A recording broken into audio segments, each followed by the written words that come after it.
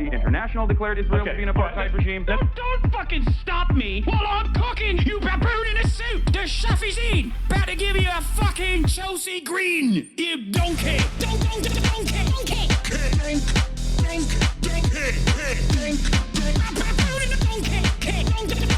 Listen to what I'm saying, and you will understand, perhaps, what I'm trying to imply. Patronizing.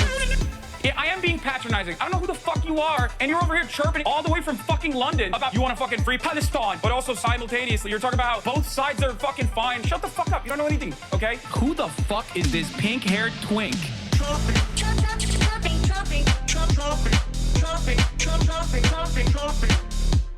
Dissolve the apartheid. So what would you like to see happen, Hasan? Do you not understand the English language? What's going on, everybody? I hope everyone's having a fantastic evening, afternoon, pre-noon, no matter where you are in the world. I'm Hasan Piker, and this is the HasanAbi broadcast coming to you live from not sunny, but instead gloomy, 62 degrees and cloudy California, Los Angeles. Folks, we're live and alive, and I hope all the boys, girls, and MBs are having a fantastic one. We are live directly from stolen Tongva soil. That's right. We're live. We're alive, and I hope all the boys, girls, and MBs are having a fantastic one, because today's a beautiful day. Today's a wonderful day. Today is Tuesday, and let me tell you, folks, I'm feeling pretty good because I'm back. I'm back in the homeland. Okay, it's it's a cause for celebration. Let's be real. I'm glowing a little bit. My new housemate is a pig, and he asked me for a name and DOB. What the FX? Okay, I don't know what that means. IDL merch. I'm wearing a Bad Bunny merch. Bad Bunny. Does you being at home mean we get a Chroma Gaming? Dude, I might get crazy with it. You never know. You never know. At this point, anything is possible, because I'm in a pretty good mood, because I'm finally back where I'm at. Where I'm comfy and cozy at, okay? Anyway, ladies and gentlemen, it is Tuesday, Friday 10th, 2026. We're live. We're alive. You already know what it is. You already know what's going on. I'm back in fucking California, Los Angeles. I'm feeling pretty goddamn good. I got the Bad Bunny merch on, okay? Things are looking up overall after a 6-hour flight. Super duper early in the morning, I'm finally back on the timeline, the correct timeline, restoring the timeline in the way that I am comfortable with, okay? But in any case, this is part of the broadcast where I tell you about my personal news about what's going on in the world of HasanAbi by agreement between the time period where I press the stop streaming button, press the start streaming button. So help me God, that's what I'm gonna do. That's exactly what I'm gonna do right now. Kaya acknowledgement.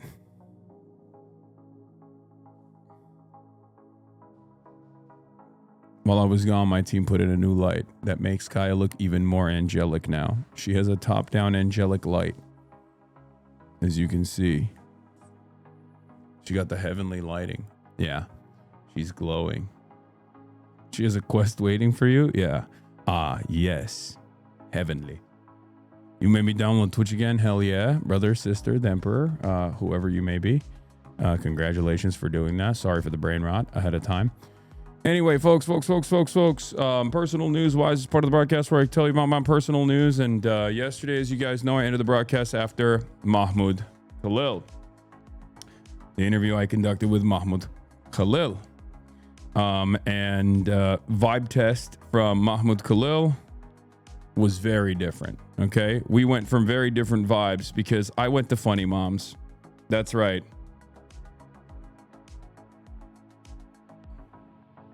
Hold on, I'm gonna post this thing real quick.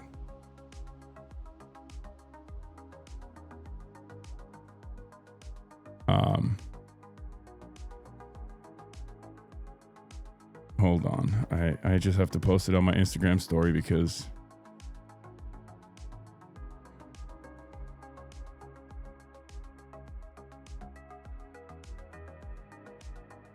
there it is. I was on Funny Moms. I was on Funny Moms chat. Did you do a set like Adam promised? Yes, but it wasn't really a set. It was my first time ever on stage on a stand-up setting, and I didn't even think that I was gonna actually do it. Adam literally fucking brought me on, and peer pressured me in front of a crowd of people, comedy enjoyers in general, and there it is. That's your boy. I just posted that. That's what I did last night. I went on stage and I talked about, I said Tony Hinchcliffe was Jewish. I made a joke about how, you know, my only experience with comedy is comedy podcasting. Kill Tony.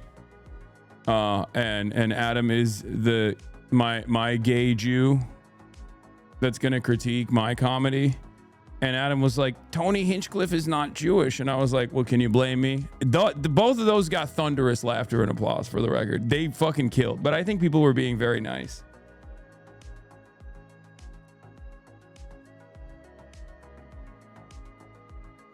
Start touring Lamau. Dude, I'm not funny. And then I kept it going by talking about how it's actually quite impressive that I'm live for 8 hours a day. I never shut the fuck up, and I'm barely ever funny. You know, that got some laughter too, but it was like a haha, like it was like, we're trying to be nice to you laughter. Like it was very obvious that like they knew that I had never done this before, and I was actually very nervous. You're mentioned in the China Maxing segment. Hell yeah, baby. I like that China Maxing. I like that I'm known as like the China Maxer. Okay. Do a rival comedy. Adam is also not gay. The fuck? After the DSA slate, did you wonder if all the people in the world were leftist nerds, you'd be the best comedian in the world? Yes. I mean, in my community, I'm the funniest guy of all time because everyone in my community is pathologically unfunny. Okay? You're definitely funny looking. Respect. That's good. Did you say end joke after every joke you made? Yeah, I did. I have people in my lab totally unaware of you saying I'm at a very Chinese point in my life. Yeah. You mentioned China in April. Yeah, I'll probably be going back. To be fair, you're quick-witted funny, not stand-up funny. Yeah, I mean, I don't even think I'm quick-witted funny. I'm dim-witted. But in any case, ladies and gentlemen, that's what I did last night. I'm quitting streaming. I'm gonna pursue stand-up comedy. That's what I'm gonna do. So cheers. This is the last stream.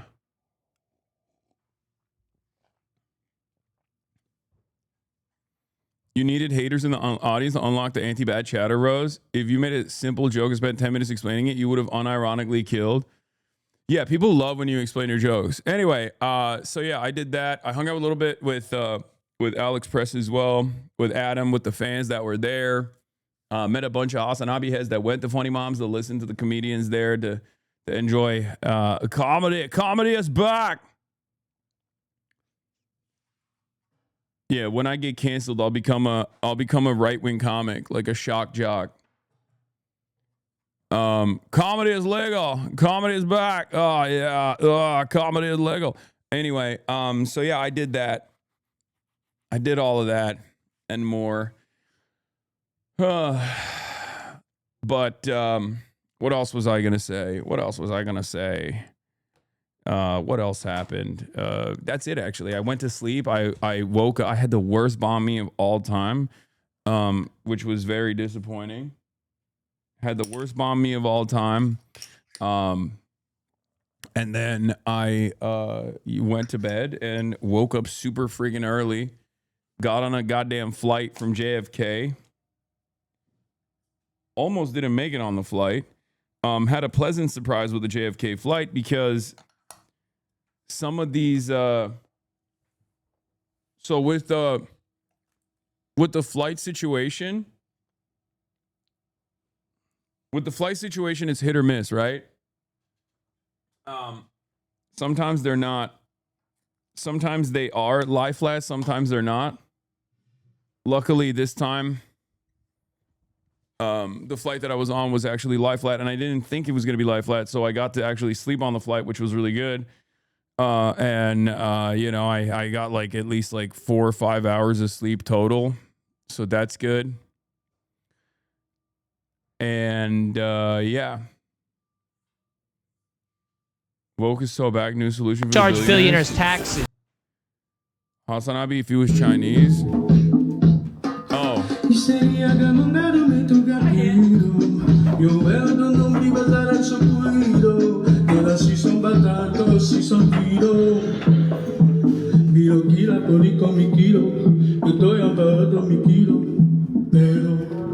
Debí tirar más fotos de cuánto te tuve. Debí darte más besos y abrazos las veces que pude. Ojalá nunca mía, nunca se muden. Y si llaman baracho pa' que me ayuden.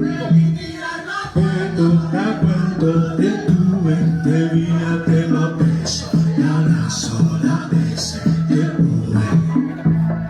Someone said this is March if he was Mexican. He's not Mexican. He's not. March is not Mexican. He is Asian. Okay? Don't you dare. Don't you dare come after my boy like that.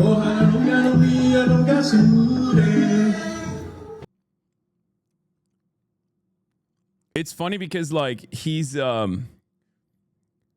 like Bad Bunny put Latin America on the map. Let's be real. I mean, it was already on the map, but he put it on the map in a big way. Is March more Chinese than you? No.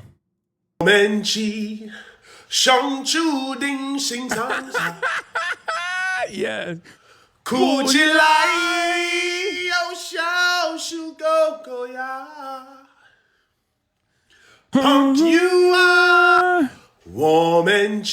Yep. Dude, this would be goated. I think we would cause Republicans to commit mass suicide if like the halftime show was Chinese. I think most Republicans would kill themselves. I mean, it's like it basically would be like a self-inflicted cultural revolution. No struggle sessions, no red guard. No, like, oh, are you an engineer? That's like bourgeois. That's counter-revolutionary. None of that shit. It would just like automatically, it would be a problem taking care of itself in real time. It would just be like every conservative that saw that would just kill themselves instantly. And then it's over. No more rightists in the country. No more reactionaries in the country. It's just the most woke country of all time. Something to think about. Something to think about. Something to consider. Okay? Red Sun in the Sky Super Bowl 2027. Yeah. You were great at Funny Moms last night. Hell yeah. See, there were chatters in the building. There were chatters in the building that were watching. My Funny Mom said, yeah, I'm a comic now. It's not a big deal. It's like, you know, I just don't make a big deal out of it. But yeah, I'm a bit of a comedian now. I'm a bit of a comedian now. Hey, it's all good. It's all good, baby. Paid chatter. Yeah. One of the chatters that I bought lubricant for in Socialismus was there, and he bought me a drink.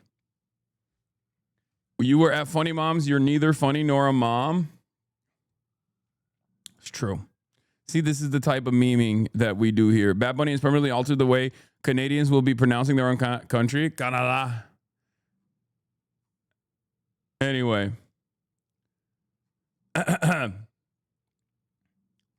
Who wrote your jokes? Austin? No.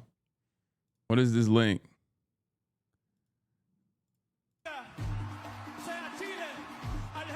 God bless Israel. Stop.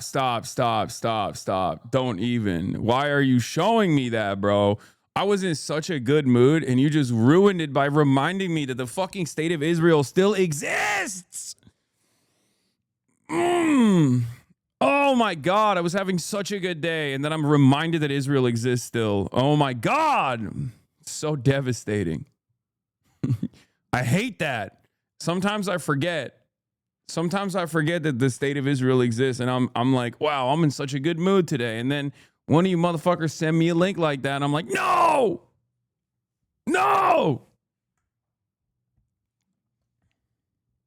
Can't wait for you to go on Joe Rogan podcast, Mr. Comic. Yeah, no, that's not happening. I'm never doing it again as well. I'm also dog shit. Sorry, but at some point today, you must see what Ethan K said in his last podcast. It's extremely racist and insane. Wow. You mean to tell me you're just now telling me that Ethan Klein was extremely racist? This is news to me. I don't care, man. I'm going to be honest. It's like, hey, how about you inform me on a much rarer occasion when he's not being racist? Going forward, I only want you to inform me about Ethan Klein's behavior when he's not being racist, when he's being anti-racist, actually. Okay? Because I know that is a much rarer occasion. It will be unique. It will be exciting. We will only discuss it at that point. Okay? Because he's being racist towards Israelis and Jews, which is unique. Also doubtful, but whatever.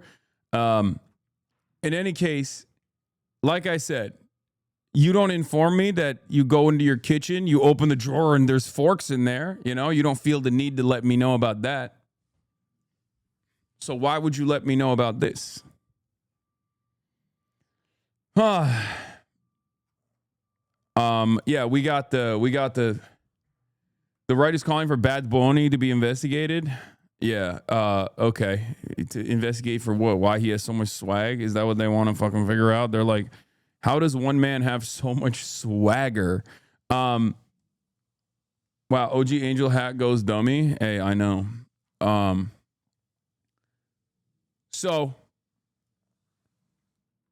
I will be covering the news. That's all the personal news I have for you. I slept this morning on the flight. I got in. I'm very excited to be back home. You can probably tell, like, I'm really tired, but not only am I'm really tired right now, but you can still probably tell that I'm in a really good mood, and that's because I'm back home, and I do love home. Is that a Pepe on your sweater? This is a Bad Bunny merch that I got before the Super Bowl, but it only delivered while I was gone, so I wasn't able to wear it.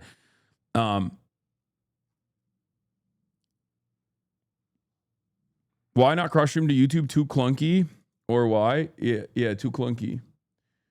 If there's a fight over Candace Owens at the Trump's Religious Liberty Commission, oh hell yeah! Oh, I love that, bro. You were in Doha. It's been a while since you've been home, and I think you also leave again for Canada. Yes, Canada, which is a part of America. Okay, the continent, not Unidos Estados. Okay, but Canada. I will be in Canada this week. Estados Unidos, not Estados Unidos.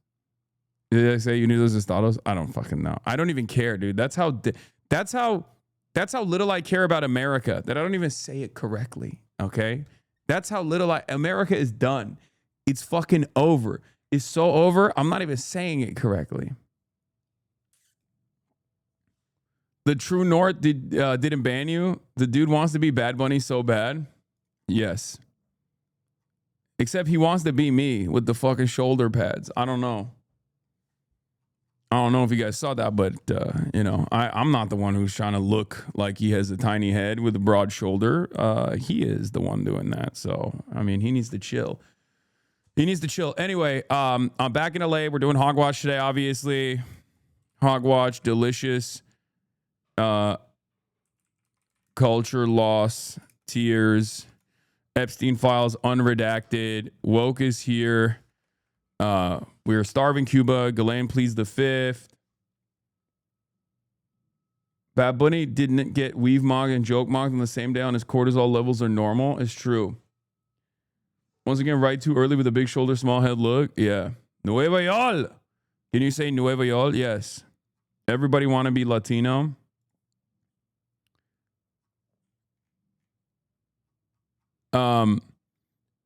Elon Musk is boosting Asmongold's harassment initiatives, which is the least surprising thing on the planet. How about you fucking worry about the Epstein files, big dog? Anyway, we'll talk about all of that and more. Let me blast off real quick.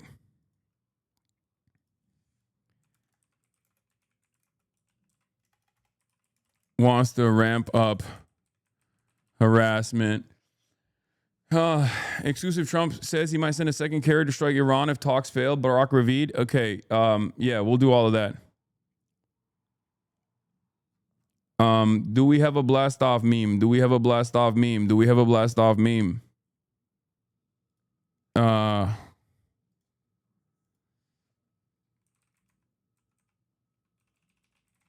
Okay, we do have a blast off meme. China maxing is the blast off meme. Are you still manifesting today?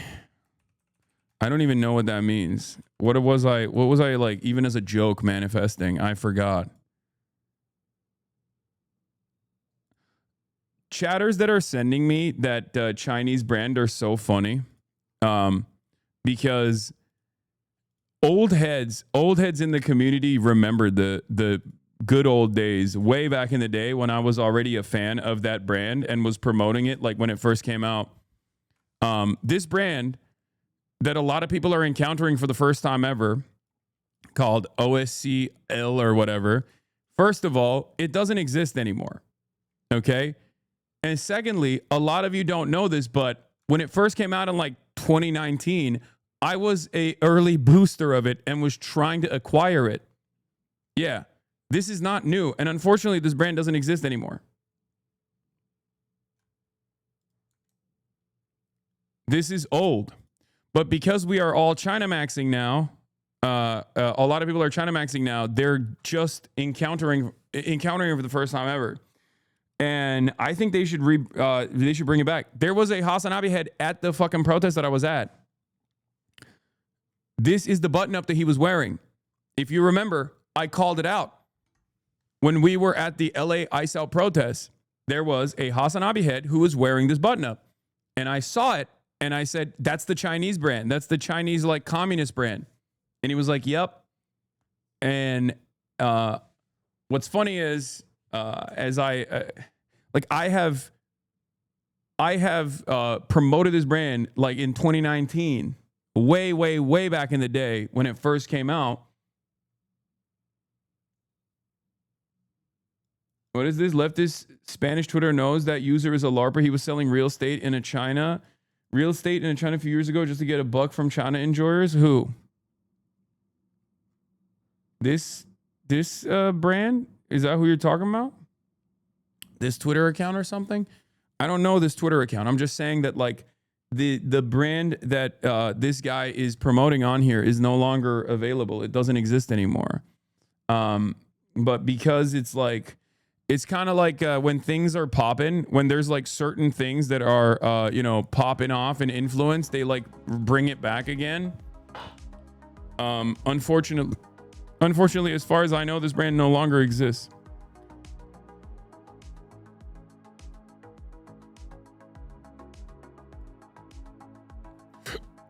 In any case, you were in New York for multiple days. Why did you not go to the Yuri Cafe? Do you hate the gays? Are you not a fan of Yuri Nation? I have no idea what that is, but yeah. Do a reverse Uno and steal the Chinese clothing designs for your merch? I mean, it's too late. It's just that the cool stuff about that merch is also the cuts. And I have very big limitations on what kind of cuts that I can allow. Unfortunately, because of my because of the limitations I have with working with union manufacturers. Yuri Cafe was sold out anyway. I don't know what that is. You made it onto the China Maxing story on Fox News. Yeah, I heard. We'll get started on China Maxing first, and then we'll get to the news. Ways and Means Committee holding a hearing to look into claims that foreign actors may be secretly influencing U.S. nonprofits. A report alleging that the far-left group Democratic Socialists of America has foreign ties that are working to undermine federal authorities under the guise of protests, saying they found, quote, the DSA's rhetoric matches the anti-U.S. propaganda. This is so funny. It's like, yeah, it's because the anti-U.S. propaganda coming from foreign adversaries is correct. It's not anti-U.S. propaganda. it's just correct. Like, for example, when, I don't know, like the Chinese government or the Russian government, regardless of their own personal moral infallibility or whatever aside, right? Like they're not obviously infallible, but like when they actually adequately address some of the issues that are taking place in America, that's not propaganda. That's just a reflection of reality. And it's ironic because a lot of people don't know this, but back in the day, during the civil rights struggle in the United States of America, the USSR would boost a lot of protests. The USSR would routinely talk about the instability in the country and talk about how, you know, the American government was actually mistreating black people and brown people. And this would be reflected in their propaganda. This would be reflected in the state materials that were being released. The reality of the matter is, it's just the truth. It's not like you can say this is commie propaganda or whatever, but it also happens to be the truth. The solution to that from like a national security standpoint is not to just complain that this is propaganda, but actually to address it so that foreign adversaries can no longer use this as a dunk on us, you know? Yeah. Fidel Castro visited Harlem, met with Malcolm X. These are things that happen throughout our history. Does this mean that like the civil rights struggle was incorrect? No, it was correct. In any case, let's continue. Of foreign adversaries. Xi Van Fleet, a survivor of Mao's revolution, joins me now. And the report goes on to state the documented facts support recommending a limited fact-finding FARA investigation to clarify the nature of DSA's relationships with Venezuelan and Cuban government-linked entities and its engagement with political environments involving the People's Republic of China. So are foreign adversaries, namely China, actively behind the push towards socialism here in the U.S.? Yes, absolutely. You see it everywhere. And then the recent thing is what's trending is called China medicine. This lady is my favorite. She hates me. This lady is like, I survived the Cultural Revolution. And, you know what's just like the Great Leap Forward?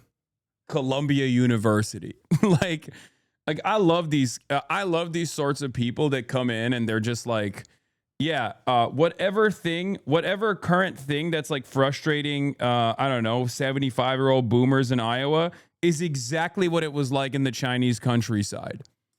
Okay? Yeonmi Park does this with the DPRK, obviously, as you guys know. This is my favorite person. Like, I love her. This is my favorite contributor to Fox News. She routinely talks about me as well. She's the best. She is the best. Let's see what she has to say. Even though it's basically, you see it on the TikTok, but I also see it on X. And that is absolutely bears the hallmark of CCP's publicity department and United Front. Yeah, survivor of Mao's revolution is so funny. Yeah. You ain't unique. There are 1.4 billion Chinese that also, quote unquote, survived Mao's cultural revolution. Okay. And the Great Leap Forward. It's not exactly a unique predicament. Okay. It's the most populous nation on the planet. What are you talking about? Oh, it's so awesome. Yeah, you know who else survived? Xi Jinping. like this is what a lot of people can't comprehend, where they're like, oh, well, you know, people were being sent to the countryside. People were being punished vehemently. Okay, you know who else also got punished vehemently and even like got kicked out a couple times? Deng Xiaoping. Okay, you know who else got fucking punished? Xi Jinping.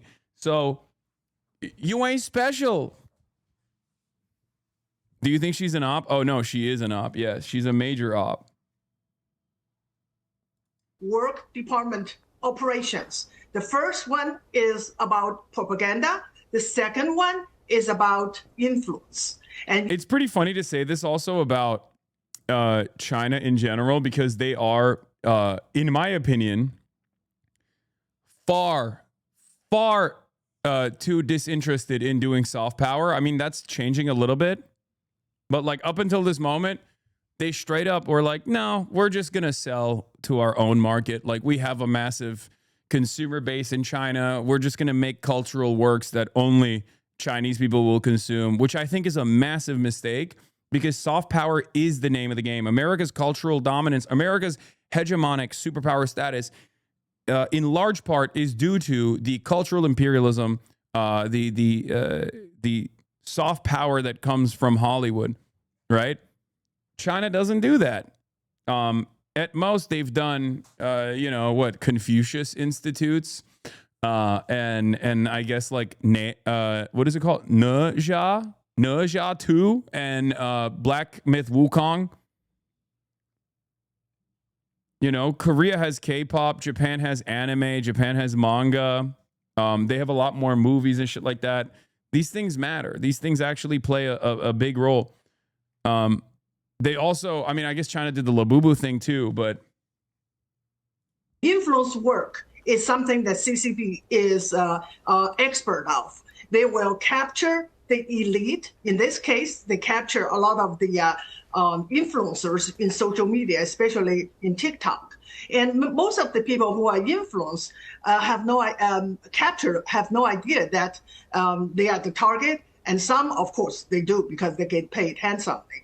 And one of the example is Hasan Piker. He went to China for 2 weeks and come back a Chinese, now leading the China magazine on the social media. Yes. Hey, Michael from Pennsylvania. Notice how she said I'm Chinese now? Oh, look at me. I'm Michael from Beijing. No, you're not.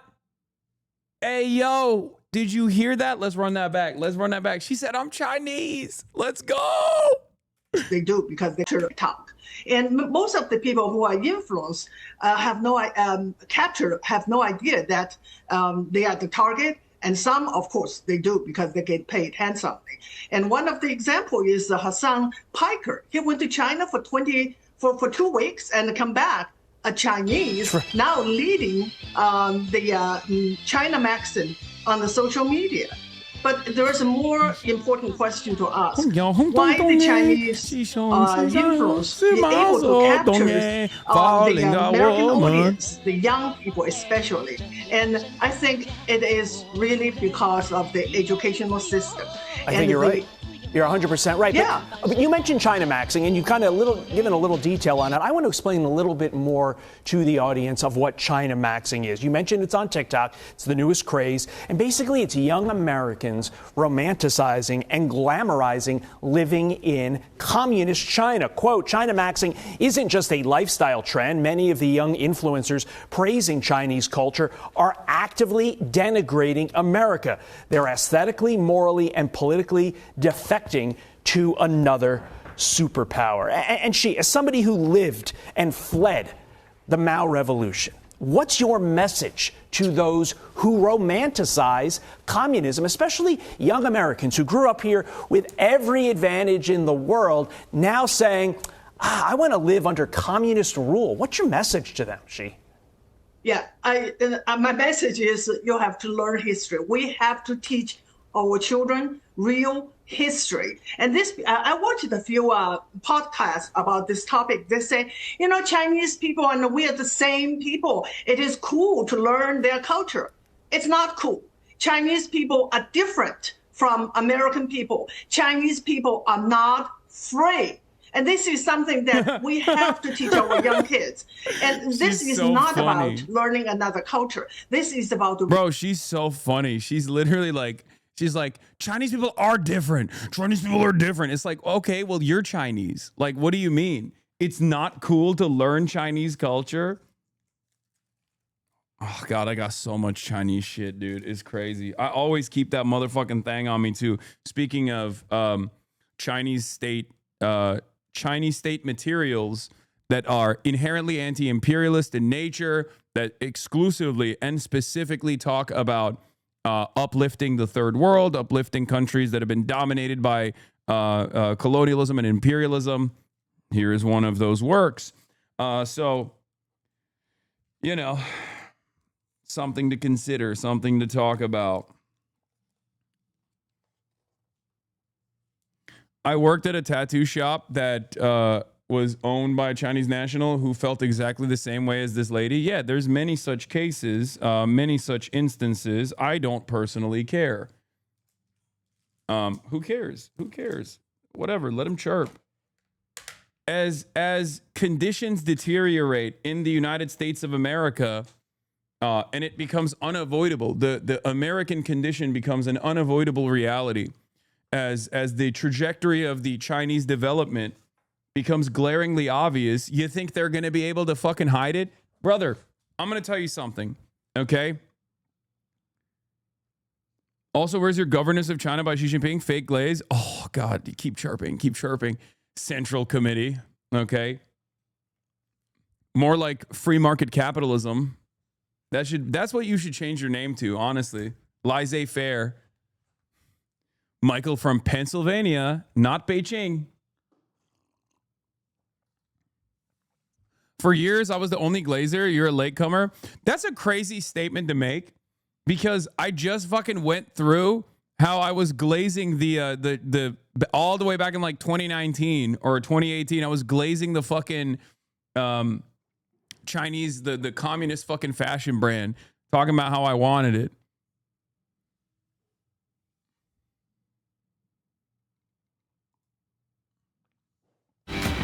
Your visit to Canada also made it to the news. A lawyer came on the show to explain your rights. But yeah, here's the problem, okay? You want to know something?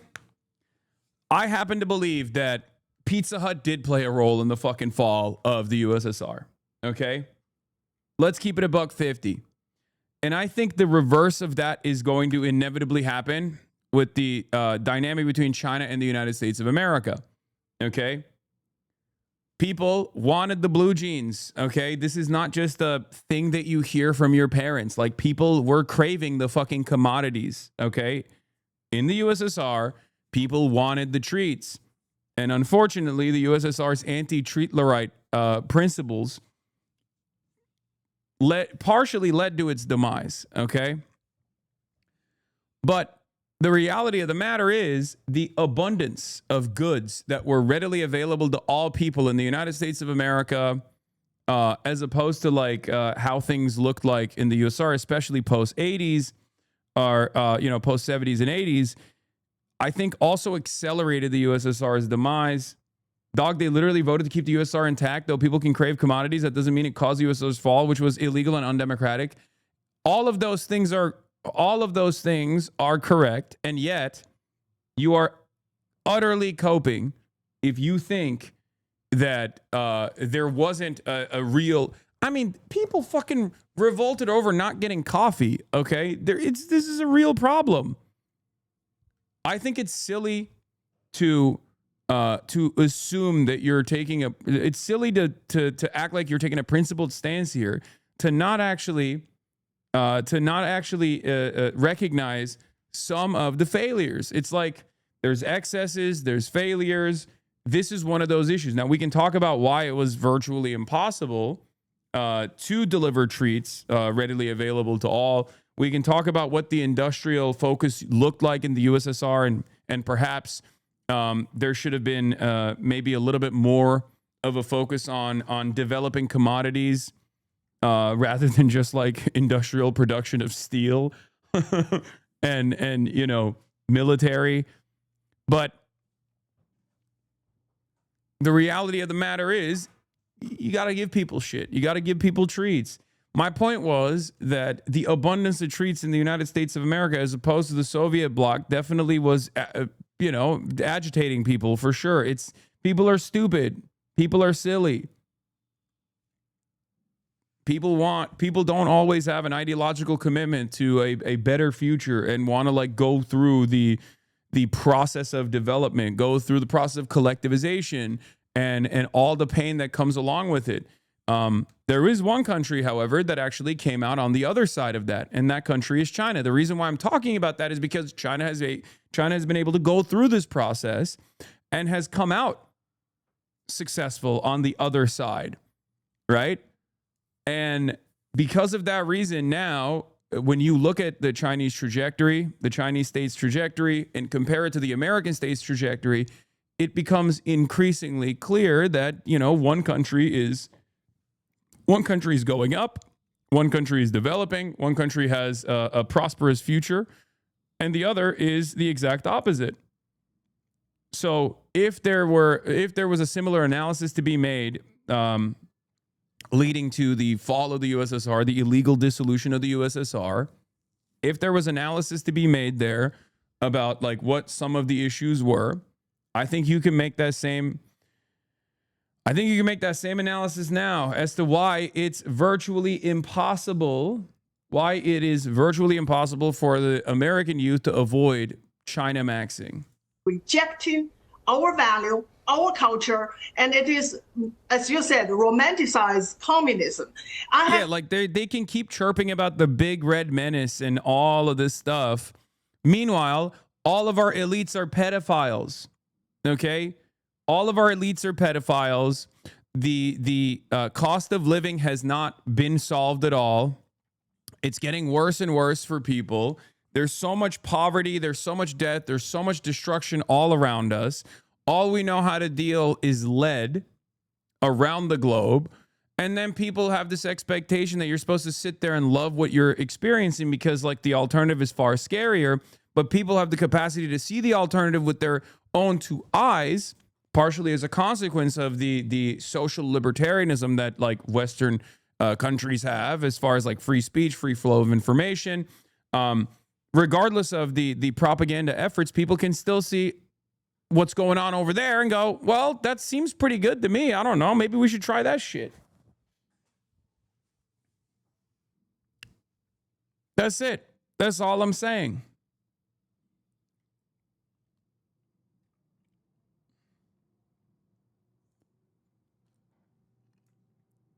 This is the next, next anti-comedy segment be like, former Viet Cong speaks out.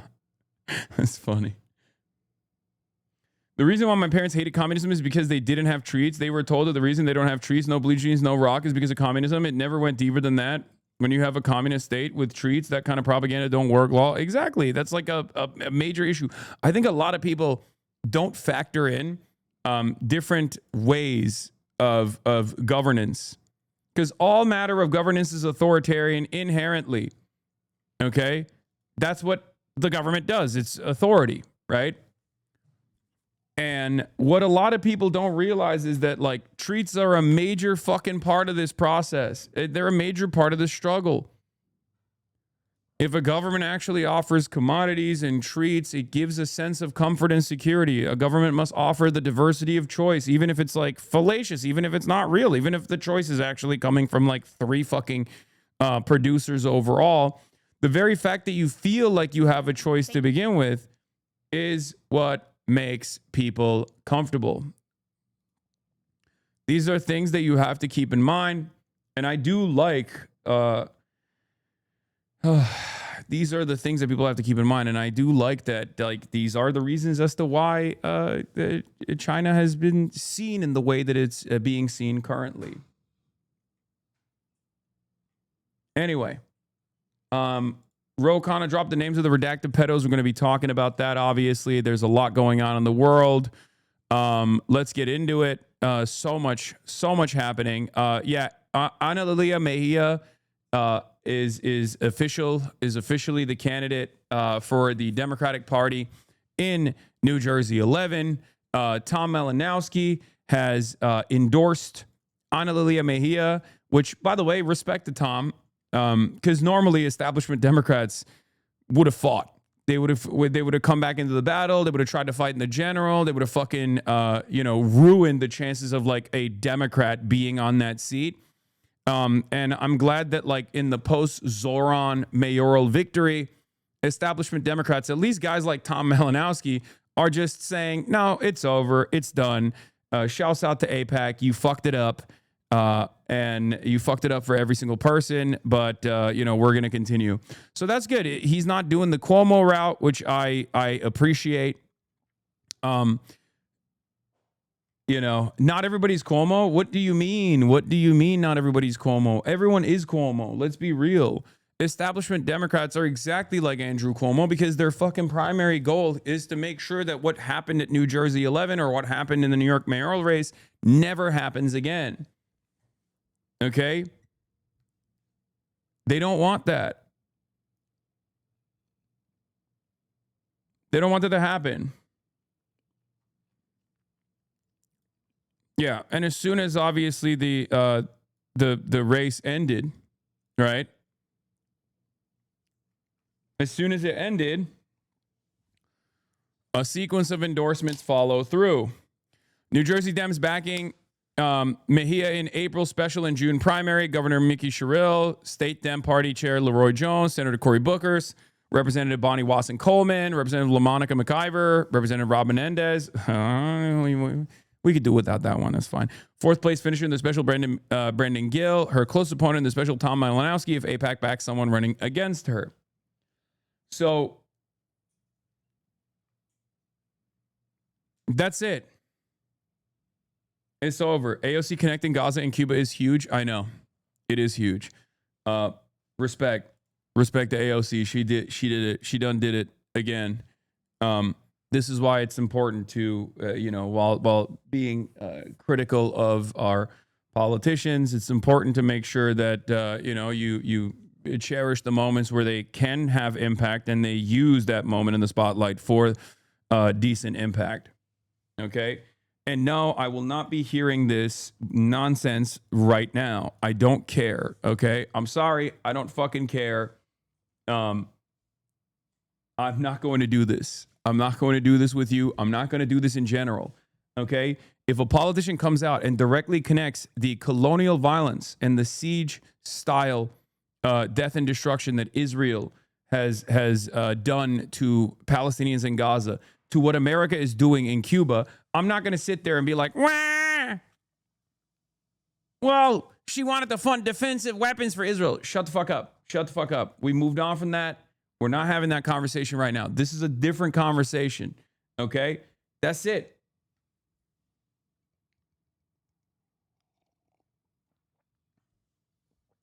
It sounds to me like you are romanticizing communism a bit too much, though. Not having Western capitalist treaty was definitely not the biggest problem with the USSR.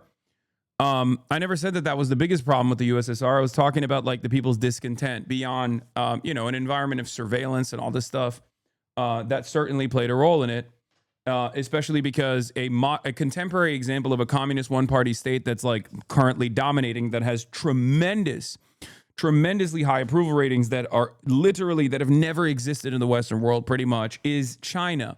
And perhaps there's a reason for why the Chinese are so happy with their government, regardless of the fact that their government also has, surveillance initiatives and things like that. One must ask the question, why? And that is the answer. I'm giving you the answer to that. There's like tremendous development, a lack of interest in engaging in any sort of even defensive anti-imperialist initiatives around the world. I don't even like that China is very agnostic about the countries that it deals with. But that has been, fairly that has helped in China being able to develop.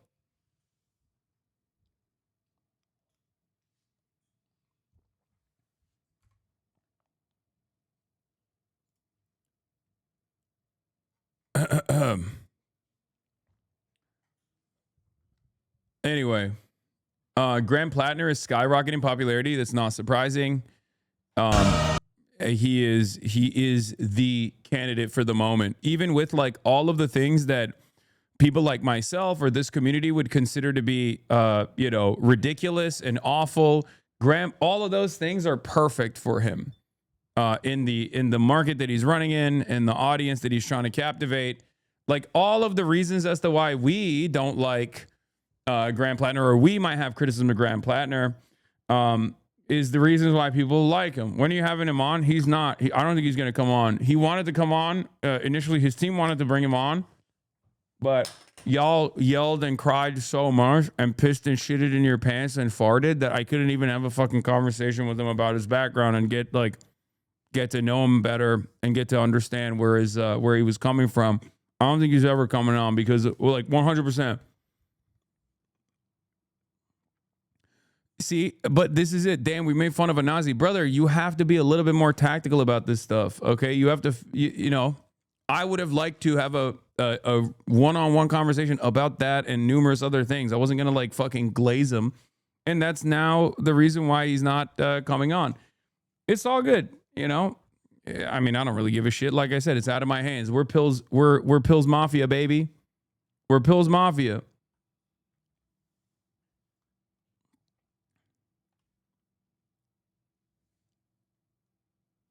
Graham Plattner is literally the liberal Donald Trump people have been looking for. Yeah, no, he is the candidate for the moment. He is the leader of the American woke chud movement, okay?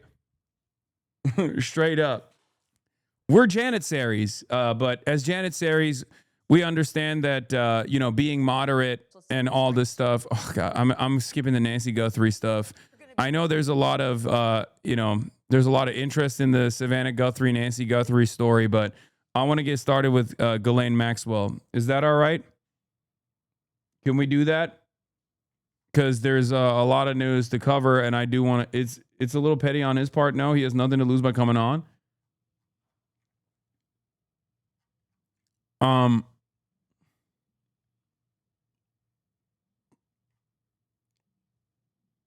It's your show, dog. Why do you ask? I don't know. I try to have as democratic of a process as possible, even if it leads to, you know, L after L after L, a sequence of L's.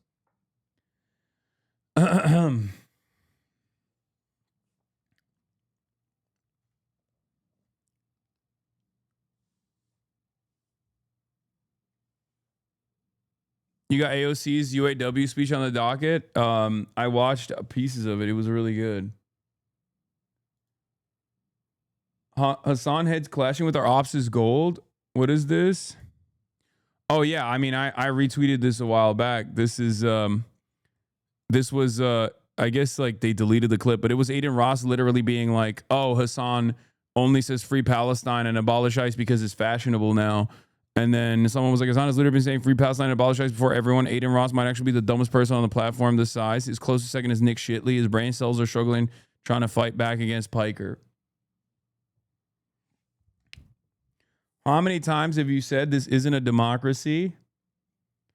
That's why I said I try to maintain a democratic process to the best of my abilities.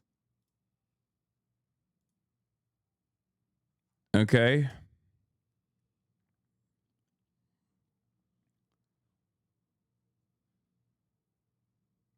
Even people who don't like Hasan didn't fall for that clip. I know. I think something very funny is happening in the utterly irrelevant, like centrist Democrat content creator circle. Okay. There is there's something very interesting going on where people are just like, you know who the real issue is? You know who the real op is right now? Not Donald Trump, of course. I mean, we all hate Donald Trump, but like the real op is Hasan Piker. I've been seeing people come out with that narrative more and more, and it's always like K-hivers. And it's really funny because, like, on the one hand, the K-hivers are like too busy trying to prop up Jasmine Crockett. On the other hand, they're trying to, you know, they're spending their time wisely. On the one hand, they're propping up Jasmine Crockett. On the other hand, they're coming after someone like myself saying, Hasan is not a real Democrat. Okay, yeah, I'm not, you know, I'm not a real Democrat. If you're what a real Democrat is, no wonder the fucking party is failing. Okay, suck my dick. Hasan has not demonstrated sufficient loyalty to the Democratic Party. Yeah, of course not. Of course I have not, because I have political goals. Do you agree with those political goals or do you disagree with them? That's the real question. Do you disagree with an expansion of social safety nets that already exist? Do you disagree with socialization initiatives? Do you disagree with nationalization initiatives? We can have a conversation around that, but many of these people don't want to have that conversation. All they want to talk about is personalities because they are utterly devoid of policy. And that's why they're perfect defenders of the current institutionalized rot that is the establishment Democrats. Because if they were to have a conversation around policy, they would recognize something that many Americans have recognized, including lifelong Democratic Party voters, which is that the Democratic Party oftentimes fails at delivering their agenda. Right? I am interested in finding out why. Now, of course, we're going back to the real bipartisanship here, the real duopoly bipartisanship here, the real both sides are kind of the same sentiment with some notable exceptions here. Jeffrey Epstein. Ghislaine Maxwell is pleading the fifth before lawmakers. Now, what's interesting about this is that Ghislaine Maxwell has obviously spoken about some of these things that she's been asked about in this instance publicly before. So I don't even understand how like pleading the fifth works in this circumstance. I think you can be compelled to reveal more information if you've like previously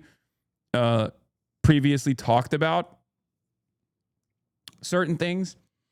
Ghislaine Maxwell, Jeffrey Epstein's most loyal soldier, who is the primary like principal witness on the Epstein saga,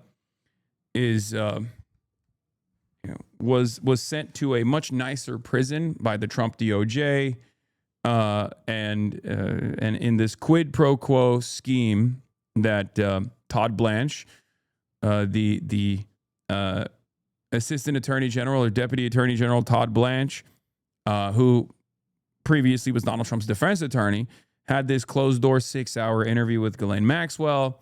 In the interview, she basically turned around and said, Donald Trump was a wonderful gentleman. Every time I was around him, he was sexy, he was hot. But now that she is being called in front of Congress one more time, as the Epstein files are being unredacted. Shouts out to Thomas Massey and Ro Khanna for that, by the way.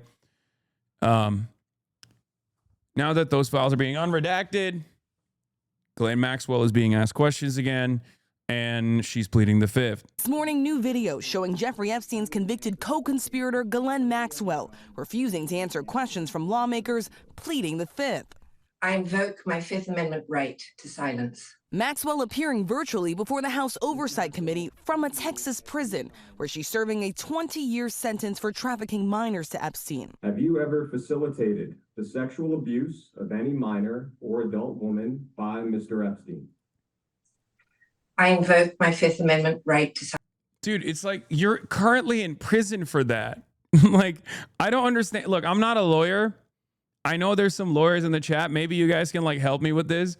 But isn't she already in prison for that? like it's like asking Ted Bundy if he actually killed people. Like, what do you mean? What do you mean? Hasn't she already answered these questions? Yes, and she already was found. She already had perjured herself. Okay? She had already perjured herself in court. She lied in court, okay? When she was answering these questions, she lied in court. And the only reason why they dropped the perjury charges is because they had already hit her with the fucking with the other stuff anyway. They had already successfully prosecuted her for committing the crimes in general. She will only speak if Trump gives her clemency, her lawyer said. Oh my God. Ghislaine Maxwell's lawyer says the client will only speak if Trump grants her clemency. Ghislaine Maxwell invoked her constitutional right to silence this morning before Representative James Comer and the House Oversight Committee. Here's the statement I gave to the committee explaining why. Members of the committee, on my advice, Ghislaine Maxwell will respectfully invoke her Fifth Amendment right to silence and decline to answer questions today, even though she would very much like to answer your questions. If this committee and the American public truly want to hear the unfiltered truth about what happened, there's a straightforward path. Ms. Maxwell is prepared to speak fully and honestly if granted clemency by President Trump. Only she can provide the complete account. Some may not like what they hear, but the truth matters. For example, both President Trump and President Clinton are innocent of any wrongdoing. Ms. Maxwell alone can explain why, and the public is entitled to that explanation. Oh My God. Oh my God. We are led by a nation of charlatans. It's coming. I need you guys to understand. I need you guys to understand that this is probably going to happen. Ghislaine Maxwell is going to, oh God, shit that I joke about ends up becoming reality, and I fucking hate it. I hate this. Okay? Like, a couple months ago, this was a joke. I was saying this as a joke.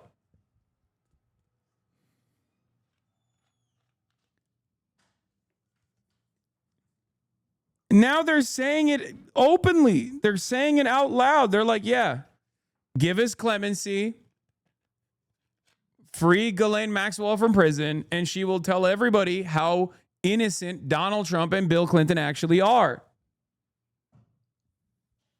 What a psychotic situation.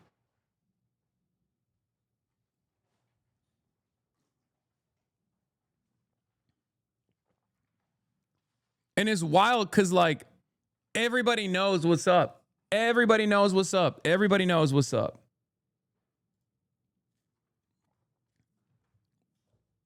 They've been asked this question for months. If they wanted to rule it out, they'd have ample opportunities. They clearly see something benefit.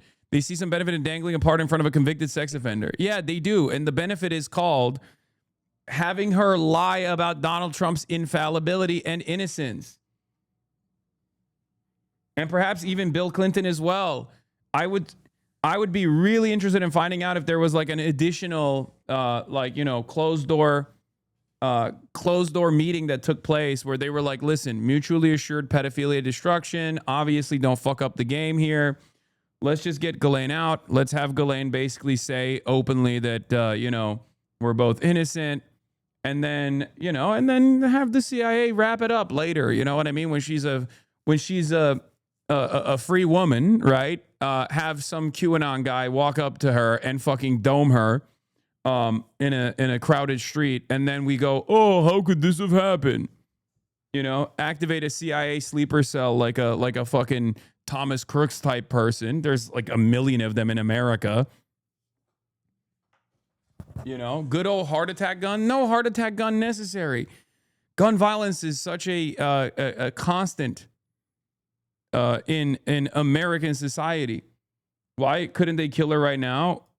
You're literally seeing why they haven't killed her, chatter, because she is the principal witness and co-conspirator to all of these crimes. She is the linchpin that remains, because Jeffrey Epstein was not suicided, obviously, but fucking murdered. We know that, right? I mean, come on.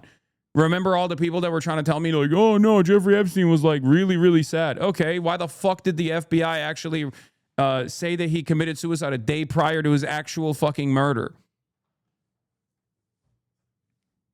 The reason why Ghislaine Maxwell is currently alive is because she has played ball. They probably have more confidence in her playing ball. I mean, she literally did try to defend all these people like Alan Dershowitz, Donald Trump, and many others in a court setting. She didn't just leak all of this information in an effort to get some sort of innocence scheme, in some sort of scheme where she would get like a lighter sentence or anything. So the reason why they're keeping her alive is because the reason why they are keeping her alive is because she can come out as the principal witness and play a major role in this propaganda that Donald Trump and Bill Clinton and all these elite pedophiles aren't elite pedophiles at all. They played no role. Comrade, he's still alive? No, dude. The Jeffrey Epstein is still alive shit is a distraction. I feel like a lot of people want to purposely lean into the wrong shit here, and I don't like it. Okay? I find that to be unproductive, unhelpful. No, Jeffrey Epstein is not alive in Israel. You got duped by... You got duped by, what do you call it? Like fucking AI photos, like Gemini AI, generative AI photos. Okay? It's the same... It's the same role that like the Pizzagate style conspiracies play in this stuff, where like These people are openly mentioning that they're like doing pedophilia over and over again in broad daylight in all of these correspondences. And people go, oh, what about cheese pizza? It's like, no, you are purposely trying to find some sort of deep hidden meaning behind the stuff when they were pretty clear, right? When they were pretty clear, blink if the IDF has you. Yes, you guys got me. I'm actually a fucking Mossad agent. And that's why I've spent the last 10 years talking about fucking Jeffrey Epstein. That's the reason why I am the #1 op of Israel on the internet, more so than fucking Nick Fuentes ever could be. You know, that's the reason why I'm actually Shin Bet and Mossad and IDF at the same fucking time. You guys caught me.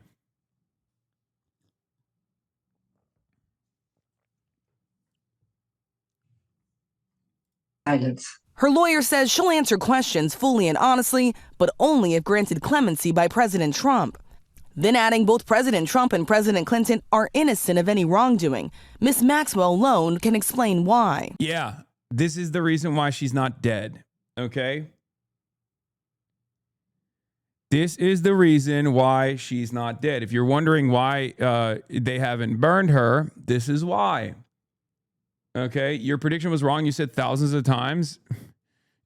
Yeah, Raskin. Trump in the unredacted Epstein files more than 1 million times, Raskin alleges. I mean, I'm sure he was being hyperbolic. Or maybe he wasn't. I don't fucking know. I mean, 38,000 is pretty high. It's a pretty high number, don't you think?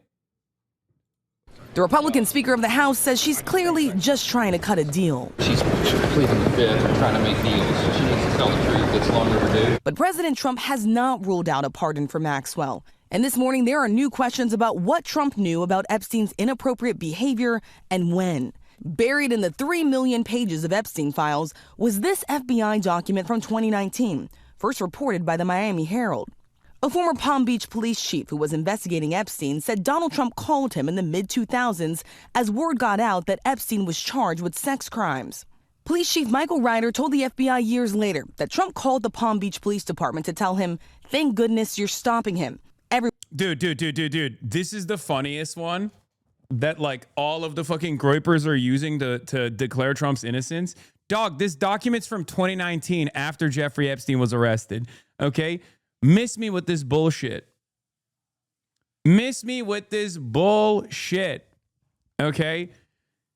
People were like, oh, see, he knew about it in 2006. It's like, oh, really? So why did he speak only in 2019? Huh? They're trying to play fast and loose. This document is not from 2006, chat. This document is from 2019. It's bullshit. And I've seen a lot of people like America First, the AF Post or whatever, posting this shit. You got to ask yourself why. Why is AF First posting that? I know why. Because at the end of the day, they know where their bread is buttered, okay? They are still not in defense of the truth. They're not working to arrive at some like real conclusion. Their first principles revolve around defending the conservative movement, defending the Trump administration, even if they are in the pocket of like elite pedophiles who are Jewish, which you're supposed to hate if you're a Nazi, right? Like it's one of those things that like is adding insult to injury from the perspective of a fucking white nationalist anti-Semite, right? Yeah. This is from, this was in 2019, Trump told Palm Beach police chief everyone knew about Epstein that Maxwell was evil. This also makes it a little bit harder. In a 2019 FBI interview with the writer contained in the Justice Department's Epstein case files, an interview conducted in October 2019 and not previously reported, has shed new light on Trump's involvement in the early stages of the 2006 Jeffrey Epstein investigation in Palm Beach, Florida. It also raises questions about how much Trump knew about Epstein and Ghislaine Maxwell's crimes. So what makes this really strange for the record is that if Trump in 2019 said Ghislaine Maxwell and Jeffrey Epstein were fucking evil, why did he in public say that he wishes Ghislaine Maxwell well? Because if you remember, Trump, when asked about Ghislaine Maxwell, when Ghislaine Maxwell was also being prosecuted, said, "Oh, I wish her well." Remember? That was strange.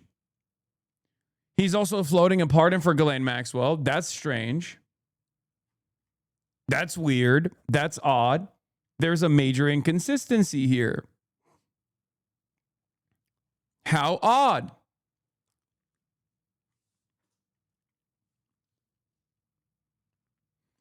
In the past, I used to think that the real dead man switch that exists was not in the hands of Jeffrey Epstein, but potentially Ghislaine Maxwell, and that's part of the reason why she's still alive. I'm beginning to think that it might not just be the dead man switch, but also beyond that, as the principal co-conspirator and key witness to all of this stuff, Ghislaine Maxwell holds all the cards now in terms of maintaining Trump's innocence and all these other psychotic pedophilic elite and their innocence. Everyone has known he's been doing this. The FBI report also states Trump told Ryder that he was around Epstein once when teenagers were present, and Trump got the hell out of there. Trump was one of the very first people to call when people found out they were investigating Epstein. Trump was friends with Epstein for more than a decade. He has repeatedly denied any knowledge of Epstein's crimes. Here's what he told me back in July. I don't think she, quote unquote, kills herself in prison.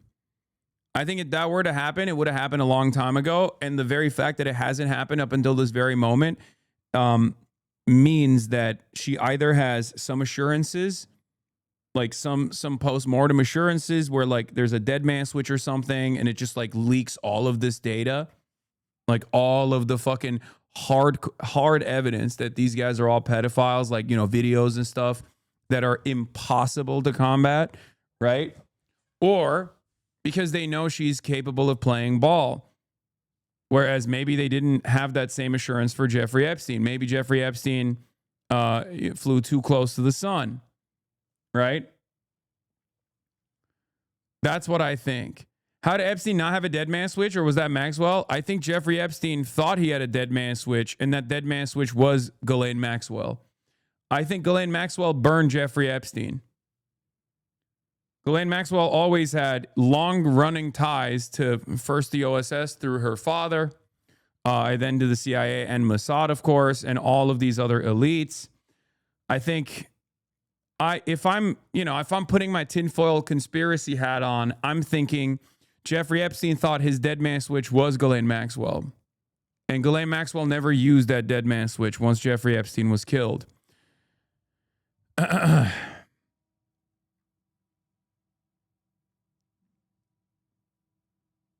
Also, there are files showing the FBI purposely fucked with the cameras and hard drives in the prison. Of course they did, because they killed him. What are we talking about?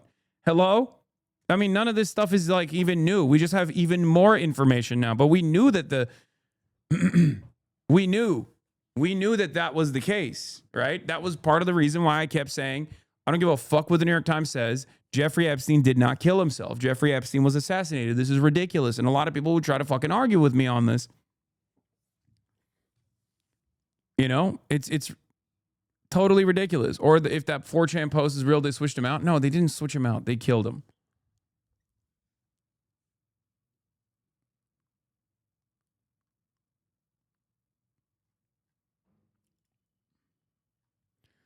Most responded to emails clearly showing him asking Epstein to come to one of his parties by doing the trying to find the real killer shtick and manically tweeting about Epstein 24/7 is the guiltiest thing of all time. No one's ever been more caught. It's telling that Dershowitz, Musk, Hoffman, Clinton are all doing the I demand the release of all the Epstein files PR move of getting caught, being friendly with Epstein, then spinning around with the angry masses, grabbing a pitchfork and playing and saying, let's get the bastards. Blood thinks he's on the team. Yeah. Occam's razor, he is dead and he was assassinated. Yes.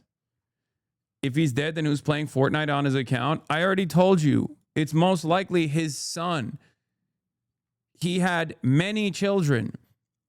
And it's really interesting that we don't know anything about how many kids he had and where they are, because they were all, I don't know what how I can, what's the best language to use here, but they were all produced through medical coercion, rape, with sex trafficked victims. He was obsessed in the same way that in the same way that Elon Musk is with like producing as many kids as possible. You're reaching, bud. Intellectually incurious, sad. How are you drawing that conclusion? Which one? Which one do you think I'm reaching on? The fact that Jeffrey Epstein undoubtedly was murdered, rather than escape to Israel and is playing Fortnite on his fucking Fortnite account, or the fact that read more? What do you mean read more? What, your comments? I'm asking you a question. I've read more than you on this, I promise you.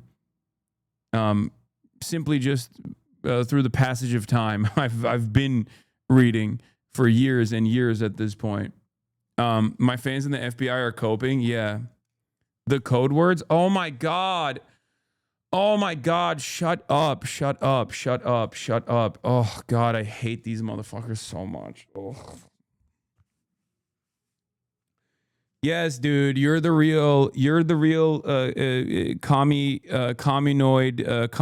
schizoid, parapolitics poster. Okay. You're the real deal. We're all fake. We're all phony.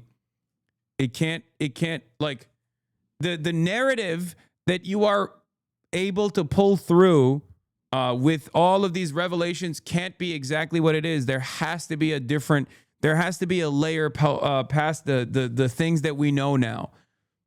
I understand the endless investment and interest people have, but sometimes if these guys are openly saying like they want to fuck kids, okay, in the emails, but control the narrative about me from a few comments that disagree with you. Oh my God, I'm just the regular dude. Sorry, bro. I don't know. You hate Kyle K. The code word secular talk. What are you doing? Why would I hate Kyle Kalinske? I'm friends with Kyle.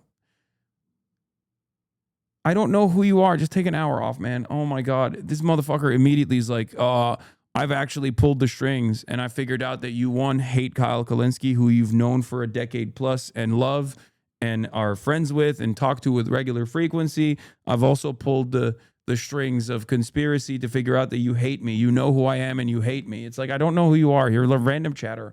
No disrespect, but like, I don't know who the fuck you are.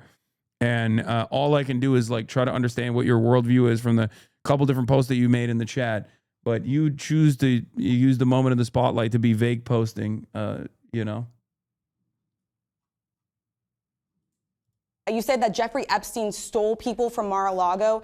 At the time, did you know why he was taking those young women, including Virginia, who was just 16 at the time? I would figure it was ABC fake news that would ask that question, one of the worst. But no, I don't know really why. But I said, if he's taking anybody from Mar-a-Lago, he's hiring or whatever he's doing. I didn't like it, and we threw him out. Meanwhile, on Capitol Hill, the fallout only growing as lawmakers get their first chance to review the unredacted files at the Department of Justice. Two lawmakers telling reporters they reviewed those documents for 2 hours. And Kyle thinks pizza is possibly a code. Yeah, I mean, it's fine. We can have disagreements on that. You know what I mean? It doesn't mean I hate a person. Like, it's so fucking stupid that people just like,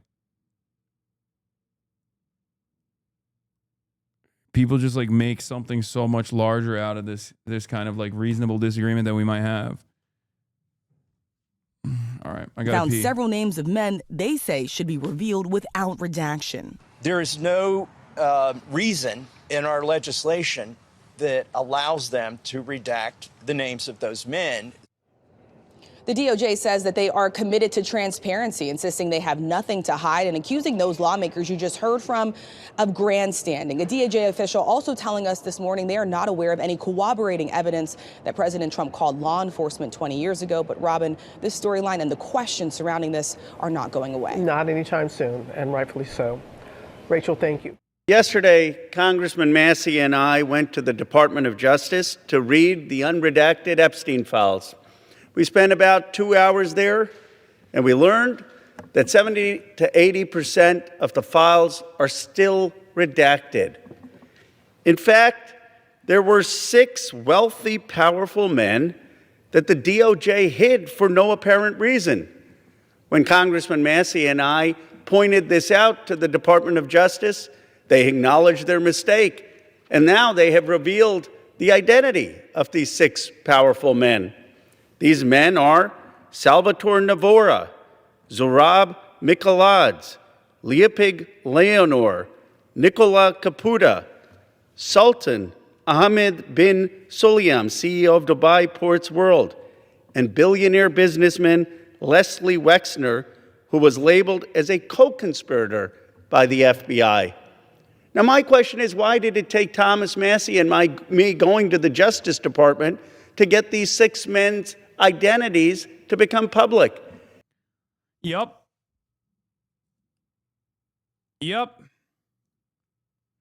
Pretty weird. Pretty weird. I thought we were only getting the redactions on the victims. Oh my God. It turns out it's not just the victims whose names were redacted. It was co-conspirators. One must ask the question why the FBI was hiding and sheltering the names of co-conspirators. One must ask the question why they were sheltering the names of co-conspirators who weren't even American citizens, as a matter of fact. Todd Blanche was posting vigorously last night, but only made himself look like an idiot. They admit he unredacted it, and then said, we're hiding nothing. You just said you were. I know. I saw it. The document you cite has numerous victim names. We just have the unredacted Les Wexner's name from this document, but his name already appears in the files thousands of times. DOJ is hiding nothing. Yeah, the co-conspirator document is redacted, though, dumbass. Just because he is unredacted in other parts of the fucking tranche of data that is readily available in the Epstein files doesn't mean that, like, this is not a profoundly important aspect of the document that you redacted. This is ridiculous. Okay? Yeah, we know Les Wexner is all over the Epstein files. We also know Les Wexner was directly involved with Jeffrey Epstein publicly. That's not something you can hide. Why do you hate the people who pay for your luxury house in one of the highest cost of living areas in the U.S.? Says Haas, calm down. I don't know. I just hate him. I hate you. It is what it is, you know? Put the subscription in the bag, little bro. No, we'll unredact this guy too.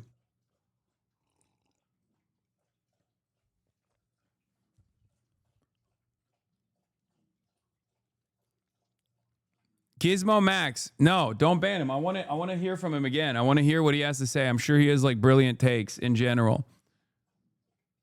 Let him type on his main account. Yeah, I don't know why he's typing on this account. Who are these people that Ro mentioned? Like Les Wexner is the owner of L Brands, Victoria's Secret, and is the reason why he has a tremendous amount of money, like Jeffrey Epstein does. He doesn't want you to check his admin logs. Yeah, I know. That's probably the new meta now, right? I do hate you is a wild accusation. Chatter, I don't know who you are. You know that, right? I guess you don't. But I don't know who you are. Okay? I don't know who you are. I can't possibly hate you. I don't know you, right? But you hate me anyways? No, I'm memeing. Okay? I need you to understand. I'm memeing. I know it's difficult for you to comprehend stuff. I would have to know who you are to develop an opinion about you. You know everything about me because you watch me all the time. So you think, oh, he's in my living room. He's talking directly to me. Okay?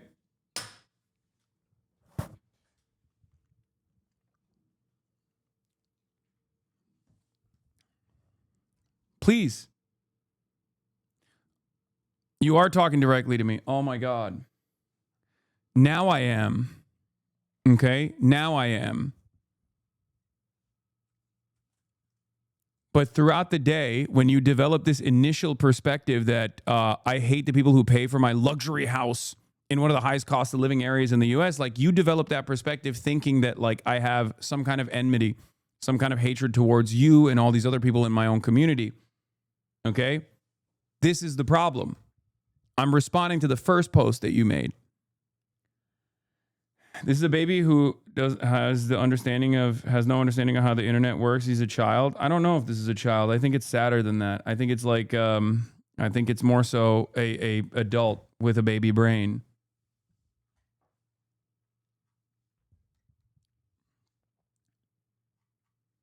You know?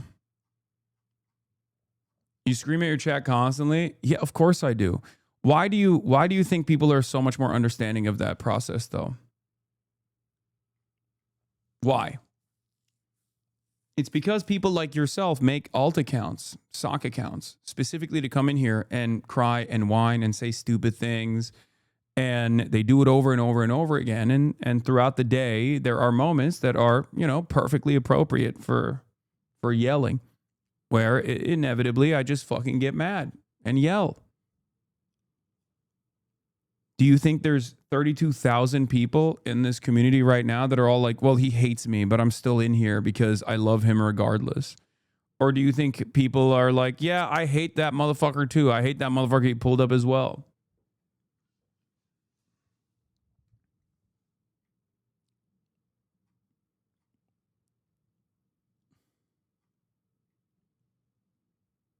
I would love to know who his main is and figure out when you yelled at him. I don't know.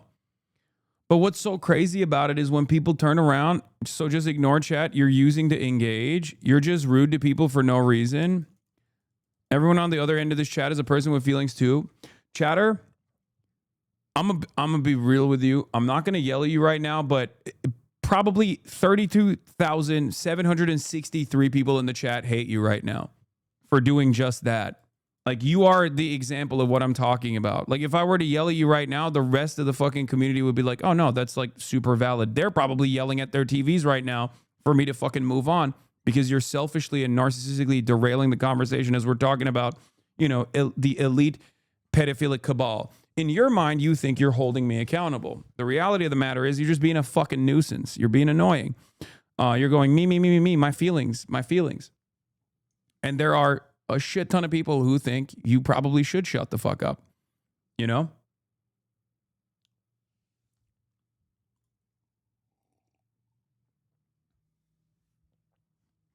Anyway.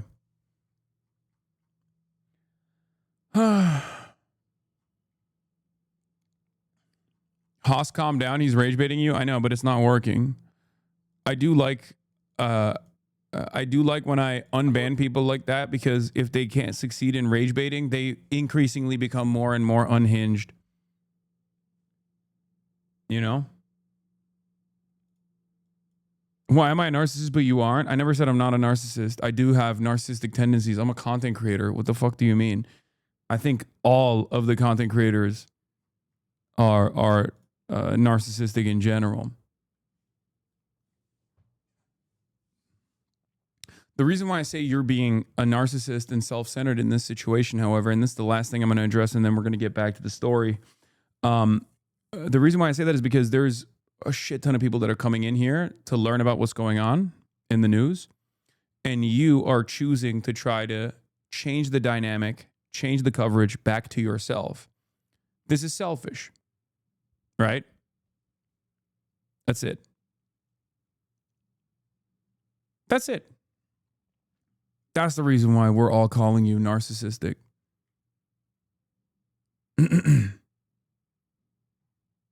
Show chat what 30,000 people look like? Yeah. Yeah, this is literally the chat right now. Okay? This is the chat.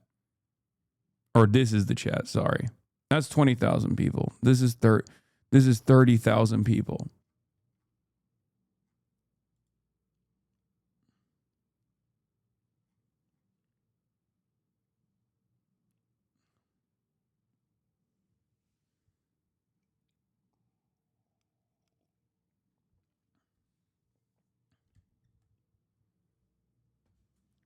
Anyway, it's a really unique point in time where you can have this many people in one room and then laser focus on one person's like desires, and some people like to abuse it. But we're going to continue now. And if we found 6 men that they were hiding in 2 hours, imagine how many men they are covering up for in those 3 million files. But the story gets worse. The reality is that Donald Trump's FBI scrubbed these files in March, long before Thomas Massie and I passed the Epstein Transparency Act. Now, my bill is clear. The Epstein Transparency Act requires them to unredact those FBI files. And yet the Justice Department said to me and to Congressman Massey, we just uploaded whatever the FBI sent us. And guess what? The FBI sent scrubbed files. That means the survivor's statement to the FBI, naming rich and powerful men who went to Epstein's island, who went to his ranch, who went to his home and raped and abused underage girls or saw underage girls being paraded, they're all hidden. They're all redacted. It's a little bit of a farce. They're inviting all the members of Congress to go to see the Department of Justice, quote unquote, unredacted files, but they've got all redacted files from the FBI. And it's not the fault of the Justice Department attorneys. They were just told upload things that Donald Trump's FBI had already scrubbed. It's a blatant violation of the Epstein Transparency Act, but it also asks a fundamental question. Who are they protecting? Why are they protecting these rich and powerful men, people I call part of the Epstein class? Why are we in a country where there is no elite accountability for people who do the most heinous things? You have in England the king now calling for an investigation and possible prosecution of his own brother. You have in Norway the princess who no longer has support to be the queen. And yet in the United States of America, we have someone in the cabinet. True.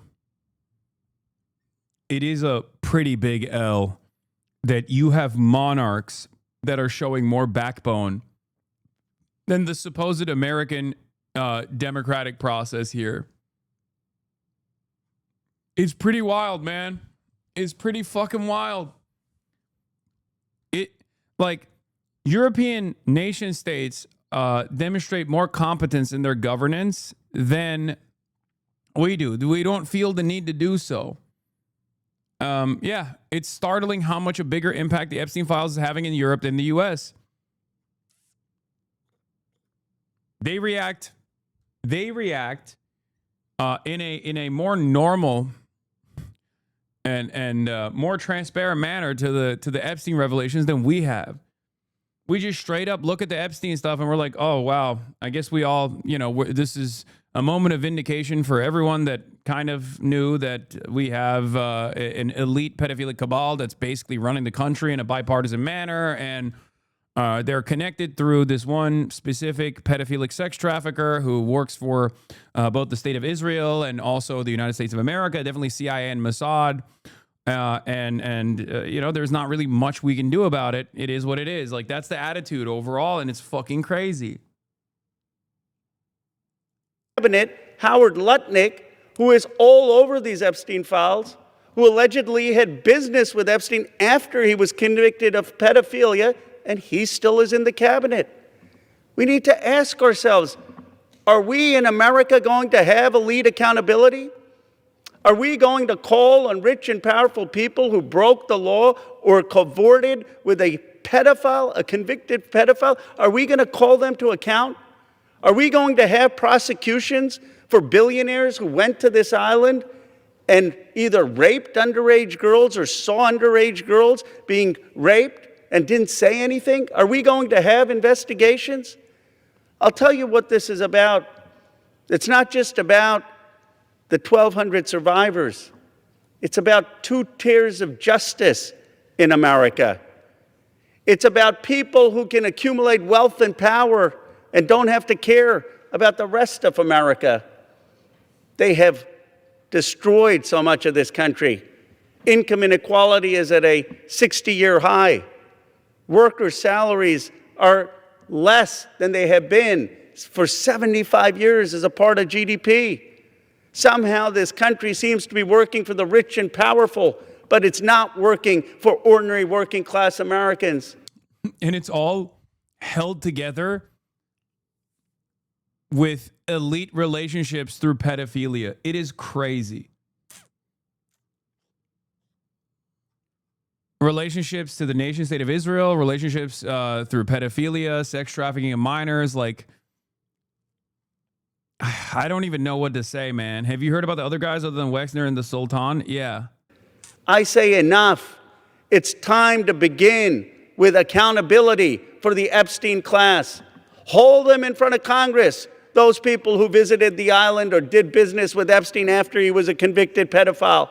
Investigate them, prosecute them, and let's return to democratic accountability in the United States of America. Let's return to one system of justice in the United States of America. Let's return to a place where every American has a stake in this country. Do you solemnly declare and affirm under the penalty A rare window inside the Texas prison where Ghislaine Maxwell is serving 20 years for sex trafficking. The new video shows Maxwell appearing yesterday via video link in front of Congress.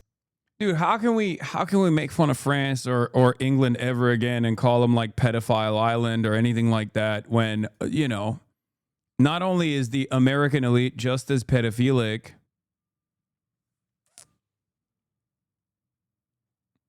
but also at least their populations have been more frustrated with the elite pedophiles than ours has been.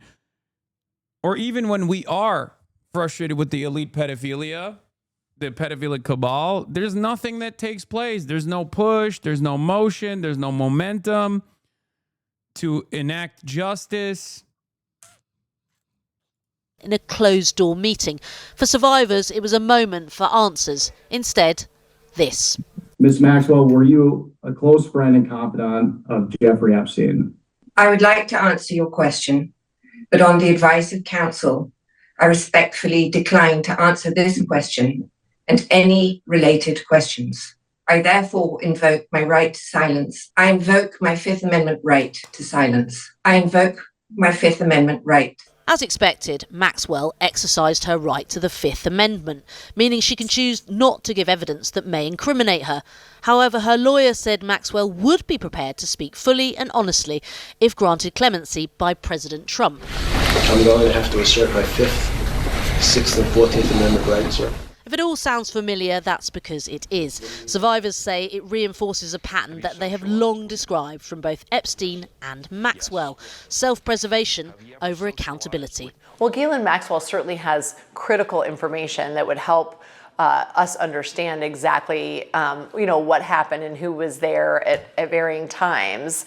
Some of that we've been able to piece together through the information from other witnesses, et cetera. But she was definitely at the center of this. The problem is she will never tell the truth. Maxwell's appearance comes as Congress members criticised what they called the over-redacted Epstein files. What I saw that bothered me were the names of at least 6 men that have been redacted that are likely incriminated by their inclusion in these files. What we're after is the men who Jeffrey Epstein trafficked women to.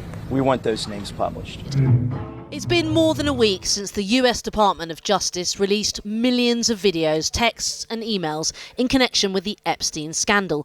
A drip feed of information exposing a mapping of... The problem here is also like the unredacted files. So they basically designed like a SCIF style area in Congress where you can go as a congressperson and like look at the unredacted files, right? And the fear that I have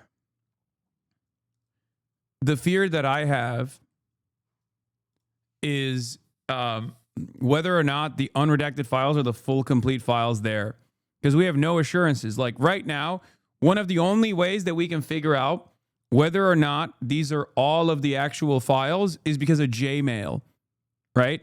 Gmail instantly will download and then re-upload all of the files that the government releases, right?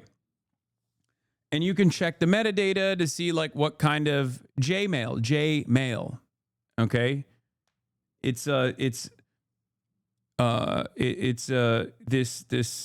effort made by random people that got together and took all of the Jeffrey Epstein vacation emails that were released that will automatically download and then upload all of the files that the administration is putting out there and then deleting.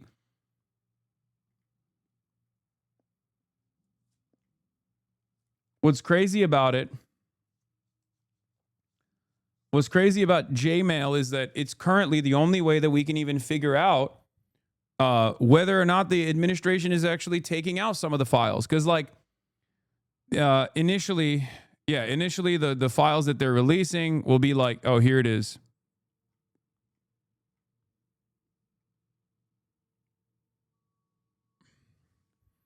Initially the files that they are, and they basically made it easy to like go through it, right? They have the primary emails that he has sent. You can also see like you can also search through people like, you know, Elon Musk and Ehud Barak and all these other like notable figures.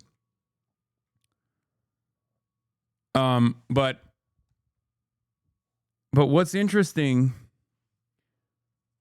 the fuck is this page? It's like a fake, it's a fake email system that they created to make it easier to browse through Jeffrey Epstein's emails and things like that. Basically, this just makes it easier to fucking browse through all of this information, right?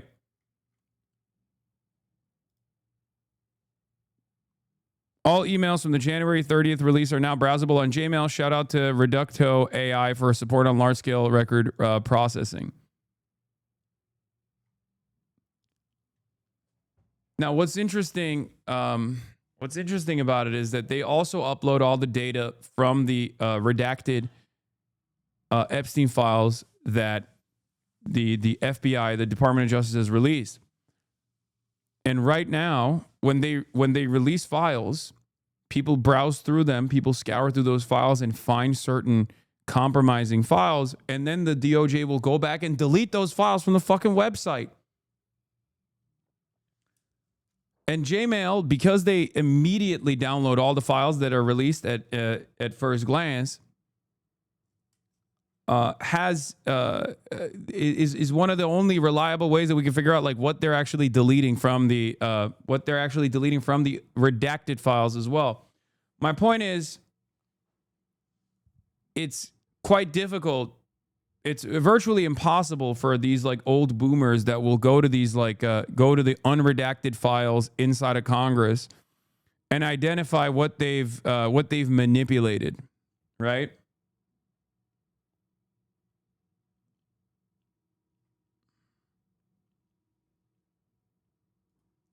Trump's FBI scrubbed these files in March. Yeah. Trump's FBI scrubbed these files back in March. Documents Justice got had the redactions the FBI had made back then. Where you and Congressman Massey said there are at least 6 men whose names have been redacted who should be incriminated by their inclusion in the files. Can you elaborate more on that? I mean, is it clear was that part of the group that was redacted in the first place? No, that is not part of the group. It doesn't look like that was part of the group that was redacted in the first place. There are certain documents that say there are 10 co-conspirators, 15 co-conspirators. In that document, some of them were women. Now, I don't know if those women were survivors or not survivors, but... Can you speculate why those 6 were redacted? There's more than 6. 6 is just people that they know of as co-conspirators. 6 people, 6 redacted names are co-conspirators that they've identified. There's probably a fuck ton more, Chad. Okay? These are just co-conspirators that the Department of Justice also identified as co-conspirators. This is a tiny, tiny sliver, like 0.001% of the overall documents that they've been able to look at. There's just too much information in here. And that it took them like 2 hours to go through all this stuff. So when they say 6 people that should have been unredacted but were hidden from the public as co-conspirators, they're talking about some high-profile individuals that they were able to identify. The real number is probably way, way higher than that. Who would be a shock to you if they were in the files? No one. At this point, no one. No one at all would be a shock to me. America is the greatest superpower on the planet, and America and Israel are in cahoots with one another, And therefore, Jeffrey Epstein touched every single person. No pun intended. That's precisely the reason why you see him with like high profile celebrities every now and then. Like there is not a single person that would shock me. It depends on the level of connection that they had to Jeffrey Epstein. Okay? That's it.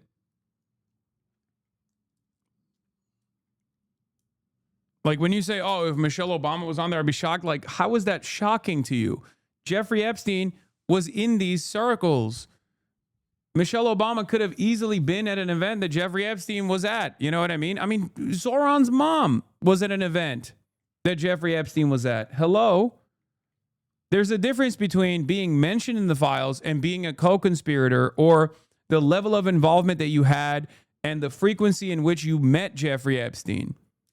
For example, the Obamas are not in the files directly, right? Like they are mentioned in the files, of course, you know, because Barack Obama was the president. However, Barack Obama's close associates are directly involved with Jeffrey Epstein. And the same goes for Joe Biden. Joe Biden, as far as we know, did not have like a direct contact with Jeffrey Epstein at all. And yet there are a fuck ton of people that are in close vicinity, close proximity to Joe Biden that are all up and down the Epstein files. They're constantly talking to Jeffrey Epstein. There's constant back and forth. There's constant correspondence.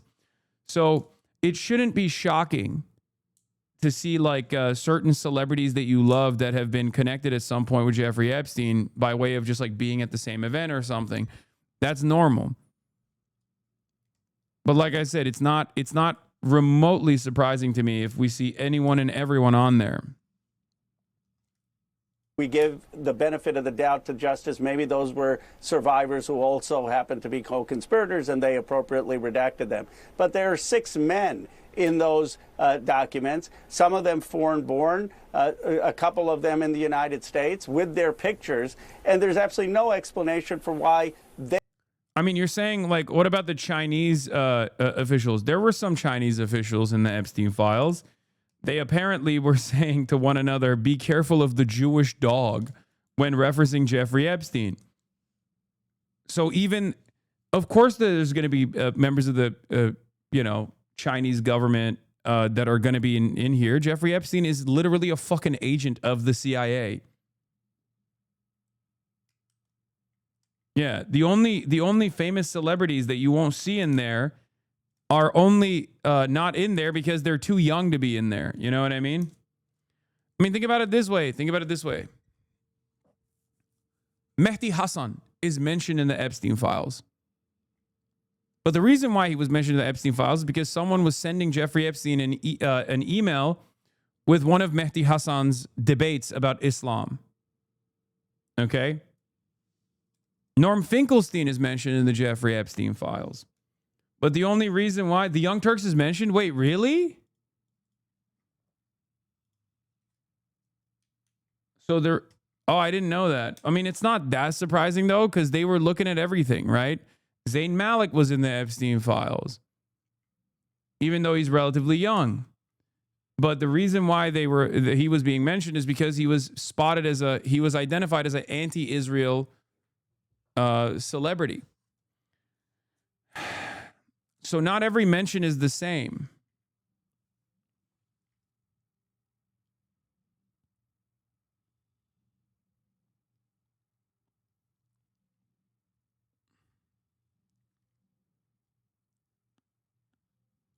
The Hadid sisters were mentioned. Epstein emails discuss the Hadid sisters' modeling career. He's discussing he alleges they did sexual acts and their father paid modeling agencies to attain their success as models. Epstein, because they followed directions. Is that simple?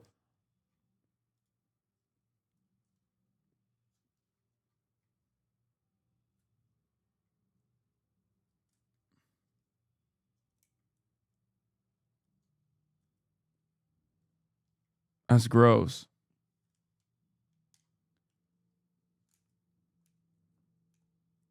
What's up with the Imran Khan mention and them claiming he's more dangerous than like Xi or Putin? Is that even geopolitically cogent? Yes, because Pakistan is a nuclear armed nation and an incredibly important country that America must maintain control over through its intelligence connection.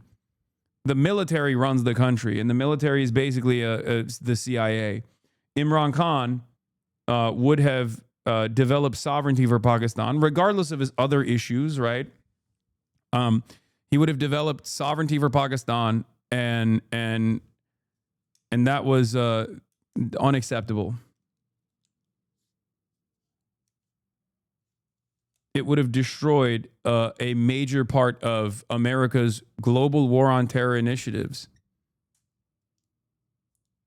Because as former defense ministers, current defense ministers have mentioned over and over again, Pakistan has played a major role in modern terrorism in the way that we understand it. They have, by way of the CIA, basically developed all of the terror cells that you know. Without America's stranglehold over the ISI and the Pakistani military, who knows what kind of information you would learn about, who knows what kind of information we get out of Pakistan, and Pakistan, a nuclear armed nation, would be directly aligned with China.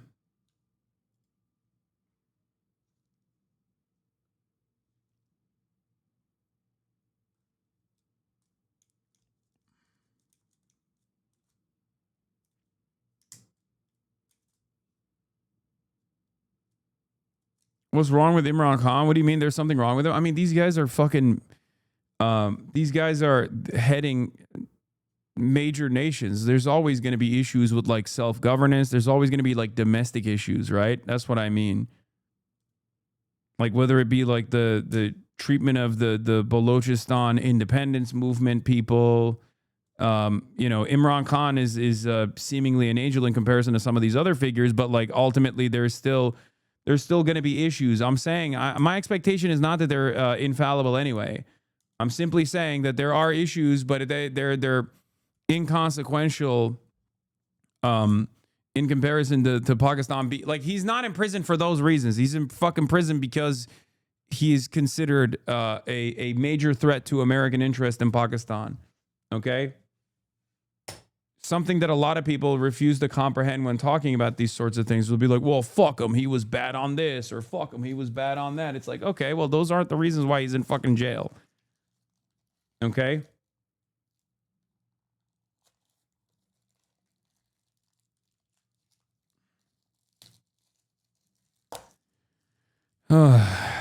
Anyway. They were redacted. Now, we just discovered 6 men in a 2-hour review. My guess is there are more of those people, and we are going to petition the Justice Department to release that.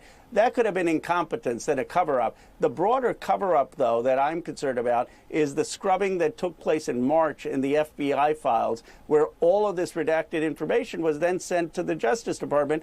I think U.S. attorneys looked at it in good faith, but they were looking at documents that were already redacted. So when I said to the Justice Department person, who was very nice, helping me search through the documents, I said, why are these redacted? He said, well, sir, we got them this way. So we just are putting them up in the form we got them. And that is the big issue that needs to be addressed. Yeah, the torture video was from the UAE guy.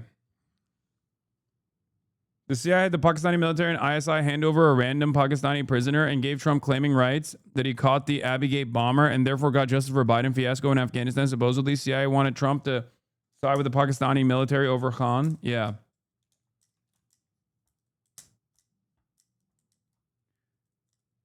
Serious question, big bro. If they deleted some stuff entirely, if they could, why not delete most of them? I mean, I think they can't go super heavy-handed. Because obviously there are methods of figuring it out through the metadata, and that's the reason why they are figuring it out. It could also be because there's so much information out there that through this faucet of info, it's pretty hard to pick apart like the discernible parts of this. That's one thing. It makes it much harder to go through all the files and figure out exactly what's wrong, exactly what's taking place. You also run into the problem with, yeah, this chatter is correct. There's rank and filers. Because when you have a conspiracy, not a conspiracy theory, but a conspiracy to keep something from the public, there are going to be the larger the number of files are, the larger the number of agents that are working on the files, whether to redact them or to investigate it, right? And that means the likelihood of someone whistleblowing increases. This is why certain conspiracy theories are automatically considered ridiculous, like the moon landing, right? The amount of people that would have participated in creating the fake, like the staged moon landing, is so high that it's mathematically impossible for someone not to come out and reveal what actually took place.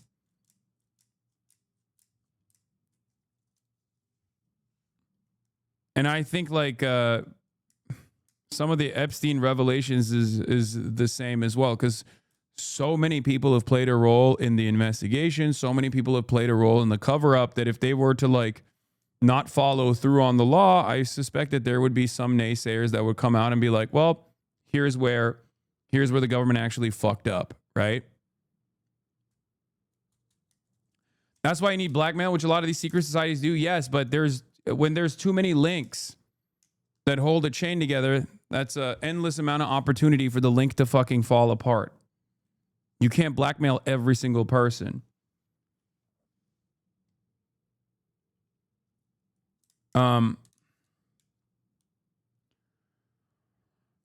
It's crazy though. That's all this time, literally no whistleblowers have come out of someone leaking.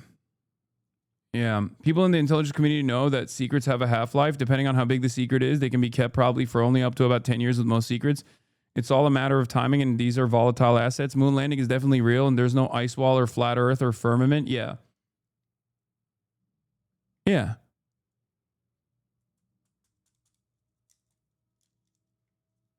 What is this? I mean, definitely for something, but this Epstein shit shows how long it can go before it all unfolds. You're kind of wrong, dog. Wait, what? You're watching it unfold right now, chatter. What are you talking about? And also, half of the stuff that we now know, for many of you, this is your first encounter with Jeffrey Epstein's like crimes or all of the connected people to Jeffrey Epstein. For someone like myself and for many others in this community, this is just a confirmation of things that we already knew. You understand that, right? That in and of itself means that there were weak links in the chain that have allowed us to learn about what Jeffrey Epstein was up to.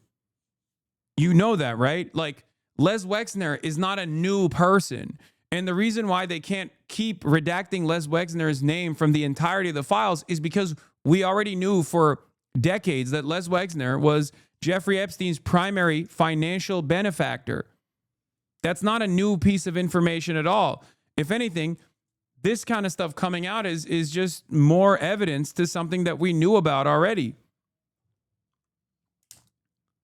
But aren't we seeing how long this has gone on before it actually unravels? No, all of this stuff is just additional confirmation. Most of the things that they're talking about most of the things that we're finding out in this revelation of the Epstein files saga is just stuff that we knew about already. Like, we knew Ehud Barak was deeply connected. We just didn't know exactly how connected he was or what the conversations look like. Like, these are suspicions being confirmed. Or in many instances, additional information being revealed about things that we already knew. Like, a lot of the stuff we knew about already. We knew that Jeffrey Epstein was a Mossad agent. Okay? But there wasn't this much confirmation before. There was evidence here and there. Yeah, knowing and actual legal and evidence knowing is different. Chatter is right. Yes, you're 100% right about that, but doesn't this show the severity of how easy it is to cover up even crazy-ass shit like this? Not necessarily. I think it proves exactly what I'm saying. When you have this many people, when you have this many people involved, it's virtually impossible to keep it a secret. And that's precisely why we knew so much. There's a lot of obfuscation, And there's also an opportunity to like deflect the attention away. And that's why I rail against people. That's why I rail against people that just regularly say like, oh, it's the Pizzagate conspiracy is real, shit like that. Because that's also playing a role in further obfuscating the truth.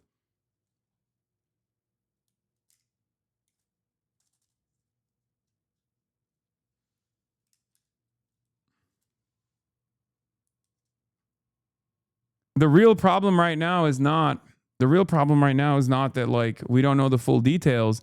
The real problem right now with the Epstein files is we know a lot more details now, a lot more evidence, and yet there is no accountability that comes after it. Men in power across the globe.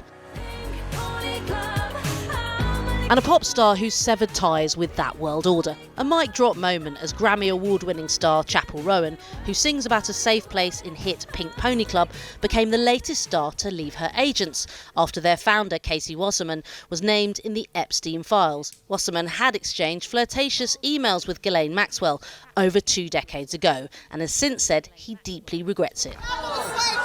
From pop stars to politicians caught with their trousers down, the Epstein files have almost brought down the British government. And as tens of millions watched, the victims of Jeffrey Epstein had this message broadcast at the Super Bowl. This girl deserves the truth. Because she deserves the truth. Using the most public platform. I think one of the wildest things is Michael Treacy, the preeminent contrarian Michael Treacy, doing everything in his power to defend Jeffrey Epstein right now, defend Noam Chomsky, defend Jeffrey Epstein, and constantly fucking tarnish the victims. And I feel like he's not even doing it for some, additional insight or access to, espionage facilities or anything like that. Like, he's not even a state asset. He's literally doing it purely for the love of the game. I cannot, like, it's unbelievable that my first reaction to Michael Treacy was when he came to the Young Turks. He was a colleague of mine back in the day. And one of the first big things that he did was talk about how anti-Semitism ain't shit, right? He was like, anti-Semitism is totally fake. It's totally made up. It's irrelevant, all this stuff. And a lot of people got mad at him, right? A lot of people got mad at him at the time for doing that because he was the OG contrarian. Okay? And now at a moment of like, at a moment of conspiracy that kind of corresponds with what he was saying at the time that, you could have even presented as like anti-Semitic, like this like Jewish cabal, all this stuff.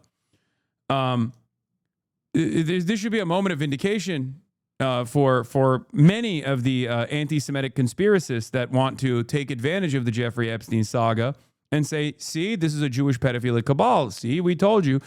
He has taken the opposite position. He's taken the opposite position, and he's now saying, actually, all of these people wanted it. All of these people got paid. All of these people got like fantastic vacations. He's doing major victim blaming. It's incredible. It's incredible how much this guy loves being a contrarian for the sake of being a contrarian. To ask simply for the truth, while Maxwell used hers for silence and not for the first time. And joining me now to discuss all of this is Charlotte Proudman, barrister and campaigner specialising in violence against women and girls. Charlotte, thanks for joining us. I mean, what sort of message do you think this sends to survivors watching Ghislaine Maxwell on this very public stage, refusing to answer questions? I think it's a real slap in the face for survivors who we know from the emails that have been disclosed have suffered some of the most horrendous, torturous events perhaps imaginable, from rape, sexual assault, deep forms of harm, that being girls and women.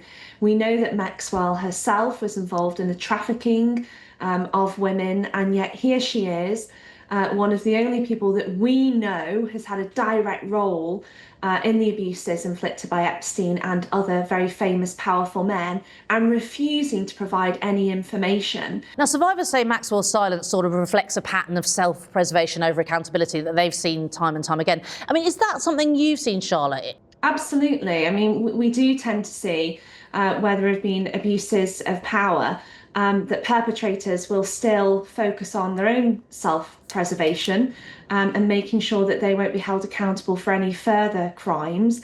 But often what we tend to see sometimes is that perpetrators will hold others accountable and will suggest that they may not be responsible, but other people are. And what we see in the Maxwell cases, effectively not telling the world, certainly not survivors, who else is responsible. Now, Congress has criticised the Epstein files for, in their words, being overly redacted. I mean, in your view, are these redactions protecting national security, as some claim, or are they protecting powerful individuals? I think one of the ironic things about the redactions is that we hear from victims that their privacy has been invaded because the files have not been appropriately redacted. So it's quite easy, I'm told, to get hold of victims' names, potentially their medical records, social security records, and so forth. And yet when it comes to perpetrators, we see that their names are redacted. Of course, not all of them, but very many of them are redacted. Now, what is the purpose of those redactions? Surely it can't be national security. And there is, in my view, and certainly what would outweigh that, is a public interest in holding those perpetrators accountable. I mean, with your barrister's hat on, legally now, what are the routes, do you think, for survivors? We've seen that, you know, justice appears to have stopped with Maxwell. Are there other paths that they could pursue? I mean, I would like to see those that have sent emails to Epstein who are directly implicated or indeed themselves have perpetrated sexual violence upon women and girls investigated by the police and by law enforcement agencies, whether that's in the UK or the US. For example, I think it would be only right that Andrew Mountbatten Windsor is investigated by the police. Why hasn't he been investigated? Yet Mandelson, who supposedly leaked confidential information from the government to Epstein, a convicted paedophile at the time, has been investigated by the police. Why is it that survivors... I mean, they both should be. And also, the investigations should also lead to Keir Starmer resigning in disgrace as well, and every single Labour Party Blairite that played a formative role in knifing Jeremy Corbyn, who is perhaps the most vindicated politician in England. There should be in a just world, and we do not live in a just world, but in a just world, Keir Starmer, Mandelson, all the Labour Friends of Israel, all of these people that were either directly or indirectly connected to Jeffrey Epstein would be sufficiently investigated, and would be brought to justice and would be forced to resign in disgrace and possibly go to prison. Because the only way that you can analyze what took place in the Labour Party against Jeremy Corbyn is foreign intervention in British democracy. Foreign intervention at the behest of the United States of America and Israel.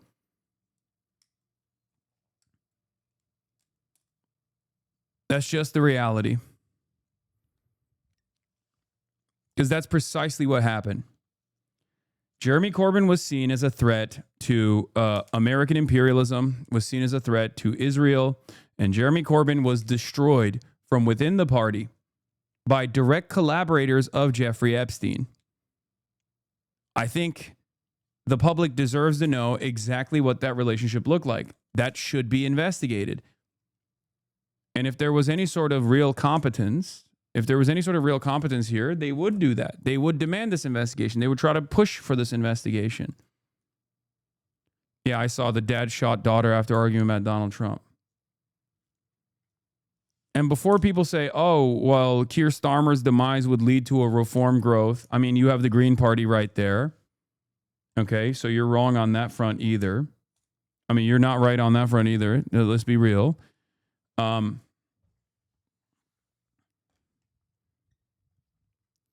seen any videos of the broadcast media harassing Mendelsohn outside his house. Was constant during Corbyn leadership and indeed for some time after.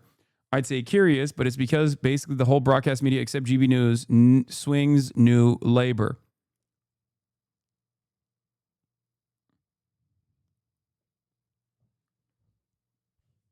No, that's overreach. Corbyn would at most not participate openly. No, I'm not saying Corbyn would do it. So reform can take the throne as well as the AFD.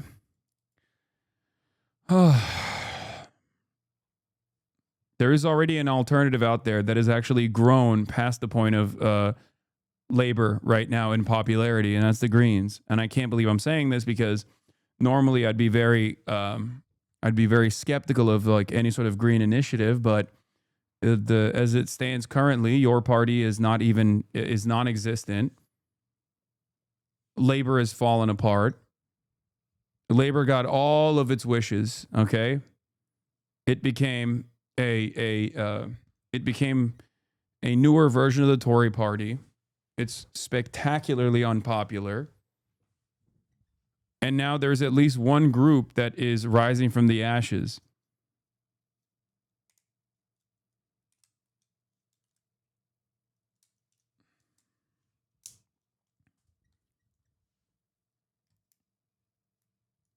Have you heard about the Revolution Party in Canada? I think it's becoming what the Greens here never could. I don't know.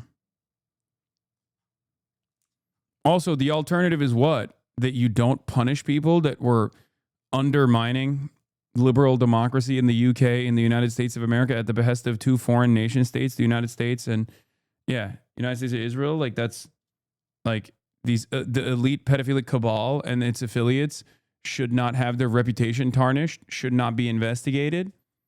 Really? That's your argument here?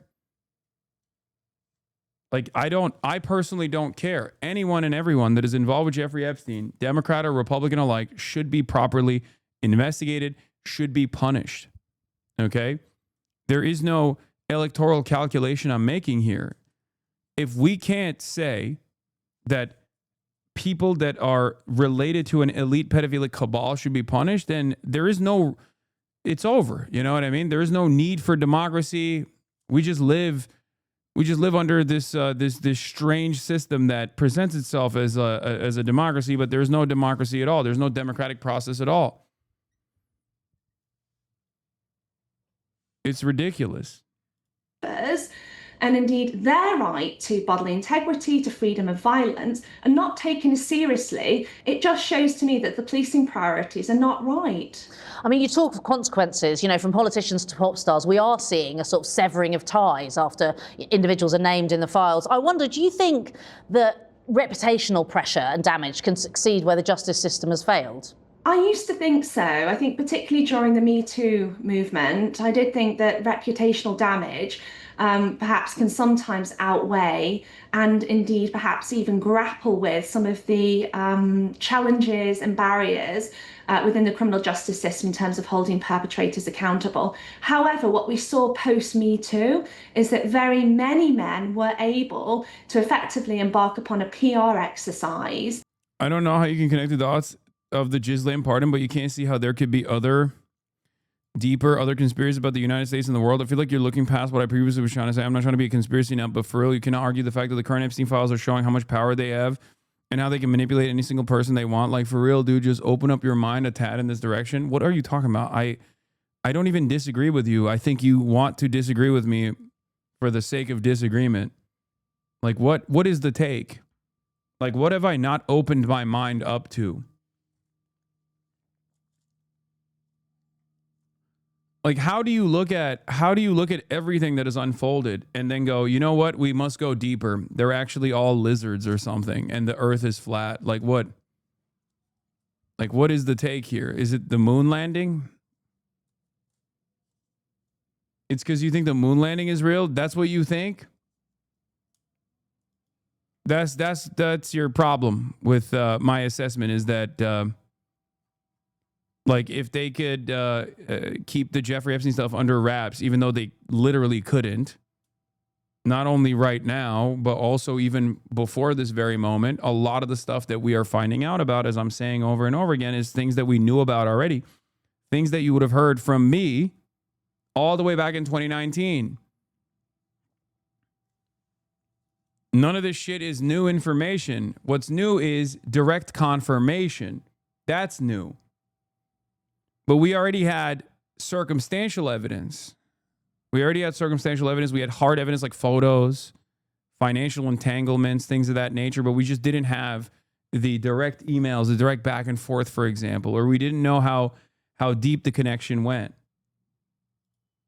Of making sure that in some way their PR was rehabilitated. Do you think things have progressed since the Me Too movement? You know, we talk about it as a kind of colossal moment, but seeing this sort of global... Oh, it's all about the Pizzagate was true and those who believed it were right before everyone? Yeah, except I was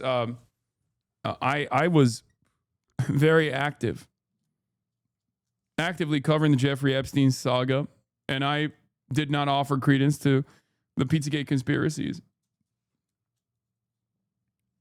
Mapping of power. Are we moving in the right direction in your view? I think incrementally there was some changes with the Me Too movement, but I also think there was a huge pushback, and perhaps one of the most powerful examples of that is the election of Donald Trump. It shows that when it comes to the public, that's views on morality, particularly violence against women and girls, I think there's still predominantly this. Like the Pizzagate stuff reminds me of the Wayfair conspiracies. Okay. People make up, or people believe certain conspiracies and they just won't let it go. They will be like, I need confirmation for this thing that I believed already. Yeah, so you were way off? No, I wasn't. The fuck are you talking about? Oh, they're using code words. You're clearly wrong. Yeah, the code words are young nubile teen. That's not a code word. They're just openly saying it.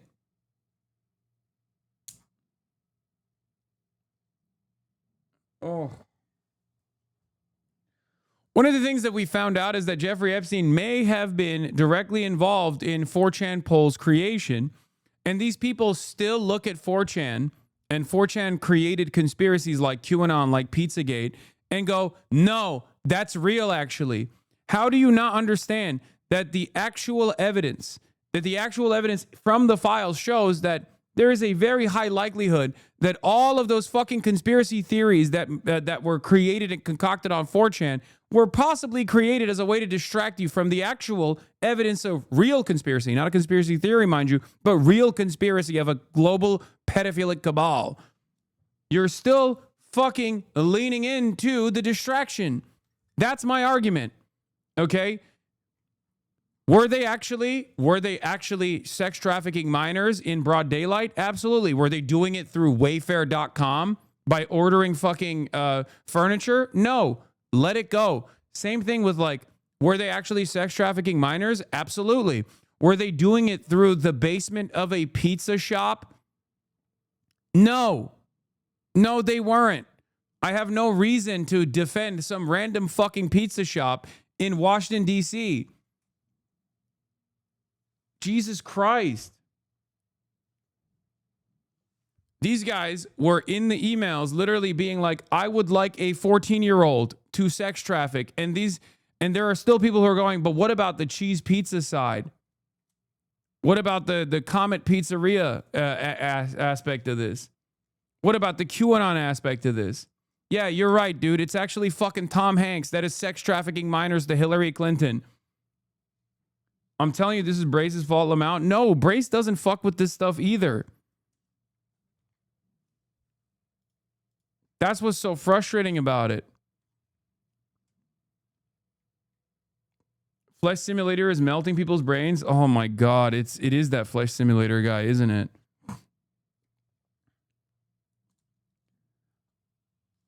My issue is, especially in this day and age right now, when there's so much evidence that's readily available, people that are like hyper focusing on confirming their priors here are actually playing a role in the deflection. They're playing a role in pursuing avenues that are unproductive. Okay? They're pursuing they're going after the wrong thing. The real thing is right in front of you and you're like, "Nah, all this stuff is whatever." It's too blatant for me. I have this endless desire to actually find different threads to untangle.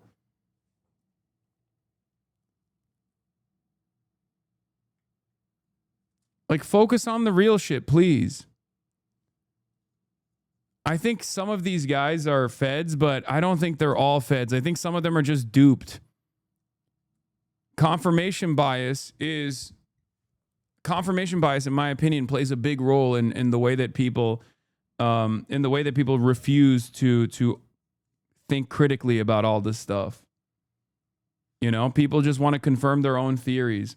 And I know people will say that about me as well. They'll be like, oh no, you were just like anti-Pizzagate, and that's the reason why you're just fucking continuously saying it's fake, it's phony. And not because I'm thinking critically about the likelihood of having this elite pedophilia ring operate from Comet Pizzeria or something versus operate at Jeffrey Epstein's island.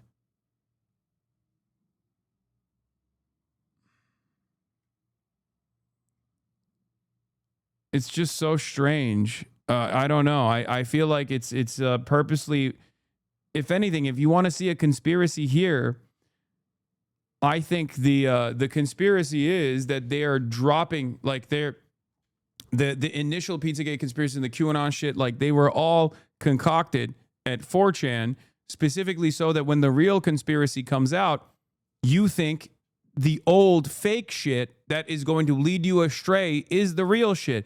It's the same reason why I've always said Alex Jones is an op, is a federal government agent. Or if he wasn't a federal government agent, the federal government would have created an Alex Jones. A guy who actually says there's mass surveillance happening, a guy who says, you know, that they're going to start kidnapping people, right? And all this stuff. A guy who says, you know, they're making the frogs gay, who then turns around and says these guys are vampires, interdimensional space vampires. That basically makes normies think, oh, everything Alex Jones is saying is fake. No, everything Alex Jones is saying is not fake. There are real things that Alex Jones is actually dialed in on. Okay? But it has a tendency to discredit the real information because it's packaged in this like insane point. Obviously, Epstein wouldn't care if random loonies hated him. The point would have been to create a smokescreen around the issue to distract respectable outlets and dissuade people from taking the idea seriously, which is what happened. Whether or not he had anything to do with it, the obvious reason for an intelligence service or him to instigate Pizzagate QAnon was so that the concept of elite pedophile cabal would become immediately associated with fringe loonies and not the actual elite pedophile cabal. Exactly.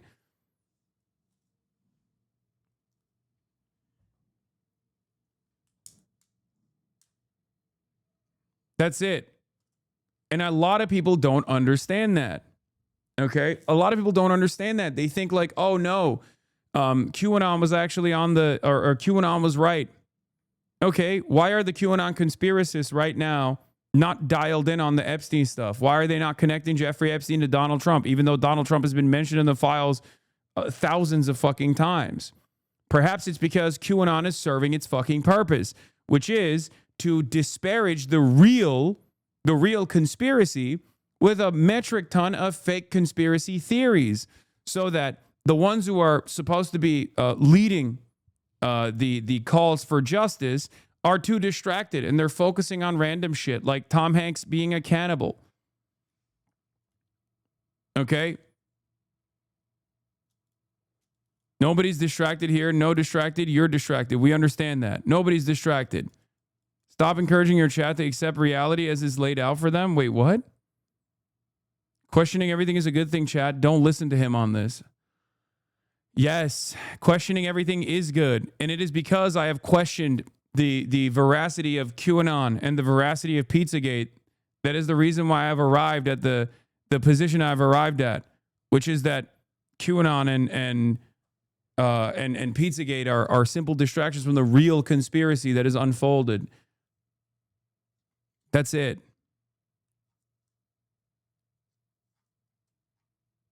It's so frustrating to have to do this over and over again. Whatever. If you want to fucking believe Pizzagate is real, go ahead. I don't really care. I'm done. I'm done. Okay? You're right. Okay, yeah, you got me. You have won the war of attrition. If you want to fucking keep believing that, like, Pizzagate is real, then you can if you want to. But don't bring that shit in here, please. Controlled opposition? Yeah, okay. It's so crazy that this like moment of utter vindication and I still have motherfuckers going, nah, there's something behind there's something behind the curtain. I'm like, yeah, I'm showing you what's behind the curtain. And you're saying, no, there's something even behind the person behind the curtain.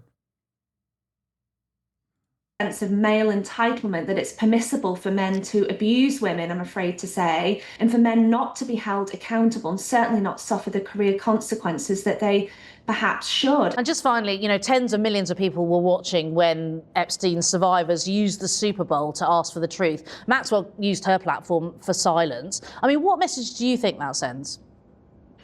I think the fact that Maxwell has used her platform for absolute silence and to attempt to evade justice through her lawyer suggesting that she would only speak if she were granted absolute immunity is just extraordinary. It's not holding her accountable. Who knows if we'll hold anybody else accountable. There's not going to be any meaningful change unless perpetrators are held accountable. No one will have any confidence in the criminal justice system, I think, after this, when we see millions of pages of evidence and zero arrests. Charlotte Proudman, thank you very much for joining us. Thank you. Why did the Epstein files show you coordinate? Yeah, now we're going to talk about Howard Butlick, who, you know, is all over the Epstein files, obviously, and did lie to the public. Another person who lied to the public. I must say, as a Turk, I'm ashamed that you're my representation in American. Dog, your name is literally wife beater. The fuck do you mean? Who would you rather have as better representation than someone like myself?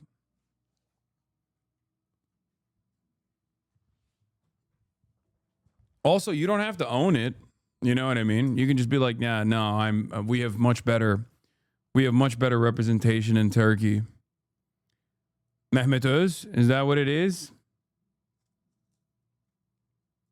Sorry, I'm not beating wives out here.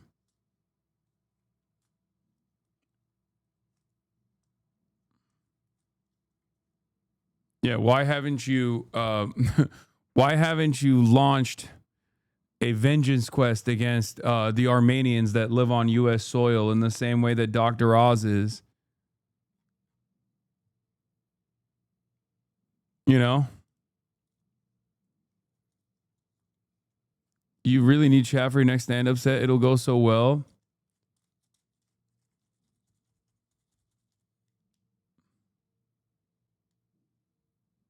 What is this? Did you see Rick Scott's comments to your prior comments? What response to your prior comments?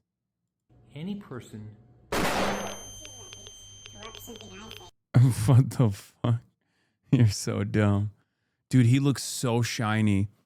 I mean, look, if you want to believe lizard people are real, I can't really argue against that. Especially when Rick Scott exists, right?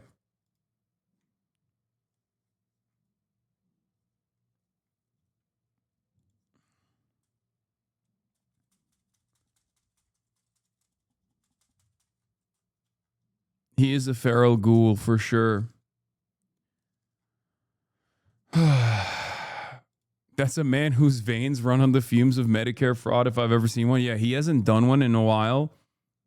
So he's like losing his life force, you notice? He's like, I need to do more Medicare fraud, otherwise I will die. Is lizard people an anti-Semitic trope? Can be, yeah. In many instances it is. I just mean like literally he looks like a lizard. Also, he's not Jewish. Many of the people that we're talking about here are wasps. Okay? He just looks like a lizard. I mean, look at him, dude. What do you mean? Look at him.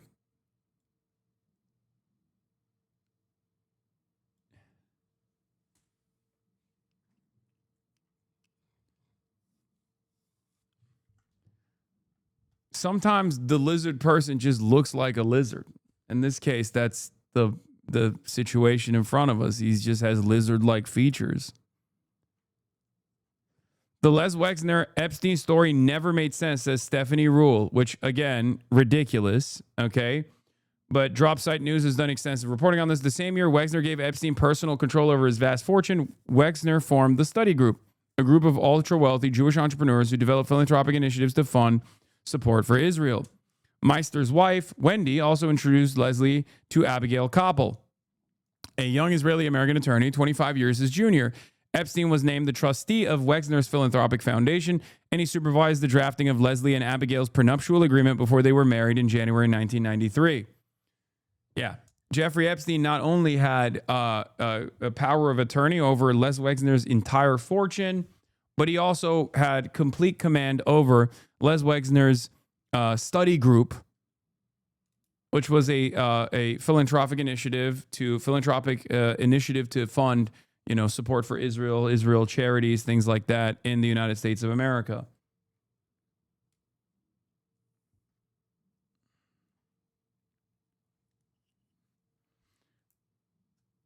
Yes, the guy from Victoria's Secret. Yes, Les Wexner is an Ohio native that is the founder of L Brands, which is and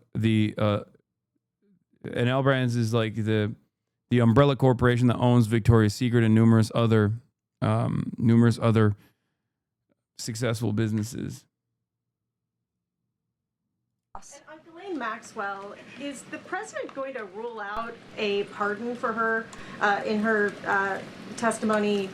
deposition yesterday, her legal team seemed to be making a case, again, for a pardon from the president. Again, this is not something I've discussed with the president recently because, frankly, it's not a priority. He's focused on many of the issues that the American people are dealing with and providing solutions to those issues. So I haven't spoken with him recently. Last time we did speak about it, he said it's not something he's considering or thinking about. Go ahead, Bloomberg. Their loss. And Ghislaine Maxwell. He also owned Limited 2/Justice, which were for tween-age girls, and transferred those companies to Epstein's financial trust company. Yeah.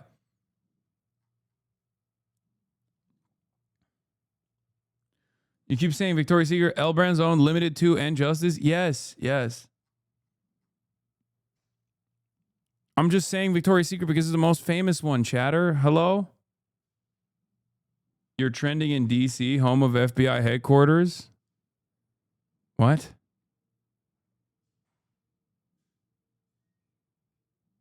Not anymore, I'm not.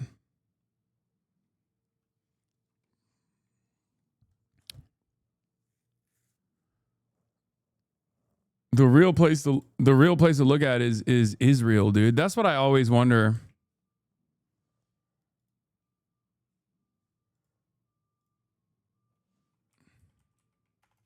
Let's look at worldwide first. Past 12 months. And the top places are Canada, United States, Ireland. Canada's number one, more than the United States. That's crazy.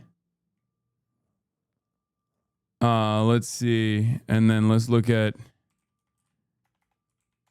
Israel.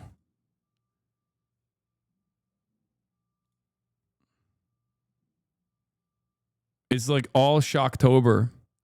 Tel Aviv district, Jerusalem district, Center district, Haifa district, North district.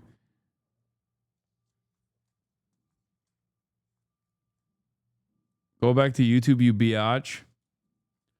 Bro, I'm never disparaging Canada again. They're my strongest warriors.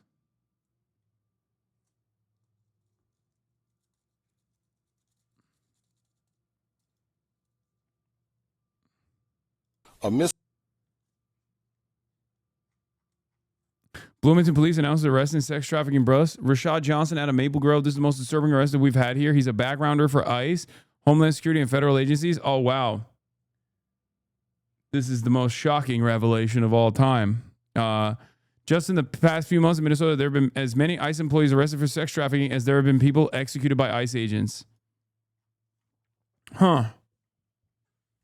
Interesting. And for the people who are asking, how the hell did he pass a background check, which he had to have been to be hired by them? ICE is a kidnapping operation. Of course they want sex traffickers to work for ICE. Also, they don't really do any background checks anyway. So if they did, that wouldn't stop them from hiring this guy. They'd be like, oh, dude, we should actually elevate your position of prominence in the agency because, let's be real, we really need a guy with your skills, okay? We need a guy with your skills for the job. A meeting and planning a visit with Jeffrey Epstein on his private island in December 2012.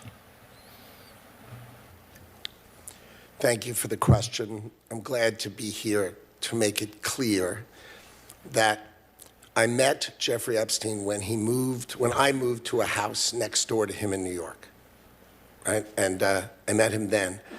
Over the next 14 years, I met him 2 other times that I can recall, 2 times. And that is none for 6 years. So 6 years later, I met him. And then a year and a half after that, I met him and never again.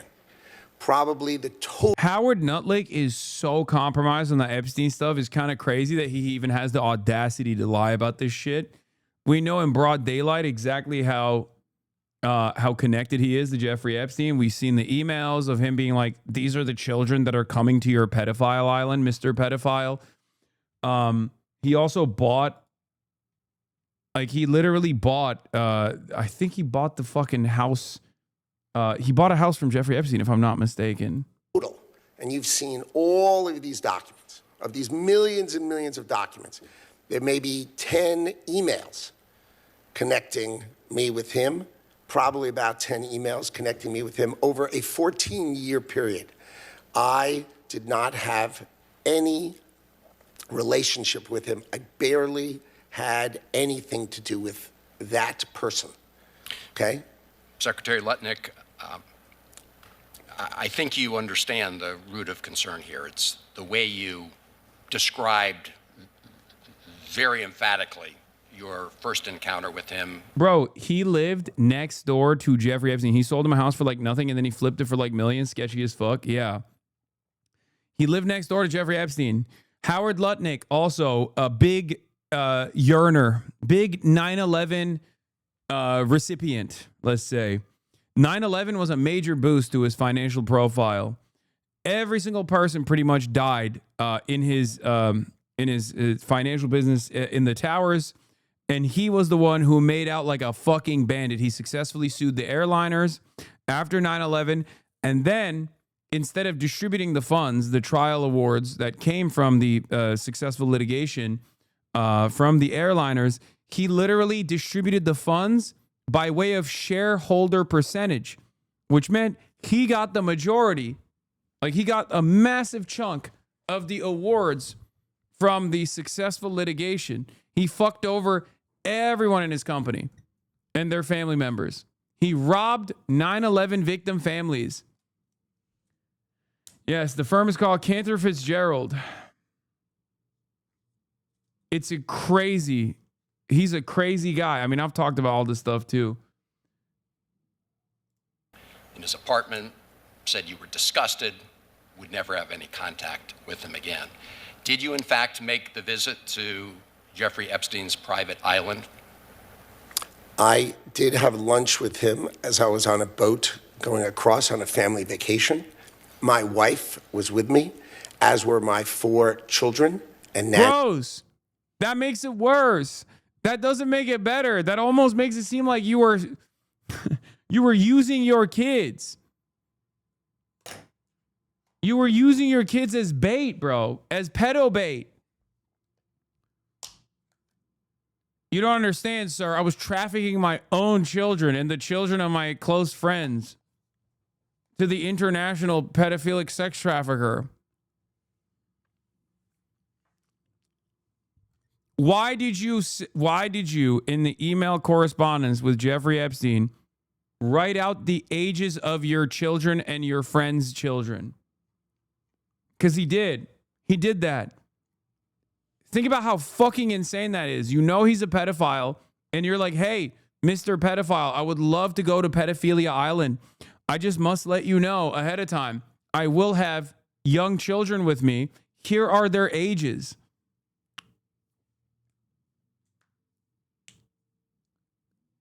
Not only my own personal children, but the children of my, immediate friends as well.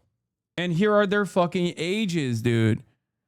We're landing in St. Thomas early Saturday afternoon, planning to head over to St. Bart's and Gia on Monday at some point. Where are you located? What is the exact location for my captain? The Sunday evening for dinner sound good. I have another couple, Michael and Marcy Lerman, with me on my boat. And each of us have 4 children, 2 16s, 2 14s, a 13, a 12, an 11, and a 7-year-old. Thanks, Howard.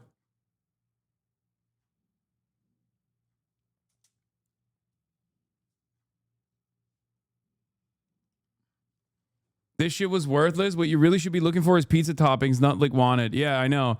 He didn't.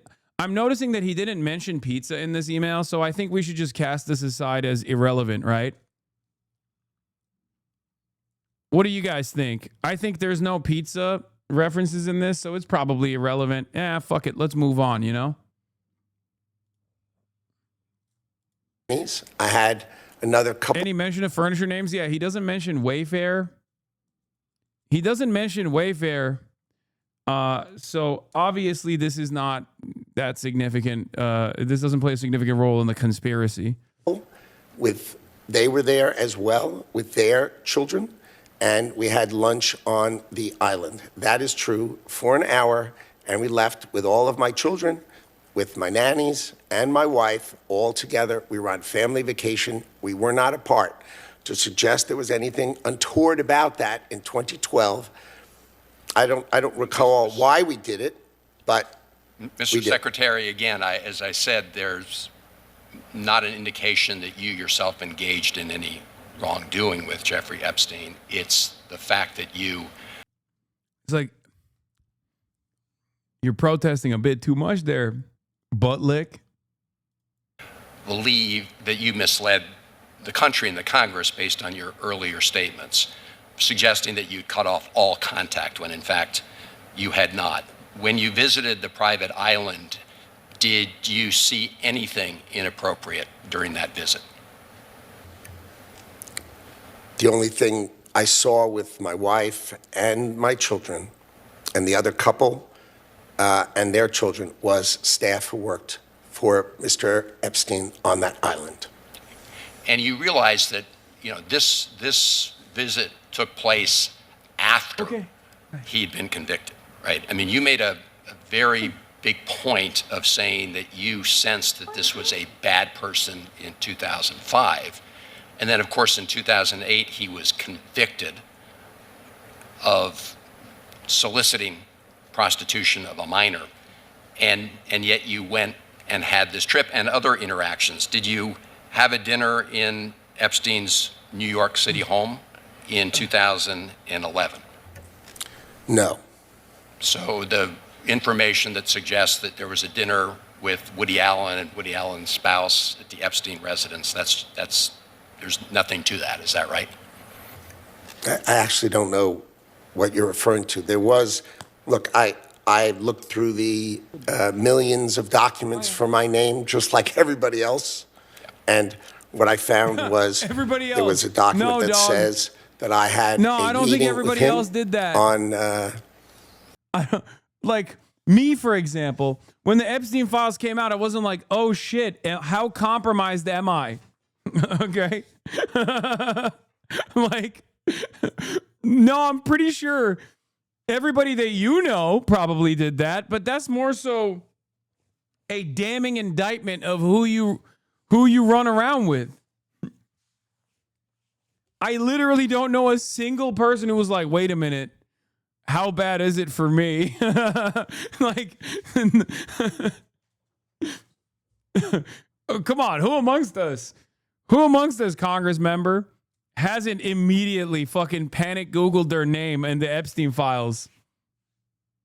Everybody I know, all the fucking vampire, pedophilic vampires I know, they all did it. It's a big club. in May, I think, for an hour for... Unintentional clip, though. I don't know. My comments would cause that much of a spike in cortisol. What?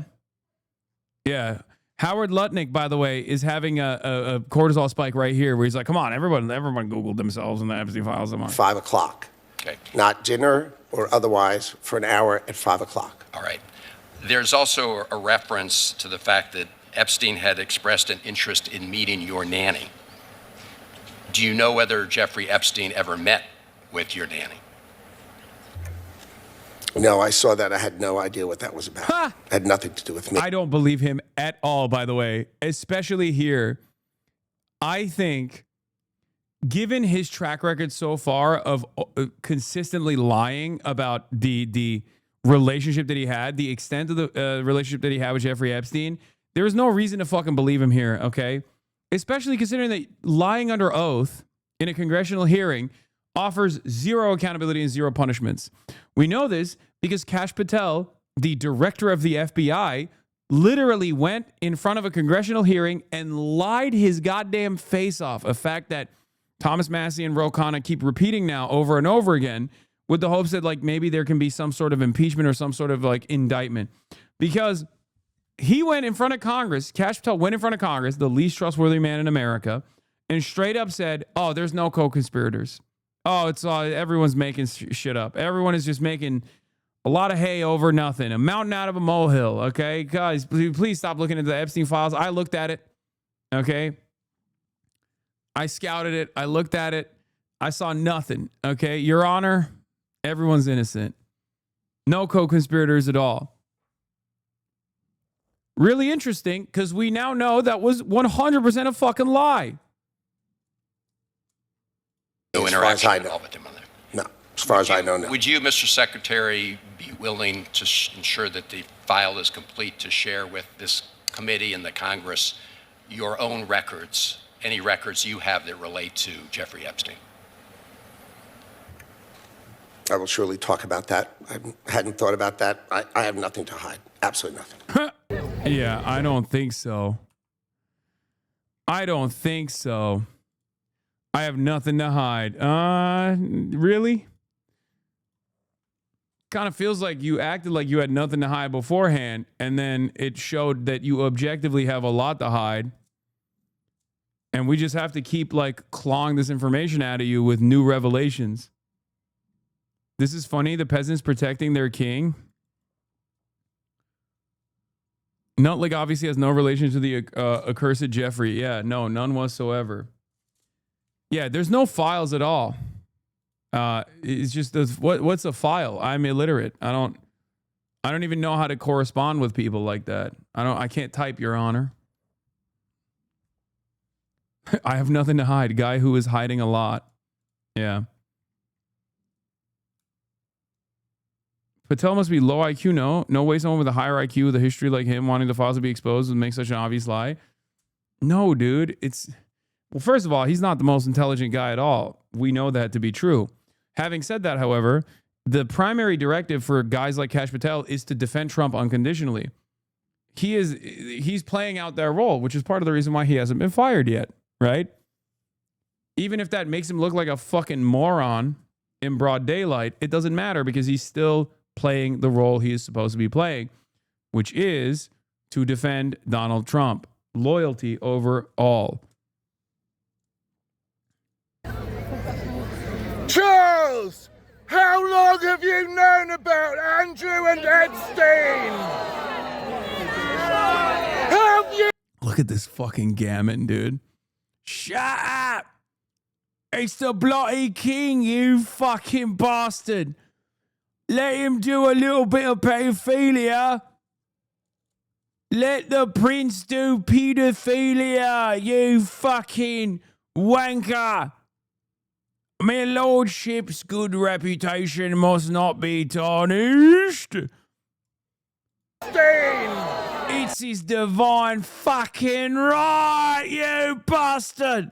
Have you been protecting Andrew from prosecution? Fucking hell, you stop with the nonsense accusations. It's a light bit of paedophilia. It's allowed. Journalist popped off on BBC Question Time on Epstein and UK politics. I'm generally a pretty forgiving person, and I think our politics is poorer for its lack of empathy. I think most people should not be defined by the worst thing that they've ever done in their lives, and most people deserve a second chance. Yelling like it's a royal medieval decree. I mean, sometimes you got to go back to the old ways, okay? We'll stone him in it. We'll fucking stone yous. Really a pretty forgiving person, and I think our politics is poorer for its lack of empathy. I think most people should not be defined by the worst thing that they've ever done in their lives, and most people deserve a second chance. I do, however, have some moral boundaries And one of them is that I think it is wrong to have sex with children.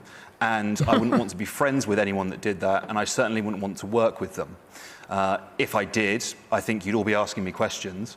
Ollie Dugmore can be a lib, but he's pretty fucking good. I mean, I'm glad that, like, even liberals are like, hey, guys, I think it's good to have some standards. Perhaps it's time for us to put our foot down and say no to pedophilia, okay? I mean, seriously, the fucking bar is in hell, dude. And there's still motherfuckers who can't clear it. I need you to understand. There are still people who cannot clear this incredibly low bar. And they'd be valid ones. That is apparently now a fringe position for some people at the top of the Labour Party, which is an extraordinary thing to be able to say. I don't know about you. I don't know any paedophiles. I don't know anyone that's run a global sex trafficking ring. Like, these are extraordinary things that we're talking about here. And not only that, and I should be clear, like, that there's some brilliant journalism that my colleagues at the New Statesman have done over the last couple of days. Our political editor, Alva Ray, has reported that not only did the people at the top of the Labour Party know about this, and that's because this information was available on Google. They don't need the security services to tell them it. When you say this, because there's a whole slew of information that's come out, but I think you're referring specifically to the fact that there were photographs of Mandelson's friendship with Epstein, and the fact that he stayed in his house whilst he was in prison. Whilst he was in prison. And they didn't think that that was disqualifying. I think that they should literally arrest every single Labour Party member that is connected to Mandelson. That's what I think. I think there should be a royal decree and a day of apologies for Corbyn. Okay, I think it should be a national holiday where every single person gets out to the streets. Instead of wearing those little poppies, they find something else to wear. And by royal decree, they get out and they apologize to Jeremy Corbyn for being the most vindicated person. Okay. It's incredible that, like, basically half of the current Labour Party is like this. Okay. Mandelson is directly connected to so many key figures. Struggle session, but for Corbyn only. They thought, actually, this is our guy. This is our guy that we're going to... Yeah, one must ask the question why that was their guy. Big part of the reason was because UK politics is directly connected to the United States of America and to Israel's interests. And that is the reason why a guy like that was allowed back into the Labour Party, was able to do whatever the fuck he wanted in the Labour Party, played a formative role in casting out Corbyn alongside many others, you know, Keir Starmer being one of the people that I'm thinking of right now, was because it was foreign intervention. Isn't it ironic that the Brexit conversation was all about national sovereignty? And the people that actually casted out Corbyn and the Corbynites, like all 8 of them or whatever, by creating controversy within the ranks of the party, by constantly creating hurdles, by playing a big role alongside the British press. Okay. That then secured their power back and turned the party back into the Blairite party that it once was.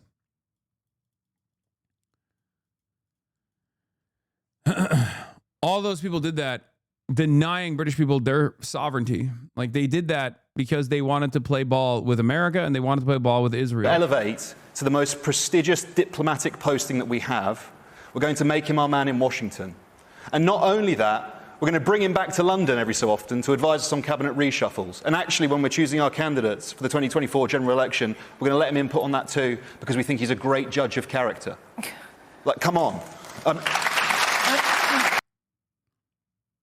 Student loans be the next mis-selling scam. As a minimum, we should scrap interest charged on student debt. Okay, that's good.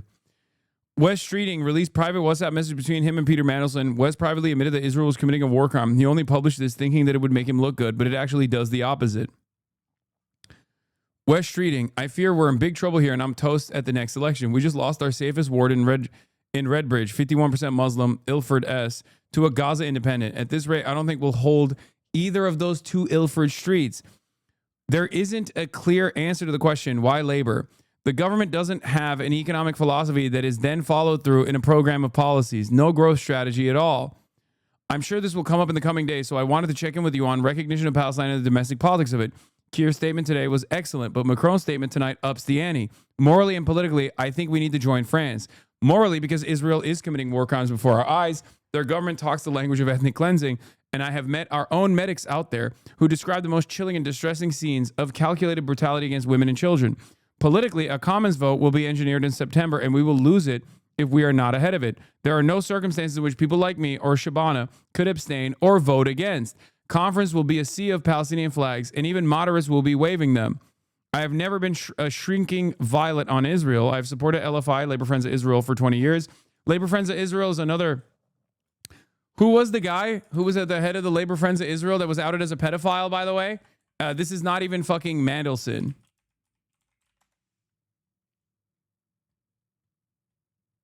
Very hard to find. For the record, I just want to point to something here. When you go Labor Friends of Israel pedophile, the only SEO dings that come up is a Middle East Monitor Facebook post. Okay. And when you scroll down, the top non-Facebook post here is literally Labor Friends of Israel's own fucking article that highlights Hamas's sexual violence. How interesting. This is the article I'm looking for. Former Labor MP arrested during pedophile sting months after being suspended from the party. Huh. Interesting how you had to scroll down like 8 different things, some of which are literally the Labor Friends of Israel's own website itself, talking about Hamas's sexual violence, to get to the actual fucking article I was looking for. A social media video reveals a man who identifies himself to be the ex-Labor MP Ivor Kaplan being handcuffed by the police. Sussex police have confirmed they've arrested the 66-year-old man on suspicion of engaging in sexual communication with a child. In May last year, Kaplan was suspended because of undisclosed serious allegations, which he denies. Video footage of the arrest has been posted online, and a man wearing a black trench coat and a red cap can be seen being held by police officers.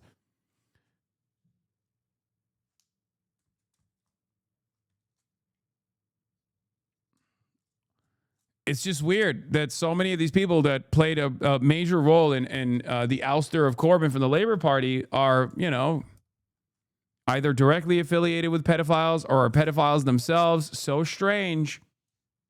Strange. Weird. Weird. Thank you for covering UK news, by the way. I know it's hard for you, but it's helpful for us. I mean, it's not hard for me. I cover UK news all the time. Yeah. With news, Zionist Labor MP Dan Norris has been arrested for child sex abuse. Seems judicious to share my interview with Greg Hadfield on whether there is a pedophile scandal within the Labor Party concealed at its highest levels.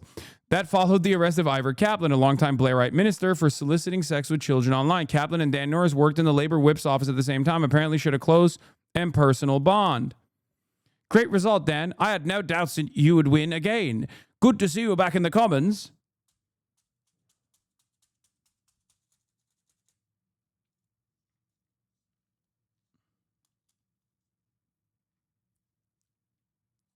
Anyway, getting back to West Streeting, having a private conversation with Peter Mandelson, okay, Jeffrey Epstein affiliate and close and personal confidant and best friend, Peter Mandelson.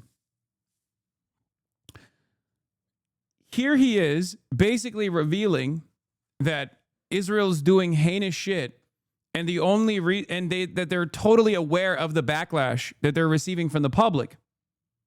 What's interesting, of course, is how they correspond with the public, regardless of this knowledge. Because if you would look to their public statements about Israel, oftentimes this kind of private communication that indicates that they knew exactly what the fuck Israel was up to is never brought up. So no, this doesn't actually show that West Streeting is a good guy at all. This actually shows that he is a duplicitous, two-faced lizard person himself. Rotten to the fucking core, friends with pedophiles, and totally invested in defending the horrifying, monstrous crime above all crimes, the genocide that Israel was committing at the time, knowing full well at least a decent amount of the depravity of Israel's actions, and still choosing not to speak on it. And the only thing that they were trying to do, was find a reasonable landing ground for this controversy because of the unlimited amount of backlash that they were getting. Due backlash, totally justifiable backlash for their inaction. I can see all this, but I worry that such a gesture could now blow a two-state solution out of the water if Israel decided unilateral recognition justify further West Bank annexation, which the U.S. would be powerless to stop or reverse. That would be the end of it. We need a practical means to get a two-state solution, not quickly but realistically. A reformed Palestinian Authority with new leadership could advance this with Arab, U.S., and European support. The alternative is a further deadlock death spiral on an even greater scale. Oh, yeah. You're underneath my seat again, little lady.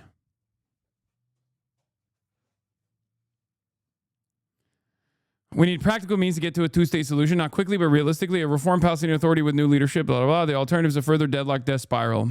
West Streeting. Israel is doing it anyway. This is rogue state behavior. Let them pay the price as pariahs with sanctions applied to the state, not just a few ministers.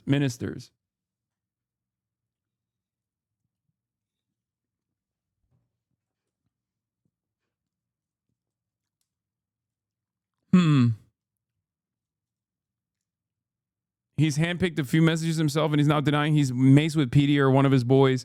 He also deleted his Peter Mandelson tweets. Yeah. Saying this stuff in private while publicly endorsing a genocide doesn't actually show that you're a good person. It shows that you're an even worse person. It shows everything that we suspected of you. Okay? We suspected that you were a bad guy, that you knew the truth. The Guardian did not approach me or my team with these claims. Had they done so, I would have said this is categorically untrue. Streeting still intent on deposing PM, despite United Front say allies. Did you have sexual relations with Peter Mandelson, though?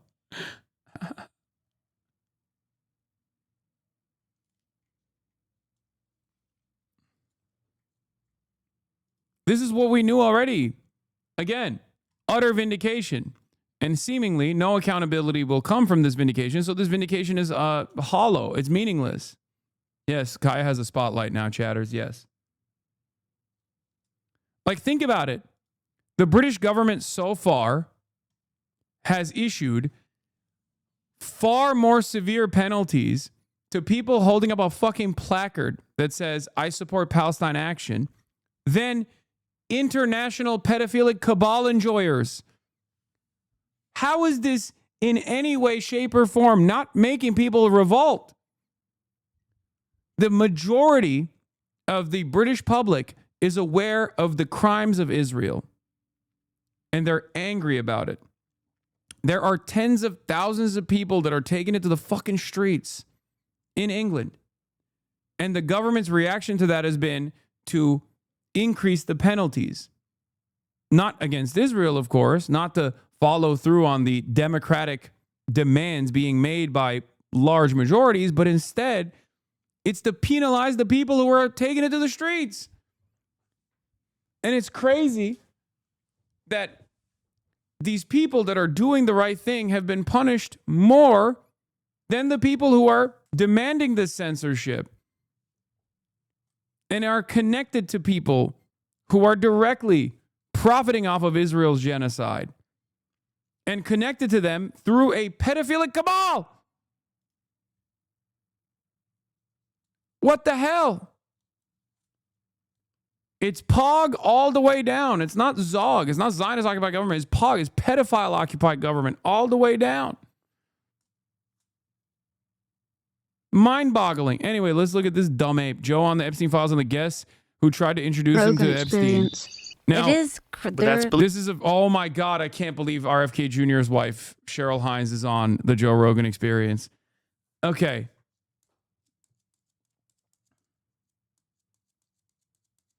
The fuck are you saying? You sound like the chatter saying, why don't you just kill Congress? You Americans have guns. Wait, what? What do you mean? Mobile chatter, by the way? I don't even understand. The UK chatters? No, I'm just saying keep applying pressure. Keep applying pressure. I will never Fed post, okay?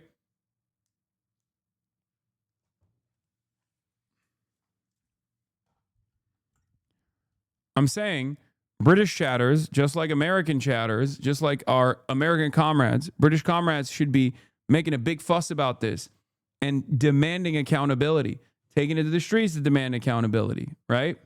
Ape Lovely, another West Streeting tweet.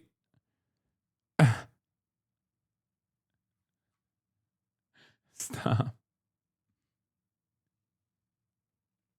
A former labor councillor, Liren Velleman, pled guilty to child sex offenses today. The offenses occurred while he was in office and he resigned months later without explanation.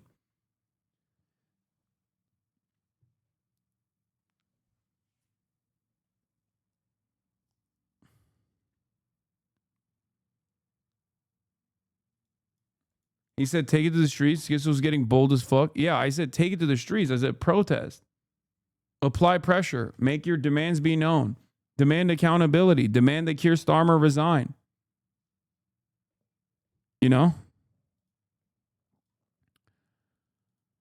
Anyway. They took the blue pill. Is there such thing as a black pill? Yes. What That's is the people black that pill think mean? we're doomed and we're fucked and everything's... They think it's all pedophiles and Satanists are running the government. And then the white pill is people who think everything's going to be great. Oh. Can I get the white one? Yeah, the white pill would be a good thing to take, but I don't think it's accurate. I think you want a gray pill. If they just have a gray...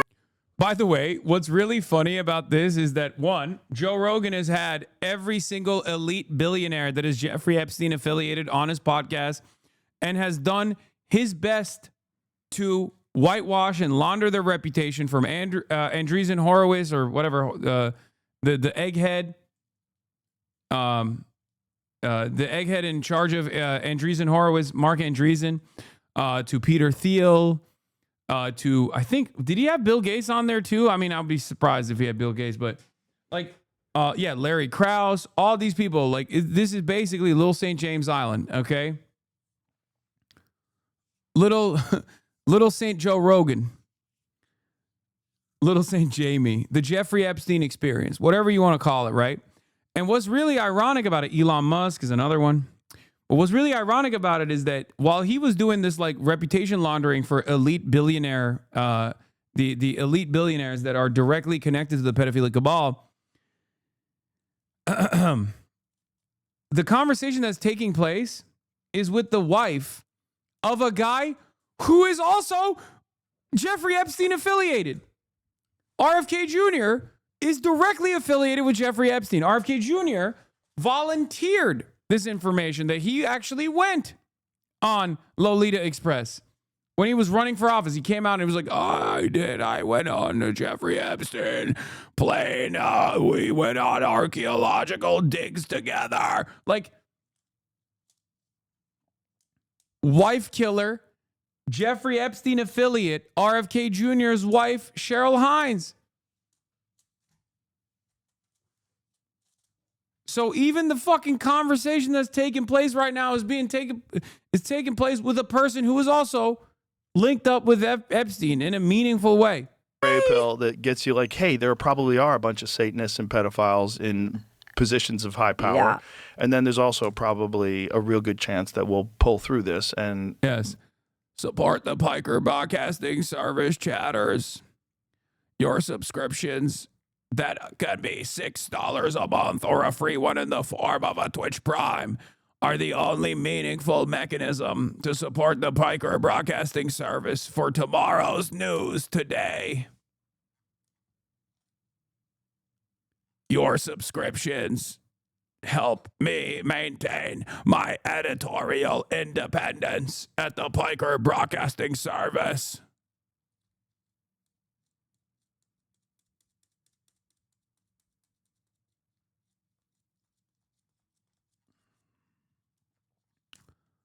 Please subscribe. You can also gift subs to others. Made Freed Art, thank you for the 20 community gifted subs. allowing 20 people to no longer see ads, except I don't run ads. Will be better than we've ever been before. Yeah. That's possible. There's a lot of exciting possibility about the future of human beings. And I think the good thing and the bad thing about the internet is the free distribution of information. There's a good thing about it that I try to focus on is that more people have an understanding of how things are really working than ever before. Yeah. Like this Epstein file thing, right? That was a big eye-opener for a lot of people. When you see how many people after 2008, after he was arrested, after he went to jail, were actively taking money from him. MIT took money from him and tried to hide it and said make sure that any donations from Jeffrey are listed as anonymous. So you find out like people are like, they refer to him as Voldemort. Like, Bring on Coffee Sealer. Anybody who isn't currently running cover for the Epstein class. Joe having a monologue with himself while the guest says, yeah. Joe, what about Peter Attia? Oh, that's another Jeffrey Epstein affiliate. Peter Attia. Peter eating pussy is 0 calories, Attia. Peter, I went I went and hung out with my personal best friend, close and personal best friend, Jeffrey Epstein, while my firstborn was in the hospital, Attia. Yeah, Peter Attia, more like pedo Attia. Bring Alex Jones back. He was right about all this. Oh, my God. Oh, you're a fucking idiot. Alex Jones is running cover. Yeah, Alex is definitely on Trump's side and was denying the files a month ago. Get the fuck out of here. You are so delusional. Super, super compromised Alex Jones is. They need Eddie Bravo and Alex. Oh, God, these guys are so fucking stupid. They remind me of the chatters in here that are like, oh, talk about the pizza. Talk about the pizza angle. Alex Jones is the most compromised man in America. Read the files, Joe. You'll find a lot of your guests in them. I like how she's pretending she's never heard of any of this, despite being in Hollywood her entire life.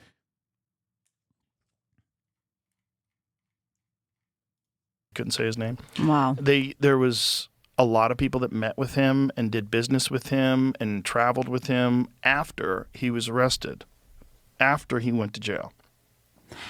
Do you spend a lot of time reading them? No, I try not to. I try to have experts come on. Bro, drop it then. Drop what? I'm dropping it like it's hot. Try to read. You can't change it. Yeah. And it'll fuck with your head. Yeah, it's like toxic. You will really get. It'll stick with your. And I know I've tried not to. Yeah. I haven't read any of them. I do see things on the news, and I'm not saying, if I don't hear it, that means it didn't happen. Yeah. But it is such a toxic situation that I think it would be hard to. It seems very dark. Very dark. Because it seems like it was this. I love that Joe's doing the Tim Robinson bit. Like, we're all trying to find out who did this, right? He crashed a hot dog car into the storefront. He's in a hot dog suit, and he is surrounded by other hot dog suit wearing elite pedophiles. And he's like, come on. Who's doing this? Like, can we find out more information about this stuff? It's like, I don't know, Joe. Maybe if you were a little bit intellectually curious, you would have asked some of your guests what the fuck they were doing with Jeffrey Epstein. You would at least be held accountable to your own audience and be like, hey, it's kind of odd. It's kind of odd how many of these elite pedophiles that I've hung out with, that have come on my show, that I've like defended and done reputation laundering for, kind of odd. Bizarre blackmail influence. If I may offer insight into why you have an influx of Pizzagate-style comments in the chat this entire past week, Asmongold has been playing into it, and the most unhinged, clearly false leads and tips, playing old Pizzagate and Seth Rich content. Even Kyle is playing into some of the baby cannibalism stuff, I hate to say. Wait. Oh, my God. So Asmongold, who is a Trump dick rider, is basically following the leads that are moving away from Donald Trump, is causing people to also move away from Donald Trump. And not a single person here has gone, perhaps this is, I don't know. Perhaps this is a weird conspiracy to tug at. They're not people, they're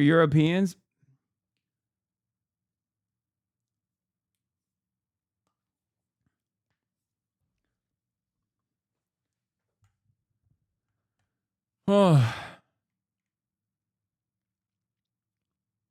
He was super serious months ago about the Epstein files. Now it's only Pizzagate slop and how funny it was that Epstein was banned on Xbox. And no, his entire chat is going along with it. Yeah, because his chat are a bunch of fucking morons. My chat is not supposed to be a bunch of fucking morons. Asmongold is literally in direct correspondence with Elon Musk, who we know is directly affiliated with Jeffrey Epstein and lied about his involvement with Jeffrey Epstein. Why the fuck would you go to Asmongold? It's like going to Joe Rogan and being like, hey, man, can you, like, crack this conspiracy, please?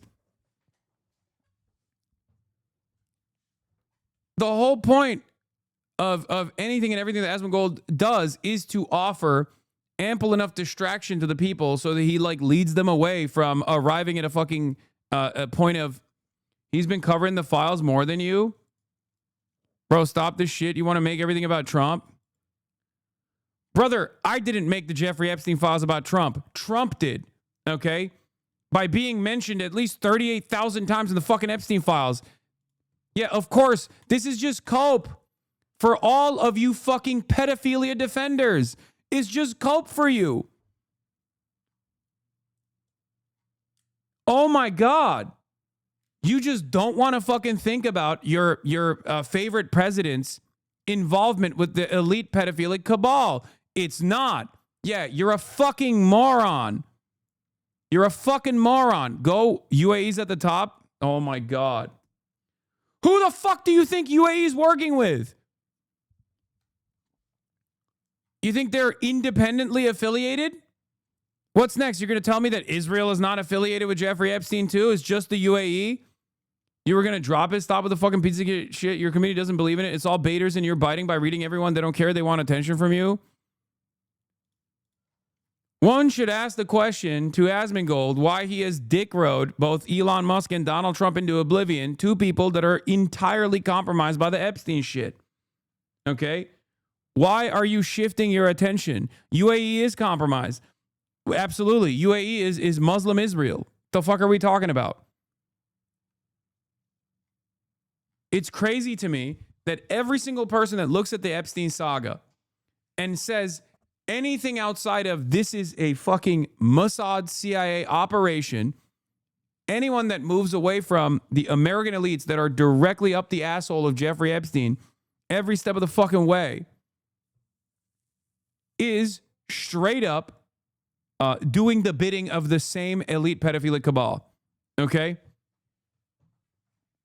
You might as well get a paycheck. You might as well get a fucking paycheck from these people. And maybe some of the commentators that you're going to are getting a paycheck from these people.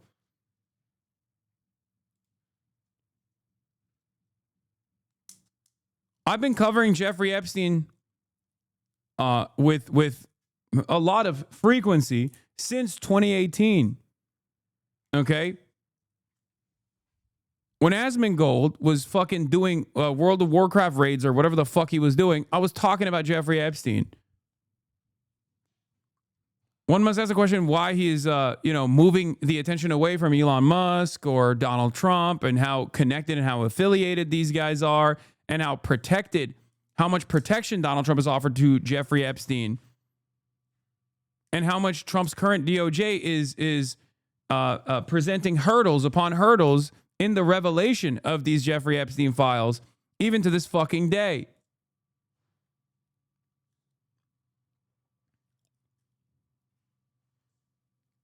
Asmongold's purpose here, whether he is aware of it or not, is to basically move your attention away from that.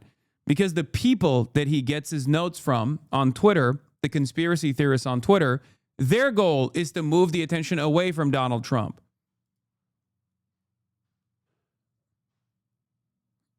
Yeah, here is a tweet on 2019. So we're all in agreement that we think someone's going to kill Epstein before he gives up names, right? Any prison that doesn't put Epstein under 24/7 surveillance and solitary confinement right now is also responsible for him getting assassinated. You know who the president was then? Donald Trump. And lo and behold, a couple days after this tweet, Jeffrey Epstein was assassinated. So don't fucking come at me with this shit. Info op, drive conspiracy, obscure Trump's guilt. Yes, that's precisely what's fucking going on, dude. That's precisely what's happening. That's why I'm trying to.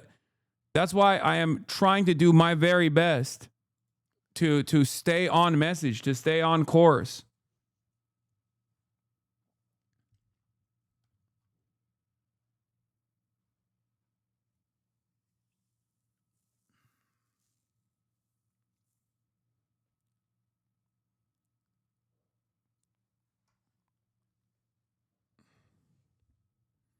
Yeah, August 10th, 2019 is when Jeffrey Epstein was assassinated.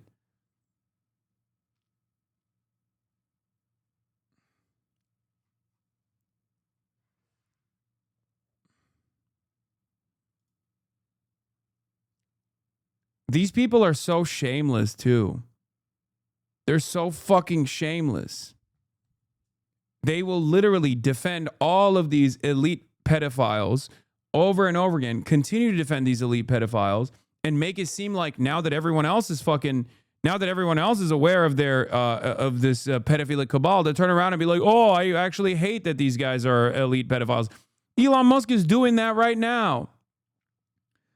Elon Musk is doing that on the timeline nonstop. First, he lied over and over again about his connections to Jeffrey Epstein, thinking that it would never be revealed. Once it was revealed, now he's turning around and saying, oh, I want the truth to be out. I want the truth to be out. I want the truth. Where is the truth about Jeffrey Epstein? He's like, bitch, you know the truth about Jeffrey Epstein. You were there. You participated in the fucking parties. And people who dick ride Elon Musk, like Asmongold, people who dick ride Elon Musk and dick ride Trump, like Asmongold, will take advantage of the algorithmic boost that they will get from covering the Epstein files and will lead you astray. They will move away. They will shift the attention away from the actual people who are currently still defending Jeffrey Epstein. Okay? Defending the pedophilic cabal. Donald Trump's Department of Justice is currently defending the pedophilic cabal. This is the fucking story. Thomas Massie, a Republican congressperson, Ro Khanna, a Democratic congressperson, are actively fighting against the Department of Justice. Anyone that is pro-Trump that's trying to talk about the Epstein stuff, you should be a little bit more skeptical over. What does Asmon Chode gain from defending the number one pedophile cabal? He gets benefits in the form of viewership, something that he cares about, by playing the regime's mouthpiece. That's it. He gets clout. He gets money. His YouTube videos do well. He gets decent placement in the algorithm. He has influence in right-wing circles. That's the reason why he's doing it. For him, it's just a game. He doesn't give a fuck about what he's saying.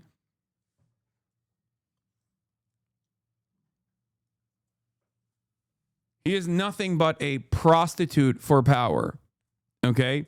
He will never say anything that will offend the sensibilities of those in power. He will constantly tell you his battle is against woke. Okay? That's not battling against any sort of real power center. That's deluding you into thinking that he's fighting a just battle. That's all this is.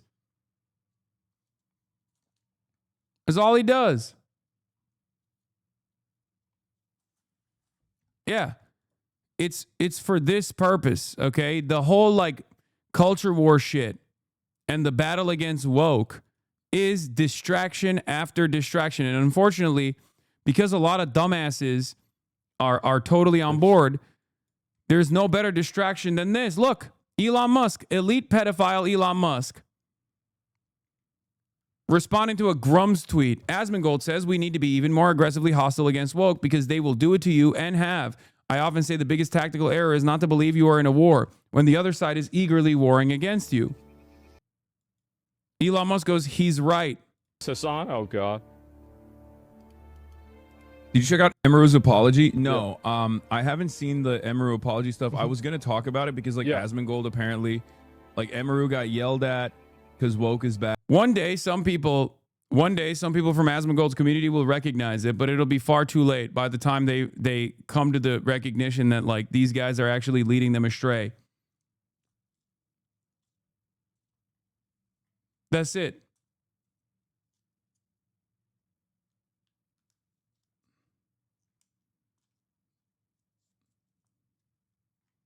That's it. We do have to do something about this. Yeah, right. And I will continue. Like, I think I might ramp up my hostility towards the people online that are pushing these woke narratives. I think we might need to ramp it up and be even more militant and aggressive at these people.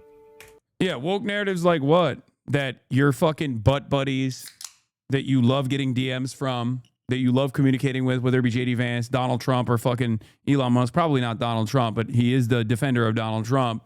All of those people, you are actively defending.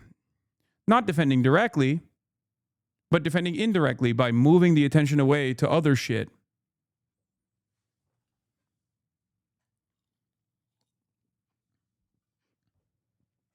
Yeah. Woke. He's fighting against woke. Like woke people saying, hey, there's an elite pedophilic cabal, and all these people that you love are affiliated with it. All these people you defend are affiliated with this elite pedophilic cabal. This administration that you love is actively setting up hurdles against this pedophilic cabal being indicted. We do. I think we have to be a lot more militant and aggressive at them. 100%.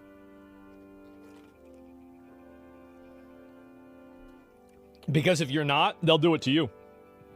I'll link you guys like one of our Twitter communities. So there it is. They're used to being militant and aggressive. Yeah, well, we have to be even more. He's currently pushing the narrative that Trump was the original Epstein whistleblower. Yeah, because he's a fucking bitch.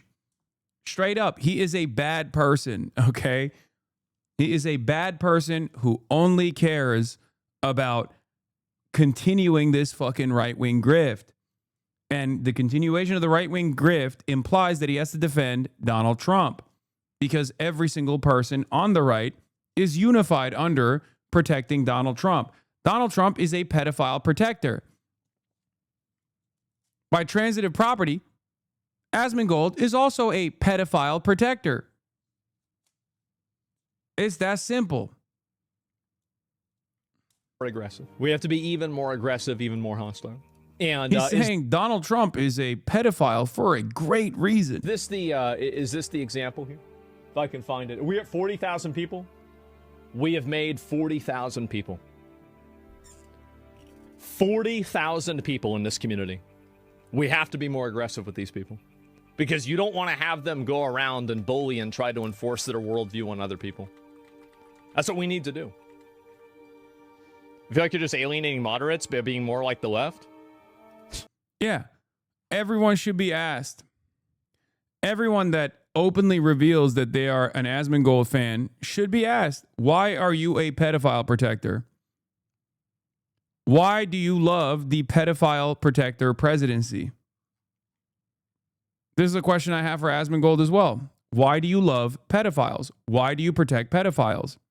What is the reason? Aren't you supposed to be an independent thinker?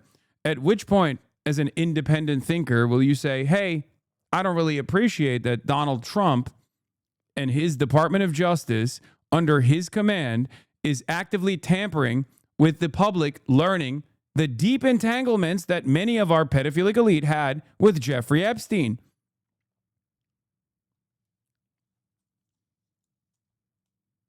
It's unbelievable that there are still people who think that he is somehow representative of the truth or invested in finding out the truth at all and not doing everything in his fucking power. Look, this is what I mean. Look, Muslims go with underage girls. Literally, massive pedophilic cabal conspiracy. And this guy's like, you know who's actually the real pedophiles? Muslims. What is it? Are you just like, are you carving out a space for, Christian and Jewish pedophiles and you're just only focusing on Muslim ones? Is that what it is? Is that what is going on here? Awesome. Let's look at, she's a nutter. Oh, again, another fucking Euroid. Another Euroid chatter. Yup-based electric chair. Classic Euroid chatter.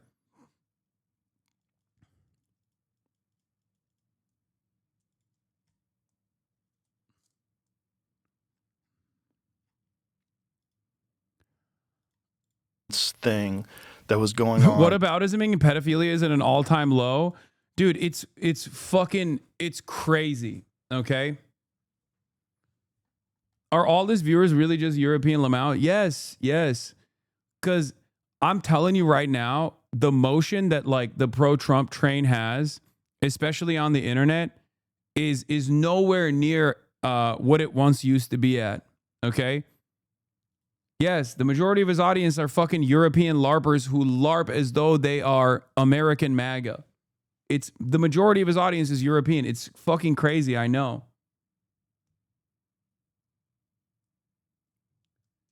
What the fuck are you saying? What the fuck are you saying? Tampering? They don't release the files. They redacted the names. They don't investigate. Man, left-wing rhetoric is weak. What?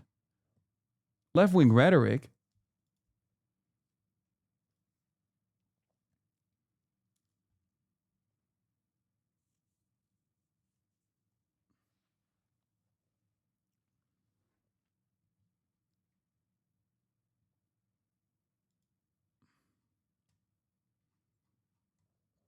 For a long For time. so long. A long time. Through different administrations. That's what's so unbelievable about it. It's how dark. long it was going on. I'm and in how the many files people. for not going. Huh? Yeah, I'm in the files for not going. Because Jeffrey Epstein was trying to meet with me. Oh, I did see that. Yeah, and I was like, what? You're like, no thanks. Yeah. Aren't I you was like, glad? Yeah, but I would have never went anyway. It's like, it's not even a possibility that I would ever went. But did especially you- after I Googled him. I was like, what the fuck are you talking about? This was like 2017. Isn't it ironic that 70% of my audience is American and 60 to 68% of Asmongold's audience is European, and he's the one who represents himself as like the true patriotic American, and I am the one who is actually a foreign actor? Isn't that fucking ironic? His entire community is foreign actors. Mine is all American.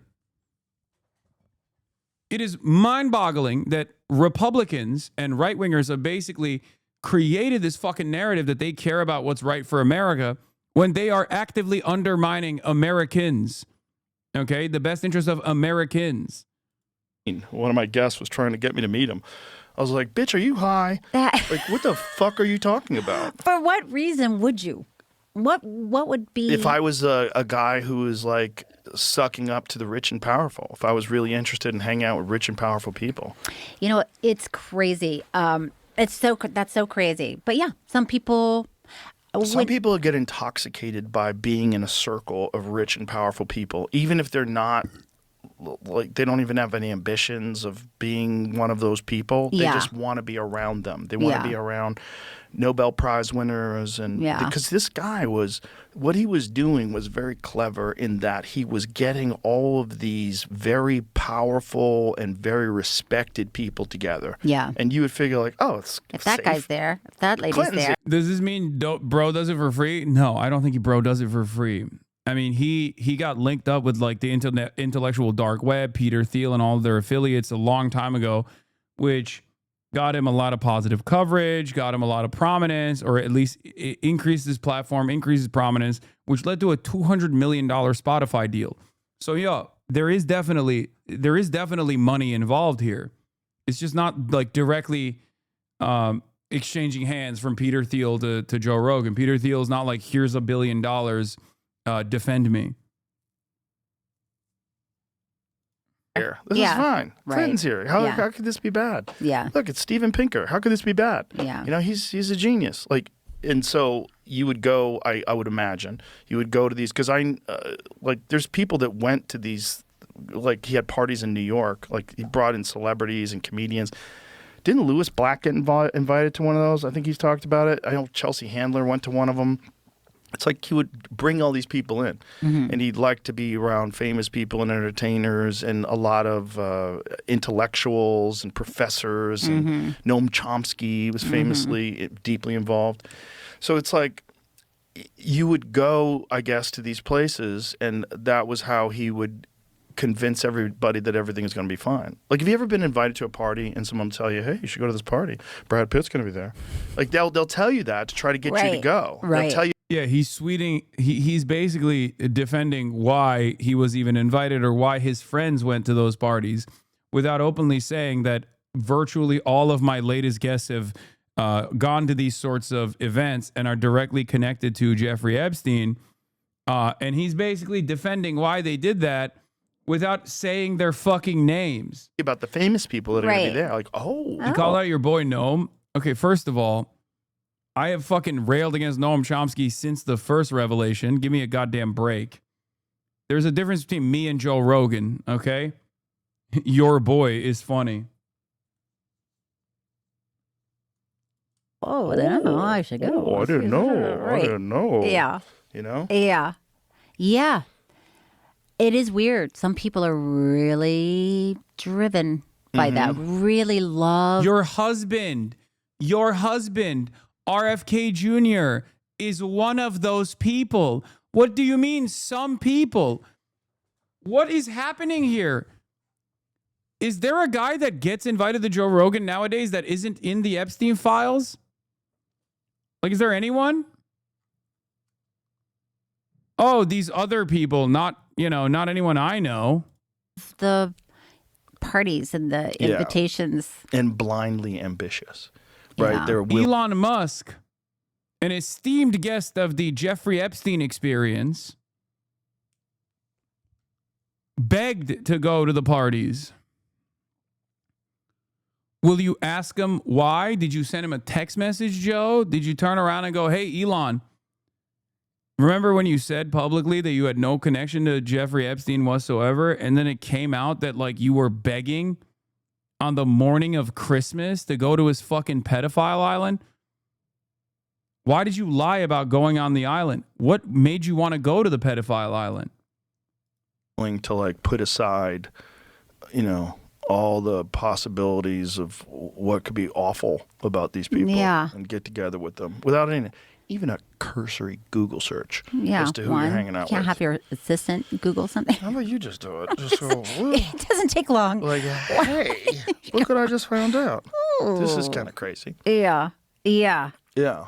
But what's more bizarre is that there's probably in this. I talked to Mike Benz about this. He was like explaining how this guy rose to prominence and how he got this kind of influence that he had, and he was like, "There's probably a bunch of those going on right now that we don't know about."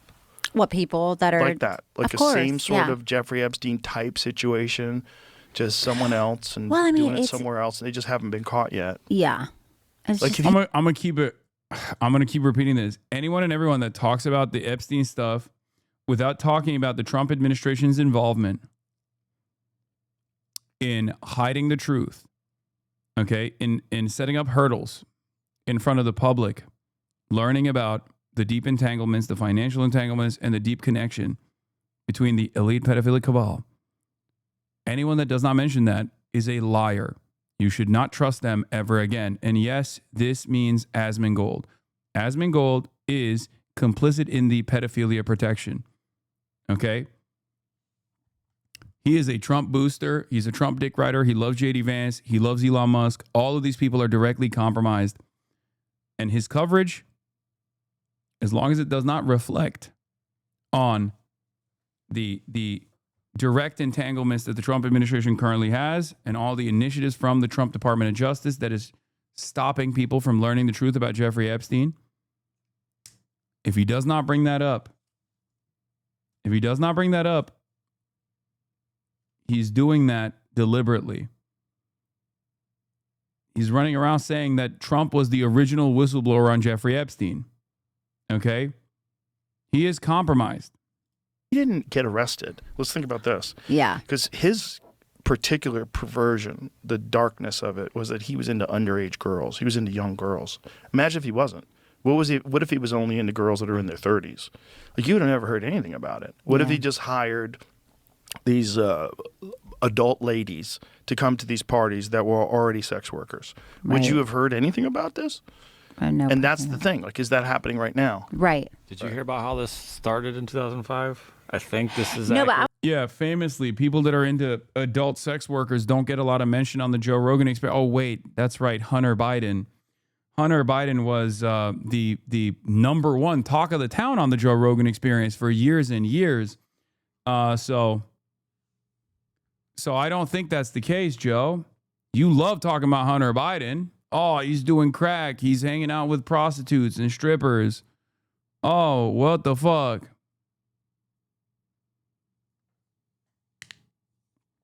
Also, rape and sex trafficking is still illegal, which is what Jeffrey Epstein was doing.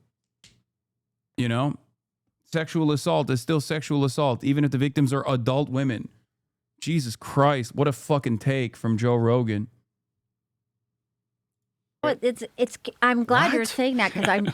This is crazy. Two girls fighting. So it started between a fight between two teenage girls at Royal Palm Beach High School in Florida. Here are the details of how the event triggered the investigation. Early 2005, two girls at Royal Palm Beach High School got into a fight during which one girl repeatedly called the other girl a prostitute or hooker. Following the fight, school administrations and parents investigated, searching one of the girls' purses and finding $300 in cash. The confession. The student initially claimed the money was from working at a fast food restaurant, but later revealed she had been paid for massages by a wealthy man, later identified as Jeffrey Epstein. This revelation led to a police investigation in March of 2005 when the stepmother of one of the girls reported the molestation to the Palm Beach police. Wow. Wow, that's in 2005. That was the first arrest. And now listen to this. It says they identify the Royal Palm Beach High was identified as a focal point for recruitment, where, according to investigations, at least 15 students were lured into Epstein's Palm Beach home. Holy shit. That's so crazy. Now That's in imagine 2005. Imagine if those girls didn't get in that fight. Imagine if that didn't happen. Yeah. It's dark. It's dark. Yeah, but if that guy was not into that, if he was not into... This chatter is on the money, by the way. Asmongold was privately speaking to Bannon. I believe this because he didn't mention Bannon when watching the Epstein interview. Bannon ran a business in China selling wild gold in 2006 or so. Bannon probably has been eyeing Asmongold for a long time. That's my theory. I don't think you're wrong about that. If he's not even mentioning Steve Bannon, which Elon Musk is now daggering, then I wouldn't be surprised if one of the people that he said is like high up and connected that he's talking to in the administration is Steve Bannon himself. Yes, Steve Bannon is very aware of the WoW meta. If you read The Devil's Bargain, it extensively lays out Steve Bannon's connection to like Gamergate and what he did with Breitbart after his time at Goldman Sachs when he invested into Chinese WoW gold power farmers. And he personally says like that was when he found out about gamers in general and how much they can how much prominence they can have, how much prominence gamers can have in manipulating dialogue on the internet. And he very openly, when he went to Breitbart, very openly used that by highlighting the Gamergate narratives.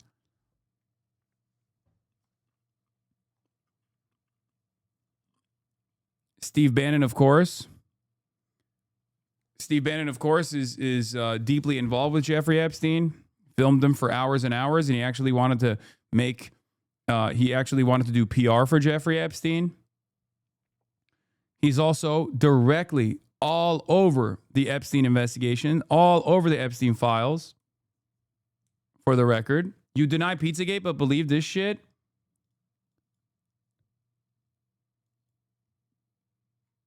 Exactly. Think. Because I base my analysis off of available evidence. There isn't a lot of evidence between, Asmongold being involved with Steve Bannon. That's purely speculative. There is a connective tissue between Steve Bannon and a possible relationship with Asmongold. I mean, there is a outward. We know that there is a relationship between Asmongold and Elon Musk.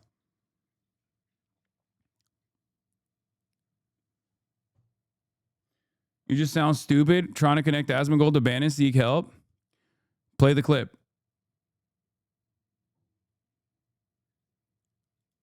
Play the clip. Oops, seems like you touched a nerd. Yeah, play the clip of Asmongold saying, he's connected to people. Dirty Goyim At Zagrar, can't even say America first. No, they are not R word. Arab are only 10% Goyim. 10% of Muslims are Arabs Goyim. Put Cash in jail. He sold out. This guy is, what is this guy? This guy's just a shit stirrer in everyone's chat. It's crazy that he's watching both me and Asmongold at the same time. And he's like yelling at Asmongold and then yelling at me. Does anyone have the clip of Asmongold saying he is in direct talks with people in the administration?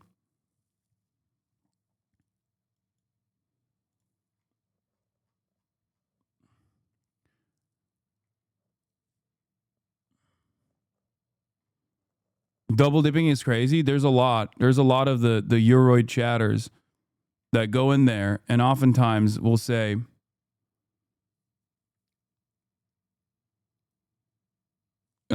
oftentimes we'll go in there and be like, I love you, Asmon. You're the fucking best. You're my goat.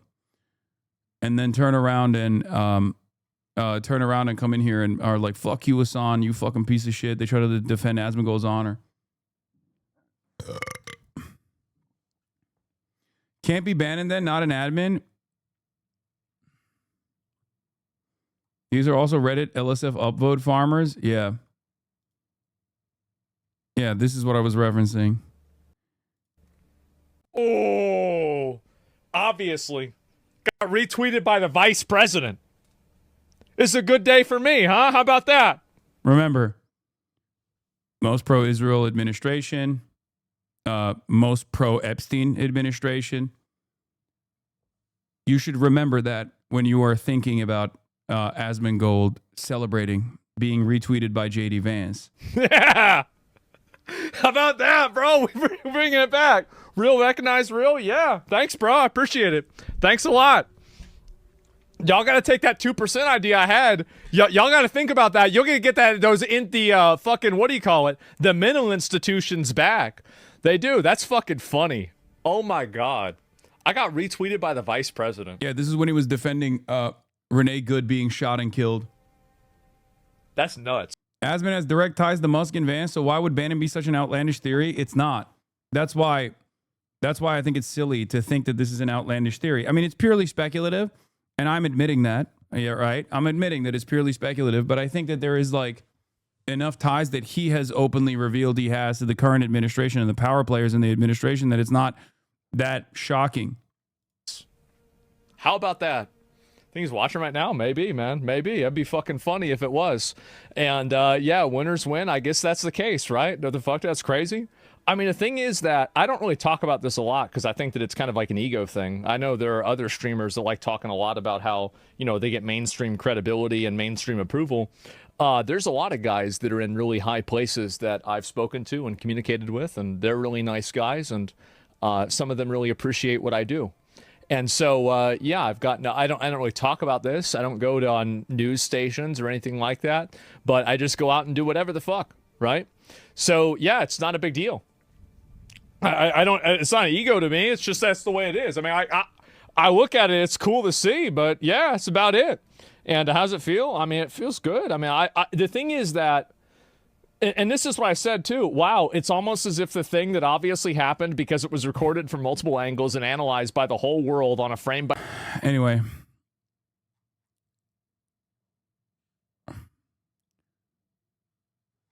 Hilarious that Asmon doesn't know he's being played. I think you're giving him too much credit. I don't think he gives a shit. It's a mutually beneficial relationship. He also admitted that Mark Andreessen's A16Z reached out to him on multiple times and even praised Mark when he was brought up in Bannon's Epstein interview.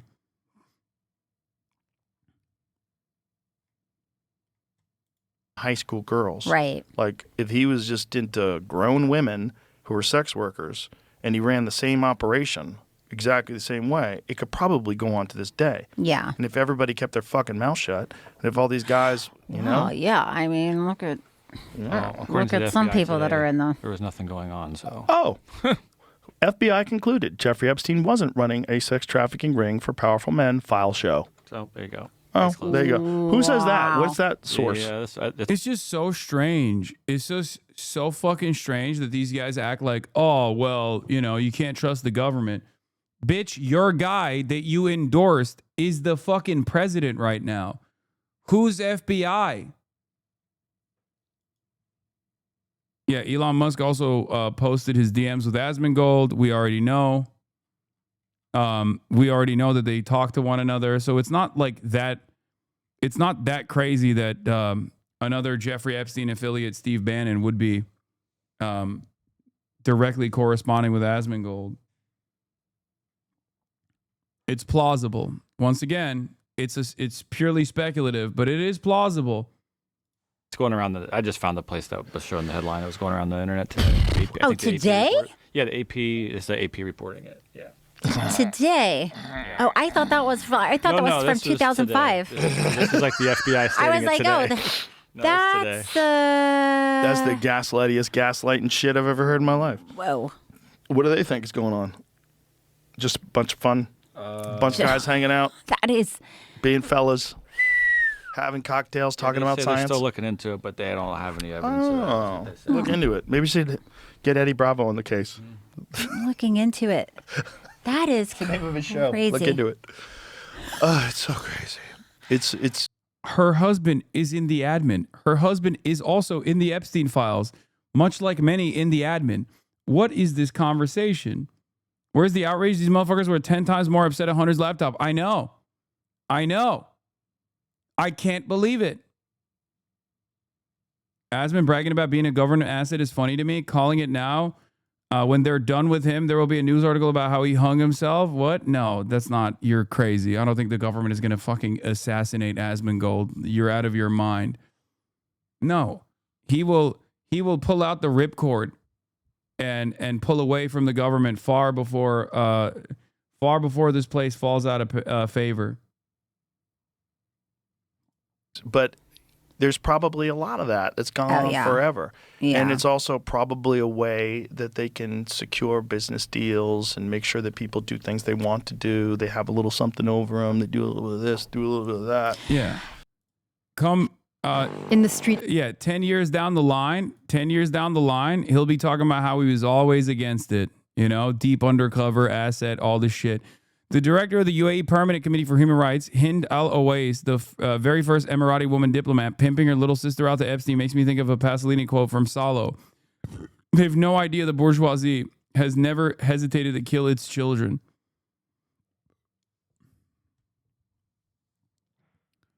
This is heinous shit, for the record. Are you in town? My sister is here, and I've told her so much about you. I want her to meet you. Let me know when. Kisses. Any day until... son, would you like to come to lunch on sat with her? Hi, already in discussions with Bleep on time. I am so excited to see you and introduce you to my sister. She's even prettier than me.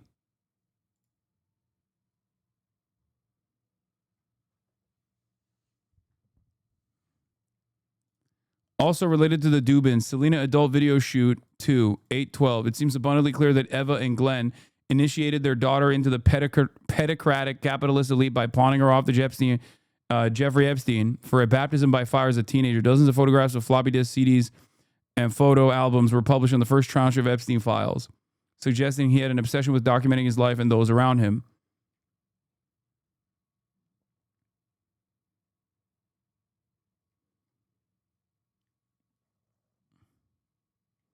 These people are monsters, dude, that would absolutely sell off their own in order to get a fucking leverage position, in order to get an upper hand, in order to be a little bit more connected to the fucking pedophilic elite.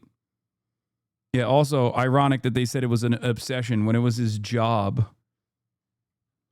According to the FBI, Donald Trump told the Palm Beach police chief, "Thank goodness you're stopping him. Everyone has known he's been doing this," in a phone call about Epstein. This comes from an interview with the FBI in 2019. FBI conducted an interview with Michael Ryder, the former police chief, in 2019. Ryder's name is redacted in the release document, but a summary says the interviewee became the police chief in 2001. The date of the phone call between Ryder and Trump is not noted. Trump described Maxwell as Epstein's operative to Ryder and said she is evil and to focus on her. The president also shared that people in New York thought Epstein was disgusting, and he once was around Epstein with teenagers present, but got the hell out of there. Now, what's really interesting about this CBS News data dump, of course, is the fact that Donald Trump publicly has basically said very pleasant and very nice things about both Jeffrey Epstein back in the day, and certainly certainly about Ghislaine Maxwell as well, including but not limited to wishing her well. I wish her well. Interesting. Interesting situation.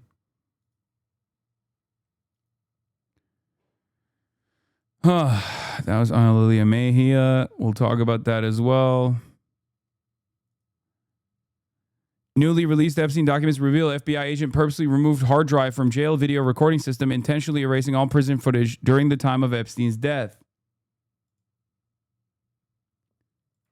Did Trump call the chief in 2006? Look, it was a phone call that may or may not have happened.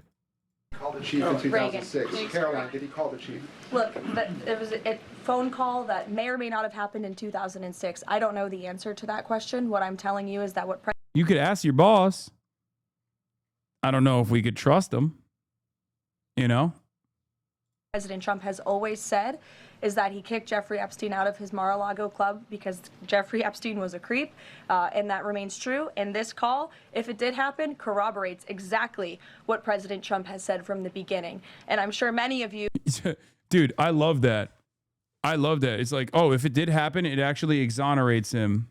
He is a white hat pedophile. He's a white hat pedophile. That's what it is. Alleged FBI report. But maybe it didn't happen. Who cares? Look away. Probably thought to yourself, wow, this really cracks our narrative that we've been trying to push about this president for many years. So we're moving on from that. Reagan. Does anyone have the finish reading this article? Can you send me the paywall removed article link? Because I can't. The Miami Herald has paywalls. Oh, wait. Maybe this one doesn't. Writer who retired as chief in 2009 confirmed to the Miami Herald that he was interviewed by FBI agents in 2019. He said the conversation with Trump happened in July 2006.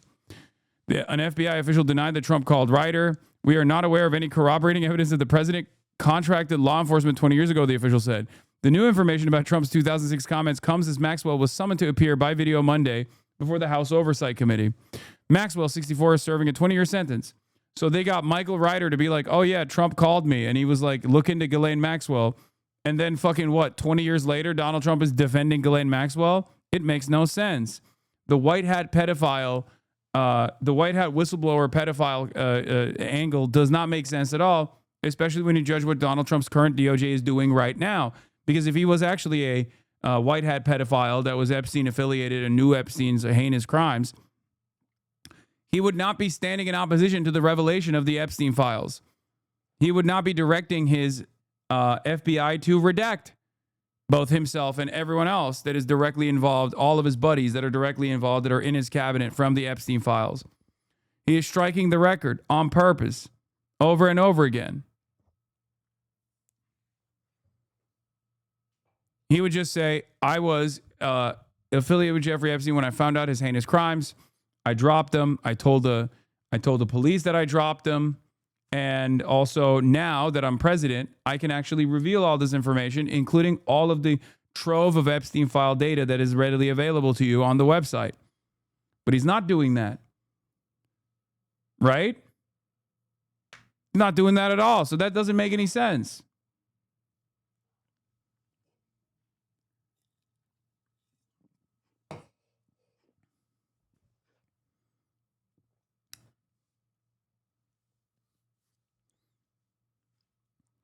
Trump has not said whether he would or would not pardon her. When asked about her arrest in July 2020, Trump said, I just wish her well, frankly. Maxwell's attempts to appeal her conviction have been unsuccessful, but she's filed a legal petition arguing that her trial was unfair. Circumstances behind Ryder's 2019 FBI interview have also not been reported before. The FBI just came to Palm Beach at the former police chief's request to pick up 2 boxes of Epstein case files that were found in the home of Joe Recarey, the lead detective who handled the case. Recarey, 50, died of natural causes in May 2018, and his widow moved out of the area. Ryder notified the FBI after the boxes were turned over to him, the report said. He told the FBI that one of the boxes contained an imaged copy of a laptop computer from Epstein's kitchen counter that had phone messages on it that Ryder had not seen before, the FBI report said. The report did not say what else was in the boxes. The interview was 4 pages, mostly focusing on Ryder's summary of the Palm Beach Police Department's investigation into Epstein, which began in 2003 when the police received the report that young women were seen going in and out of Epstein's waterfront mansion at 358 El Brillo Way on the island of Palm Beach. The police set up surveillance at Epstein's house, but upon checking the identities of two of the women who were visiting, found them to be adults. The case was closed because the police found no evidence of a crime at the time. Then in March 2005, Palm Beach police received a call from a woman reporting that her 14-year-old stepdaughter had been molested by Epstein. Upon interviewing the girl, she told them that other girls were being sexually assaulted as a part of an organized scheme in which high school girls were being recruited to give Epstein massages that led to assault and at times even rape, according to Ryder's account, which is also backed by the court files. More surveillance was done on Epstein's house, Ryder told the FBI agents. Some kids were observed, prepubescent with braces and backpacks coming from school. One employee said there were dozens of girls in one day. The Palm Beach Police Department then put together a case and brought it to the state's attorney's office. Ryder explained that he was upset with the state attorney, Barry Kreischer, rebuffed police efforts to arrest Epstein in 2006.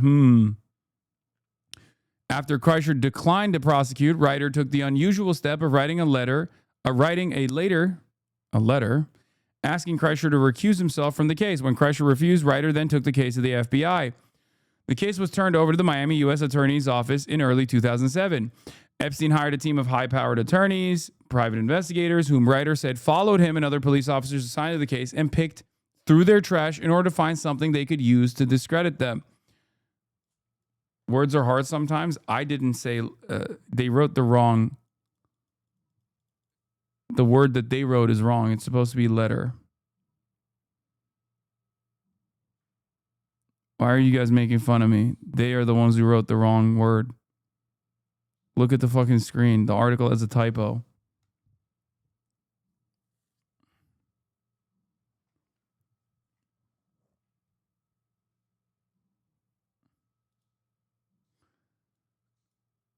What?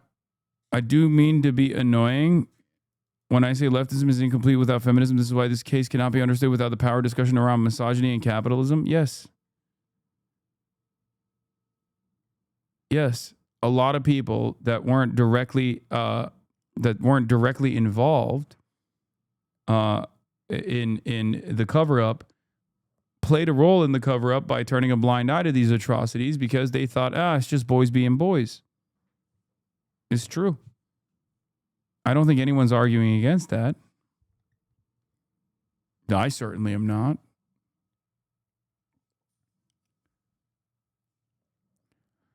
The case was turned over to the Miami U.S. Attorney's Office in early 2007. Epstein hired a team of high-powered attorneys and private investigators. They tried to discredit him. Epstein lived less than a mile from Mar-a-Lago. Jeffrey, who died by suicide last year, has said that Maxwell... who died by suicide? I thought Virginia Jeffrey was in a fucking horrible car crash and then succumbed to her wounds. That's interesting. Like, I thought there was a bus crash that took place.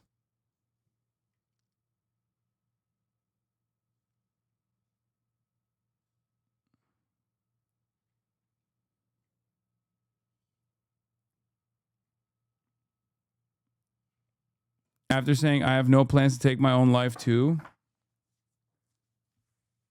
She also wrote a letter saying, if I die, I did not commit suicide. Anyway, has said that Maxwell approached her while she was working at the spa and offered her a job. Yeah, at the spa of Mar-a-Lago, Virginia Jeffrey. As a masseuse for a wealthy man, it was Maxwell who introduced her to Epstein. Palm Beach police, however, said no victim they had interviewed indicated they were recruited or abused by Maxwell, who by 2006 had largely been absent from Epstein's Palm Beach home. Trump has said that he banned Epstein from Mar-a-Lago after learning he was trying to steal his employees, but the president has consistently denied any knowledge of Epstein's crimes. He even went so far as to say Epstein was a terrific guy and noted it is said that he likes beautiful women as much as I do, and many of them are on the younger side. In 2019, Epstein also wrote an email in which he said of Trump, of course he knew about the girls, as he asked GHISLAINE to stop. That email was contained in a cache of documents the House Oversight Committee obtained from Epstein's estate pursuant to a subpoena in December. Ryder told the FBI agents that by 2007, he became troubled by the fact that that the federal prosecutors still had not arrested Epstein, so he requested a meeting with the then Miami U.S. Attorney Alex Acosta to find why. Now, Alex Acosta told him that the defense attorneys had frustrated prosecutors and that there was a lot of interest from the higher up. Ryder told the FBI he felt there was a hurry to make this case go away shortly after meeting with Acosta. Now, you might know Alexander Acosta, not as the young upstart federal prosecutor, but as Trump's labor secretary. Yet another guy that was deeply involved in allowing Epstein to roam free, who then was elevated into a position of prominence under the Trump administration. So it's not just Howard Nutlick. It's not just Howard. It's not Howard. It's not just Elon Musk. It's not Steve Bannon. Alexander Acosta from the previous administration was also connected to Jeffrey Epstein. So was Bill Barr, who happened to be the head of the DOJ at the time of Jeffrey Epstein's assassination, under the watchful gaze of Bill Barr. Bill Barr's dad was the guy who gave Jeffrey Epstein his first job. Okay? Peter Thiel, another Trump affiliate, deeply entangled with Jeffrey Epstein. Just interesting. Here's Yashar Ali saying, a reminder that former Trump Labor Secretary Alex Acosta, the former U.S. attorney who negotiated the highly controversial 2008 non-prosecution agreement with Jeffrey Epstein, now serves on the board of Newsmax. The 2008 deal allowed Epstein to plead guilty to 2 state prostitution charges, avoid federal sex trafficking prosecution, serve a lightly supervised 13-month jail sentence, secure broad immunity for unnamed potential co-conspirators, which effectively shut down a larger federal investigation into his abuse network. Acosta resigned as labor secretary after his Epstein deal received renewed scrutiny.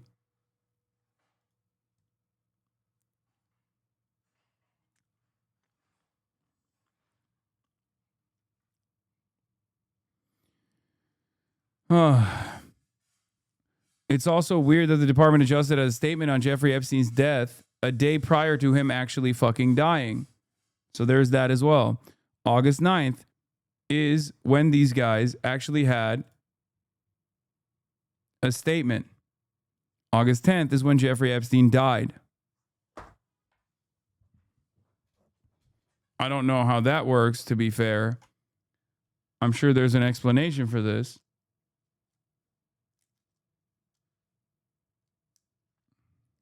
Very strange.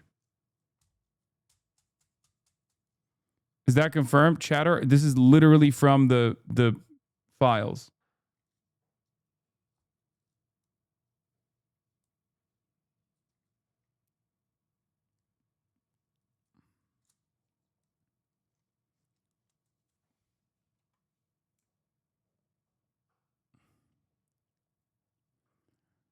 And it's not just like, I mistyped 10 as 9. Okay, then why is it Friday?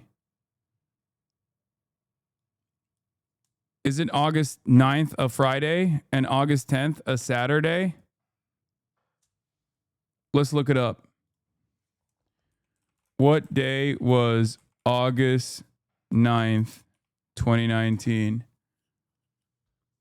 Yep. It was a Friday. So if it was supposed to say August 10th and they messed up and typoed it and they wrote August 9th, then it would actually say Saturday, August 9th, 2019. Don't you think? If this was a misclick in the way that they are presenting it, it would say Saturday, August 9th, 2019, as opposed to Friday, August 9th, 2019, because August 9th was a Friday. So they mistyped Friday as well on top of August 9th as well. Could be a time zone thing. Brother Jeffrey Epstein was killed in the Southern District of New York. It's the same fucking time zone.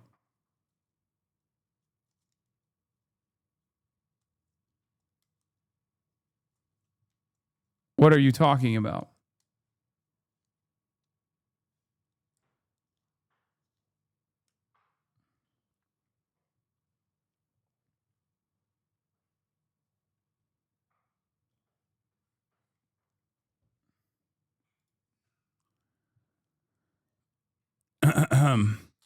Why would there be a statement announcing Epstein's death dated for a day before his body was found? Also, sans reference to suicide.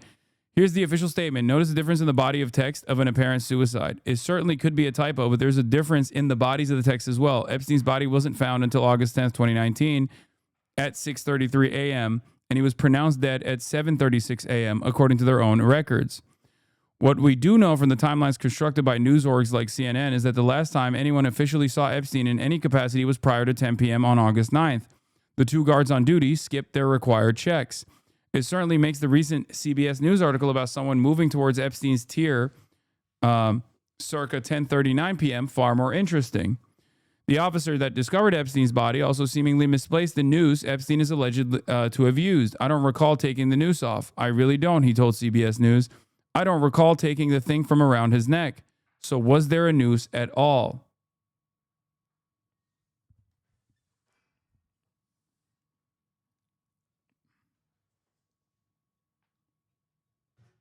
Interesting stuff. Especially with all of the inconsistencies or all of the perfect mishaps that took place around Jeffrey Epstein's untimely demise, you have to be the biggest dumbass to assume that he actually killed himself and that the state did not actually assassinate him. No, they did not move him to Israel. Oh my fucking God. Oh my God. I do not believe that Jeffrey Epstein was moved to Israel and he is alive in Israel. You don't know that. Okay. I think the higher likelihood is that they killed him. The higher likelihood is that they killed him and his dead man switch was supposed to be Ghislaine.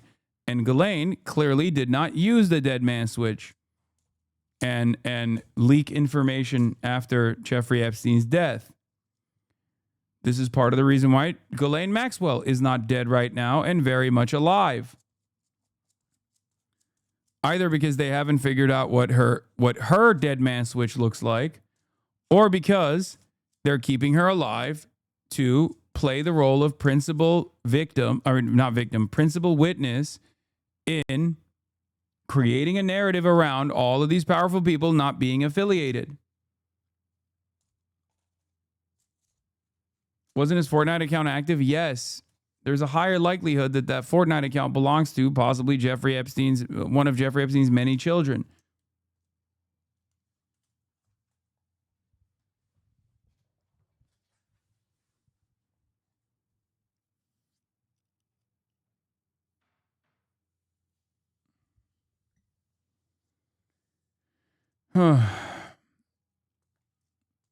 Epic Games made a statement as a name change that is triggering people. No, because that account was still active though and did not go through a name change as far as I understand.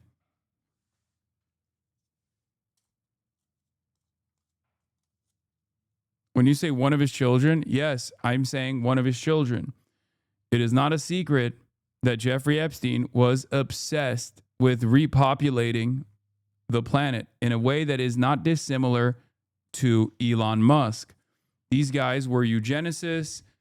They were massive racists. They were obsessed with IQ, and they were obsessed with declining birth rates. There's enough evidence to suggest that the New Mexico residency that Jeffrey Epstein had under his name, also known as Zorro Ranch, which, by the way, Bill and Hillary Rodham Clinton has visited, for the record, just so you know, was an operation for breeding people. Like there is a testimony from victims that Jeffrey Epstein had an OBGYN come to the Zorro Ranch in New Mexico to go through the process of making children through coercion, through rape, forced inoculation.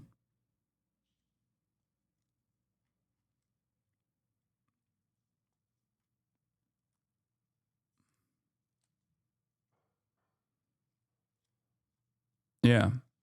The New Mexico forced insemination. Sorry.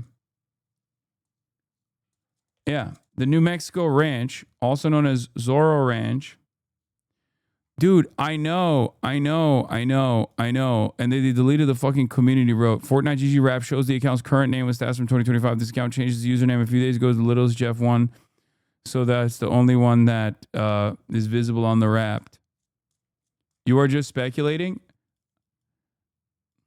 Yeah, that's what people said about all this other Epstein shit, including that he was not fucking, including that he committed suicide. When I was like, he didn't commit suicide. Yeah, wait a couple years until you fucking arrive at that truth too. Also, this is not speculation. Jeffrey Epstein did hope to seed human race with his DNA. This is real. It's from 2019. And Zorro Ranch was used.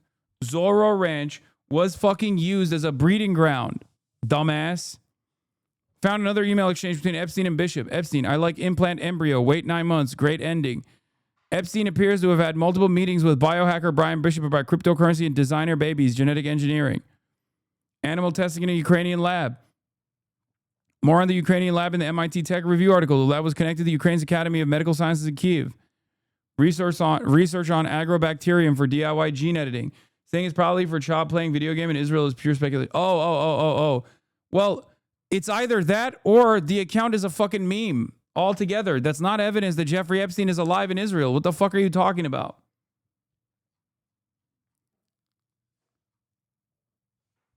If Fortnite GG 2025 rap shows the current username as opposed to the old username, and there was a username change, and Fortnite is actually correct, then that's still evidence that Jeffrey Epstein is not alive in Israel. My argument is not that this is an account that belongs to Jeffrey Epstein, chat. You don't understand. I'm saying that if there is an account connected to Jeffrey Epstein that is active in Israel, it's more likely that it is not Jeffrey Epstein himself that's alive in Israel, but instead like one of his many children.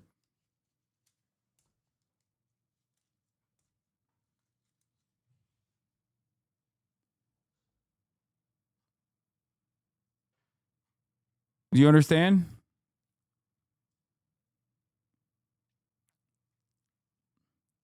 It could very well be. Why would it be his children? It's more likely that it's more than likely a girlfriend. Okay, fair. But again, sure. Sure. And yet, once again, it fucking means that it wasn't Jeffrey Epstein himself that's alive. So we're not even in disagreement. Now you're speculating, dummy. Mr. Streamer, you're only speculating that Epstein trafficked victims to the wealthy elite after all the FBI said there's no list. Yeah, these chatters are papega. You can write off Epstein is alive, but it's not out of the realm of possibility. I just don't think it's likely. I don't. Like, what is the purpose? What could be the purpose of Jeffrey Epstein still being alive? Is still being alive rather than dead right now. Like when you're looking at the realm of possibility, you have to think about his dead man switch. Don't you think it's more likely that his dead man switch was in the hands of Ghislaine Maxwell?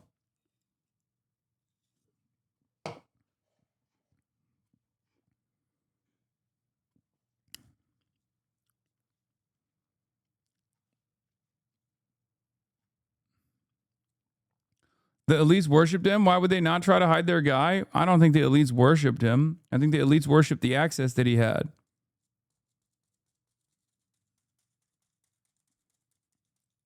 I also love the idea with a guy with insane OPSEC backing that somehow was escorted out without a single trace, but he still goes like, you know what? I'm going to fucking play Fortnite on my old account tied to my compromised email. Yeah.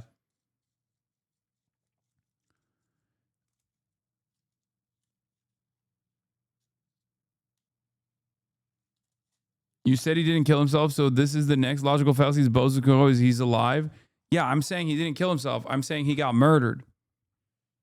Tying off loose ends is not that crazy, especially considering that another Jeffrey Epstein affiliate, Jean-Luc Brunel, died under similar circumstances in a French prison. Hello? This is like the oldest thing that the FBI and the CIA does to their assets. And so does the Mossad. Ghislaine Maxwell's father, Ghislaine Maxwell's father also died under mysterious circumstances. Fell out of his boat. And if you look into the details of what took place, with Robert Maxwell, you'll see a lot of inconsistencies there as well. He was off in his yacht. No signs of visible struggle whatsoever. Doors were locked from inside.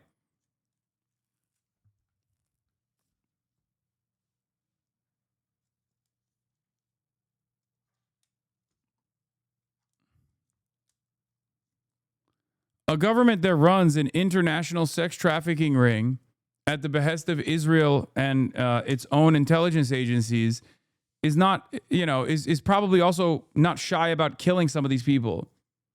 And Maxwell's own dad was retired by the state of Israel, and Epstein admits to it in an email. Yes, Robert Maxwell. It's a known secret. It's not really a secret at all. I mean, he got a hero's funeral in Israel, even though he got killed by the Israeli state.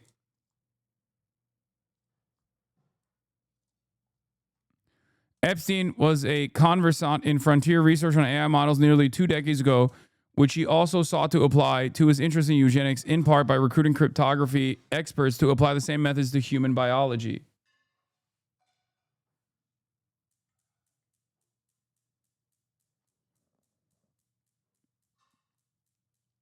You know?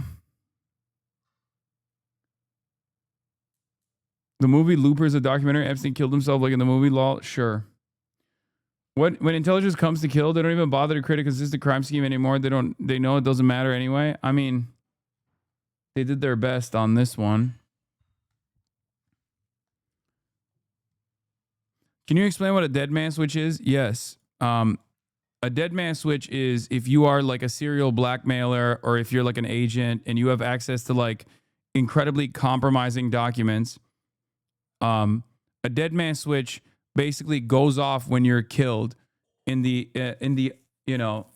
event of your untimely demise, it automatically mass distributes like all of these classified information, and people usually know that you have a dead man switch. So that's basically your leverage. So they don't fucking assassinate you. They don't burn you. It's insurance.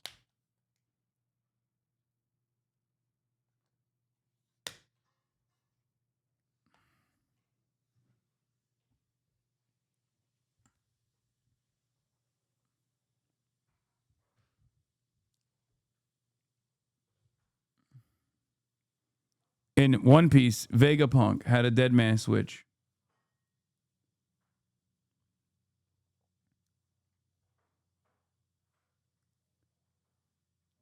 Yes, it is likely that Mossad could have figured out what his dead man switch was and neutralized it. Or, what's even more likely, in my opinion, is Ghislaine Maxwell is the dead man switch for Jeffrey Epstein, and she did not trigger it. I mean, Ghislaine Maxwell is his life partner, his partner in crime.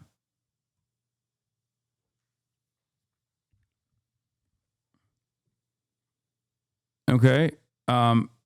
It makes sense that he would have thought that she would not betray him in the end. And she could have totally been like, she could have totally just kept the dead man switch for herself, as evidenced by the fact that she's still alive. This doesn't mean that that switch can't be neutralized. It certainly could.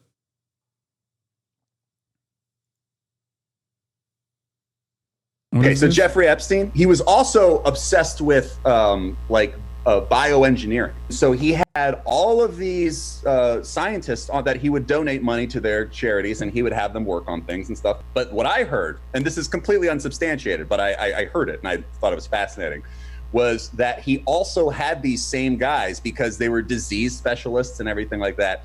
He had them design a novel coronavirus that was his kill switch. Basically, like, that was his trump card, which is like, I don't go to jail or I release this shit.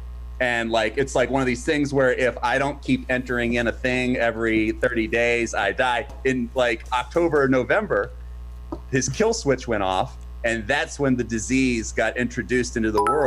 I don't believe that, because that would mean that Jeffrey Epstein is like directly connected to the Chinese government.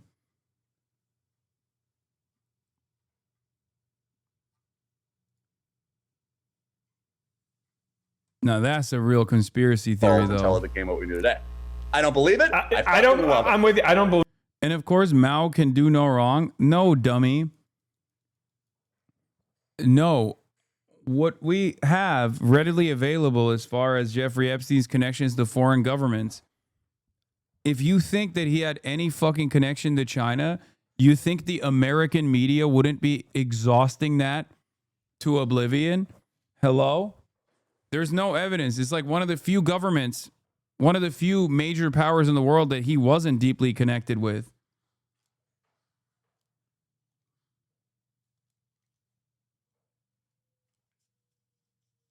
Unless he's trying to say that coronavirus wasn't released in China, in Wuhan, but instead was released in America or something. Leave that for a second, but that's a goddamn great conspiracy theory. I love it, and I'm going to spread it as much as I can. He did die after this, to be fair, under mysterious circumstances.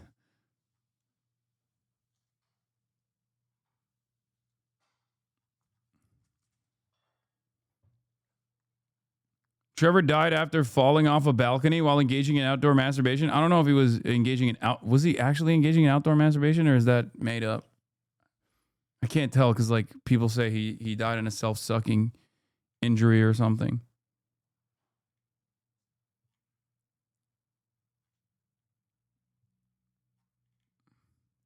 Anyway, speaking of sex trafficking conspiracies that are happening in the real world right now, obviously the federal government doesn't just kidnap people through the Jeffrey Epstein network. They kidnap people through ICE. And it turns out a man who does ICE background checks was arrested in a prostitution sting. This is the most disturbing arrest that we've had here. He is a backgrounder for ICE, Homeland Security, and federal agencies. So when you're getting your security clearance, this is one of the guys that does your backgrounds, which is kind of scary. So we locked him up. And I think if you're going to be, these people get access, they get a high security clearance, right? Because again, for all the ICE agents, Homeland Security agents, and people getting security clearance, this is one of the people that does the backgrounds. And you come here trying to purchase sex. We locked him up. I don't think he's going to be passing a background check no time soon. Ha! That's what you think, big dog. Let's keep it $150. They probably hired him for that reason. Okay? Let's be real. I mean, this is not even a conspiracy. It's just it's in broad fucking daylight. ICE does this, you know? How many people have gone missing under ICE custody so far in Alligator Alcatraz? ICE straight up is kidnapping children. We already know. A lot of these people that talk about like the international sex trafficking rings, including but not limited to that Sound of Freedom guy, have also directly contributed to the international sex trafficking rings. For ICE, sex trafficking is a feature, not a bug. So, not exactly certain as to why this would be far-fetched. Anyway, it's been 8 days since ML Calderon and I broke the story, saying CBS News would cut ties with longevity expert Peter Attia over his Epstein ties, updated with the fact that Barry Weiss was pushing back on corporate pressure to do so. She still has not commented, nor has anyone at CBS. Yeah. Anyway, if you want to know what our pedocon administration is doing, by the way, let's take a look at what our pedocon administration is doing. That's right. Deepening the blockade on Cuba. Of Havana, coal cellars are everywhere. Amid power outages lasting up to 10 hours, and as shortages of fuel, food, and medicine begin to bite, hard-pressed Cubans are having to be resourceful. We did this by first doing the regime change that's not really a regime change at all, but like a more pliant administration under Delcy Rodriguez's lead in Venezuela. We kidnapped Maduro. We told Venezuela no more fucking oil to Cuba. Okay. This is also on top of the, massive blockade, this embargo that has existed for half a century. Okay.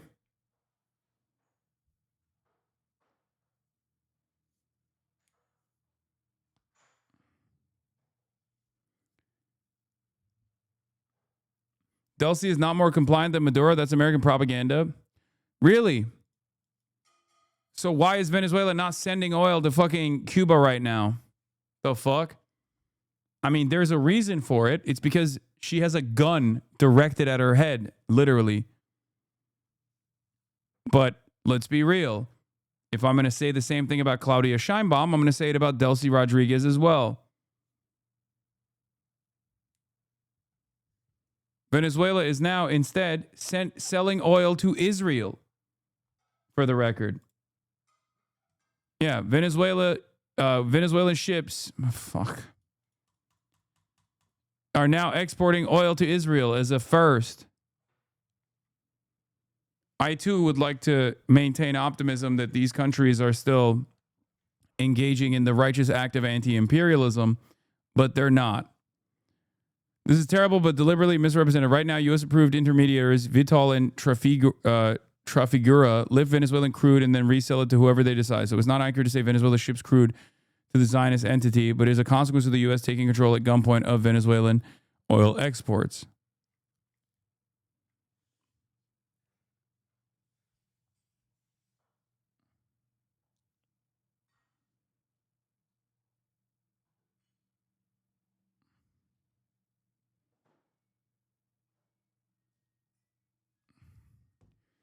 Ultimately, in simplest terms, America put a gun to the head of Venezuela and said, you're going to fucking sell oil to Israel and you're not going to sell oil to Cuba. It's that simple.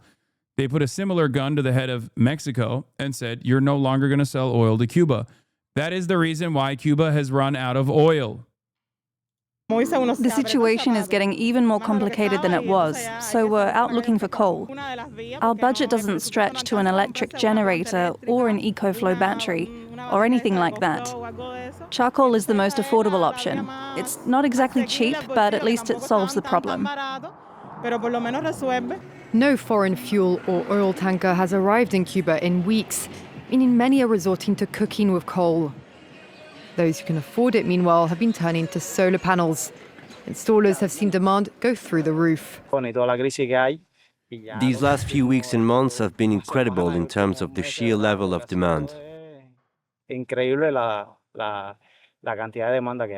Since US President Donald Trump severed the island's access to its primary petroleum sources in Venezuela and Mexico, the Cuban government has brought in emergency measures to ration what fuel is left and ease blackouts that are affecting everything from homes to hospitals. They've shuttered universities, reduced school hours and the work week, and slashed public transport, leaving Cubans stranded and worried. I've got a trip to make and everything's been canceled. There's nothing. We're stuck here, and what's worse is the helplessness about what's going to happen, the uncertainty. The crisis also threatens to cut Cuba off from another vital economic lifeline, that of tourism, which looks set to continue its plummet after Cuban officials warned airlines that they wouldn't be able to refuel their planes on the island for at least a month. Congresswoman, we broke some news at Dropside today about Marco Rubio cutting President Trump off in negotiations about Cuba policy. He's been telling him that they've been in negotiations for a while, but in reality, it's been multiple weeks where that actually hasn't been the case. What's your reaction to that divide on foreign policy within the administration? Well, I think, I have to read the reporting that you're talking about, but this is what we've seen with Gaza, right?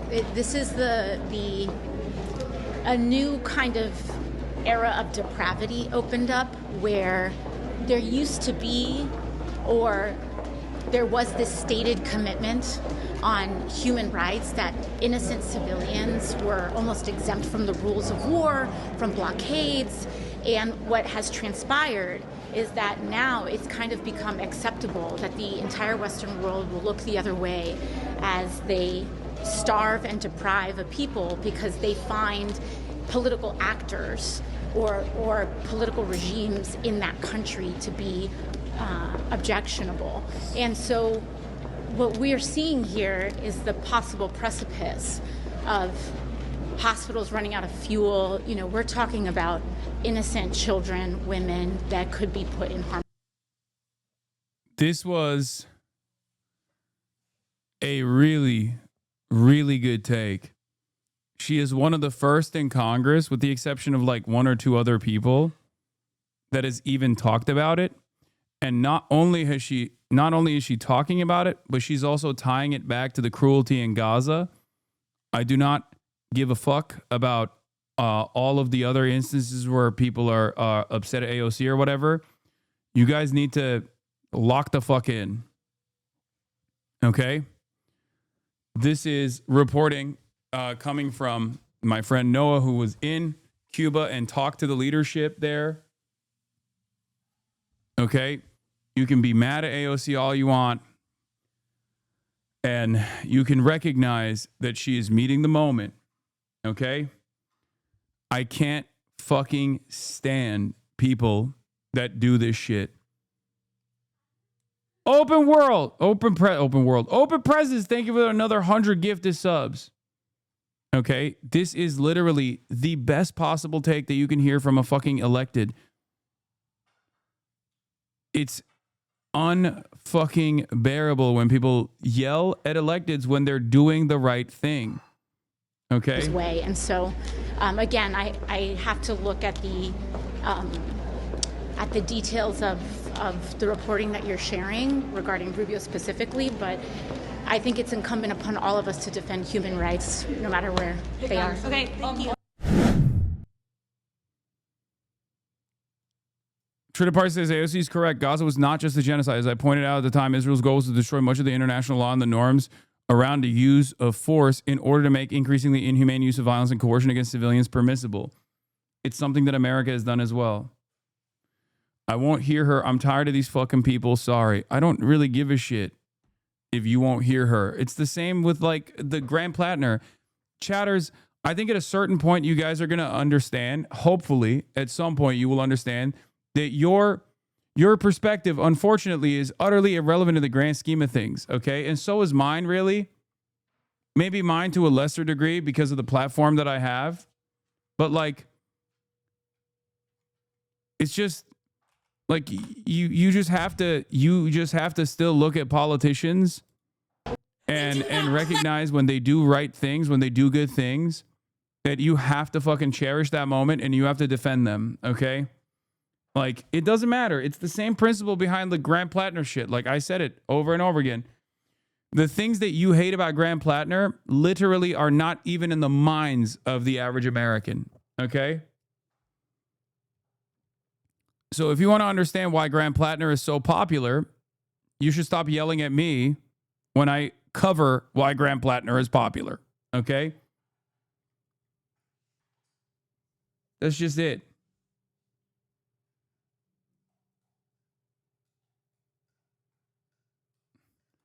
Remember DSA's Aber Kawas, who you interviewed? AOC just endorsed her opponent, but it's the pressure her to run for state senate instead. Representative Alexandria Ocasio-Cortez just endorsed Brian Romero for assembly over DSA endorsed Aber Kawas. Peter Stern has the news. In some context, Kawas is likely to run for state senate instead.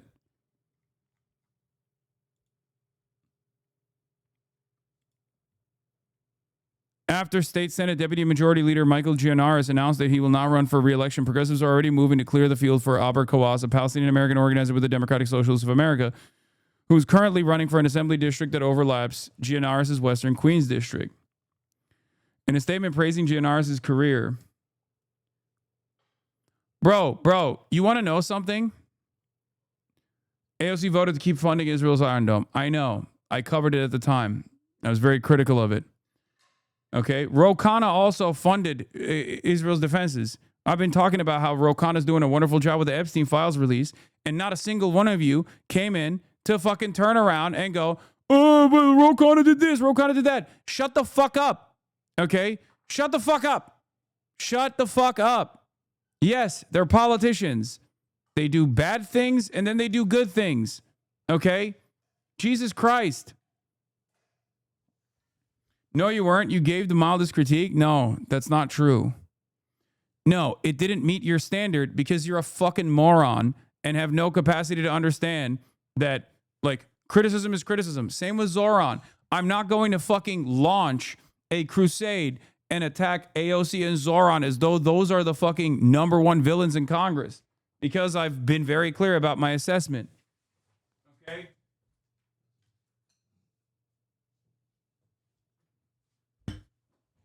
I grade politicians on a fucking curve. You don't. And that's fine. We have a disagreement there.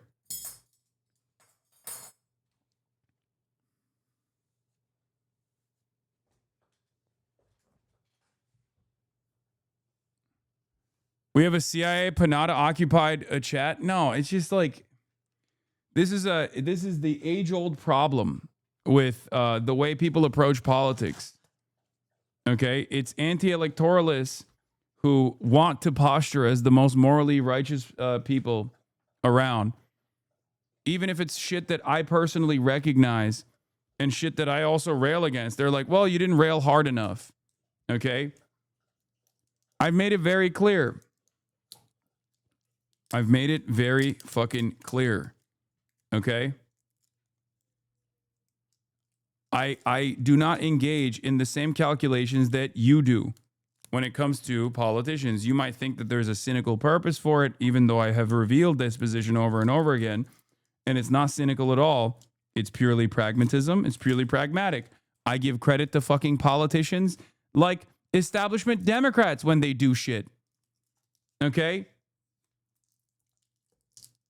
I even give establishment Democratic politicians credit. And I spend a good deal of time criticizing them as well. Why do I do that?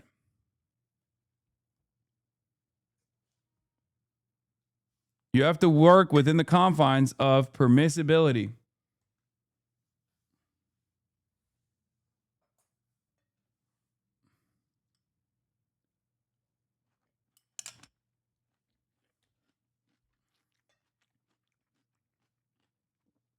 If you think that your arch villains in Congress right now are people like AOC or people like Zoran Mamdani, the Bernie-crats, you're just not, like, you're not invested in elections at all. And that's fine.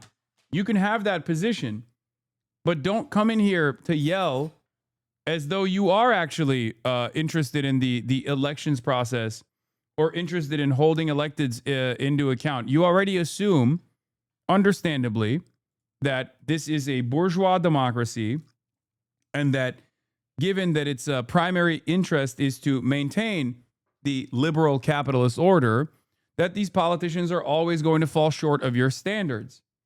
Okay? But if that's your assessment, don't act like you're, making a reasonable analysis around how some electeds operate. You're not. Your analysis is that all electeds are going to behave in this predictable way. A predictable way that defends capital and the interests of capital. They're always going to fall short of your standards. So why the fuck are you critical in this moment? You already have made your position be known.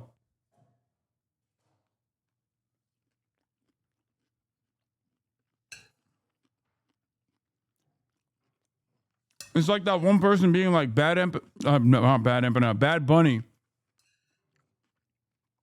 is not a real anti-imperialist, anti-colonial actor because he hasn't fucking taken up arms against the American government and started doing terrorism.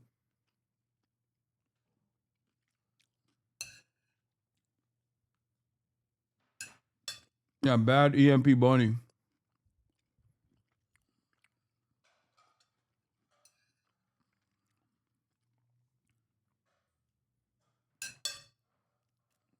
Fucking ridiculous. Jesse?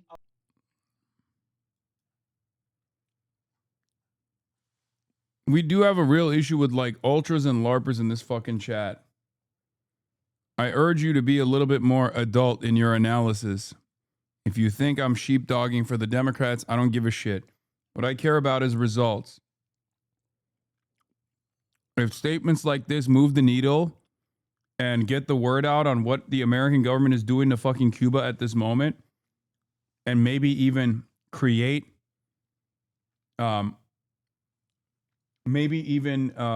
create a pressure valve or create a pressure point against the administration and allow us to save lives, and the same calculation that existed for Israel too, by the way, for the record. I never shied away from openly revealing that either, which is ironically enough the reason why many people tell me I'm not a real anti-Zionist, right? And we joke about those people because they're fucking stupid. The same goes here as well. I don't give a fuck. I will ally with anyone that will take action to stop the starvation and strangulation of the Cuban people. I will ally and align with anyone that stops the genocide of the Palestinian people. If you're not invested in that and you're instead invested in maintaining some moral purity, then, you know, we're going to have a disagreement there. It's that simple. I was walking rookie today in my neighborhood, on my street. On a leash? Yeah, and this... Is that your boyfriend? This car comes throttling down, and he looks me right in the eye. He was already angry. And he sees me, and I give him a wave, because he was a neighbor, I thought. And all of a sudden, he passes me, screeches on the brakes, rolls down the window, and says, "F you, fascist!" Whoa, really? Really? Is that real? In my neighborhood. Oh my For real? I swear to God, this happened this afternoon, and I'm thinking to myself, like, he doesn't know I'm a fascist. Yes, he does. You're on TV. Do I come across as a fascist? No. Jesse, I was walking rookie today in my neighborhood, on my street. On a leash? Yeah, and this... Is that your boyfriend? This car comes throttling down. That's awesome. Pledge allegiance to Wall Street, UAW. We don't pledge allegiance to greed. We pledge allegiance to no one president. We pledge allegiance to a nation, our nation, the United States of America, to the betterment of all people. Because when you organize UAW, when you strike, when you stand together for each other, you pour meaning into that flag. You make it mean something to everybody.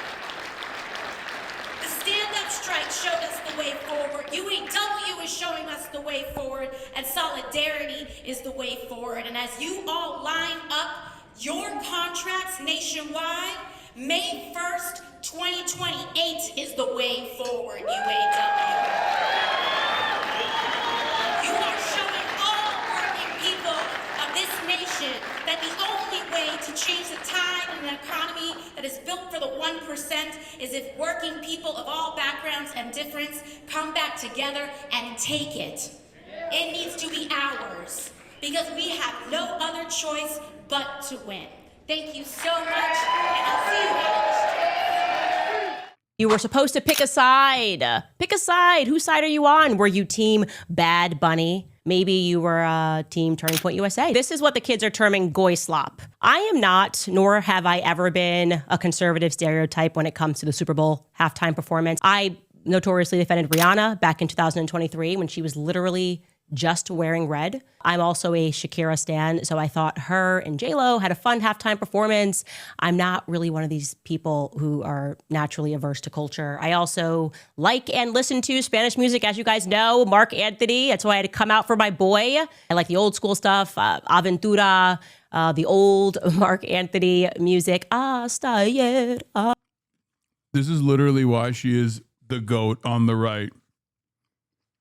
A lot of you will look at this and go, oh, who cares? Like, this is basic shit. Yeah, conservatives can't even fucking clear that basic bar.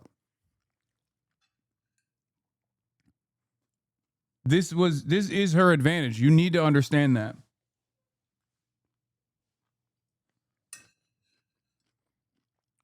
She has the capacity to present herself as a human.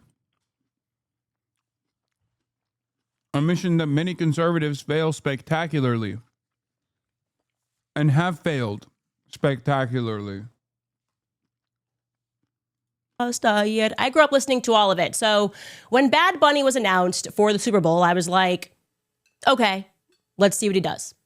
I do not know one Bad Bunny song, just like I don't know any of Sabrina Carpenter's music. The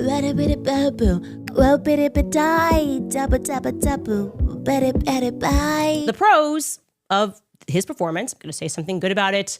I actually thought the set design was really cool. I loved that it looked like a little pueblo, a little Spanish town, that the mercado, the bodega. And to be clear, I think it felt obviously very authentic to him and how he grew up, but not just to him and how he grew up, but also in America. If you guys don't know that, this is how a lot, that looks familiar to me and the way that I grew up. Like, you know, the corner bodega. It's a real thing. And I actually quite enjoyed the little electrical line thing that they were doing. I thought it was clever and it was fun. Now, the downside is that it was not in English. And if you were not a Spanish speaker, you could not emotionally connect to that performance. It was really all in Spanish, save for Lady Gaga's portion when she was sort of doing the bad salsa, which was very American. You know, she wasn't exactly hips don't lion. And I was like, okay, now, is that Bad Bunny's fault? Obviously not, because he was booked. I agree that it would be nice to have an English-speaking halftime. That makes sense, because everyone actually in America should speak English. But he didn't book himself. The person that controls who gets to perform at the halftime is Jay-Z for some reason. Jay-Z doesn't speak Spanish, but Jay-Z booked him. And for a very long time, it's been clear that Jay-Z's got some sort of a relationship with the feds. I tend to believe a lot of the stuff that Kanye said. And so, like I said, this feels a bit like, let's get both sides warring with one another. Bad Bunny, objectively, whether you like him or not, he had a successful Super Bowl halftime performance in terms of the metrics. This means that the, I would say, unnecessary Super Bowl political lines that were drawn by Turning Point USA was not successful in terms of drawing people away from the NFL's viewership.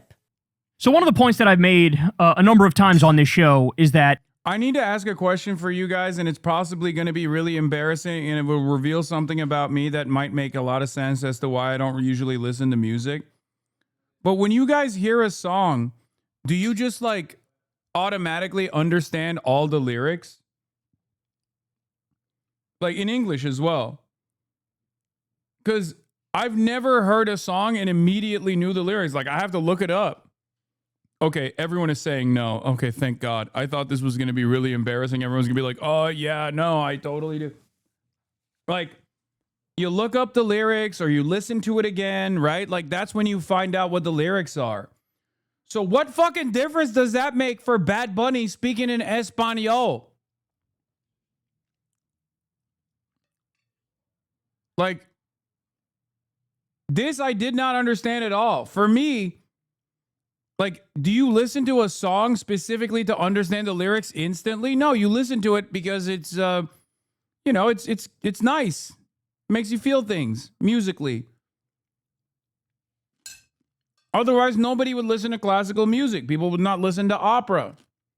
People would not be able to listen to songs from a different language. Maybe I'm the weird one, and I am definitely the weird one because I don't really listen to music that much. But like, when I do listen to music, I don't give a shit if it's in English or not. Half of the music that these guys love, like butt rock, is also indecipherable. What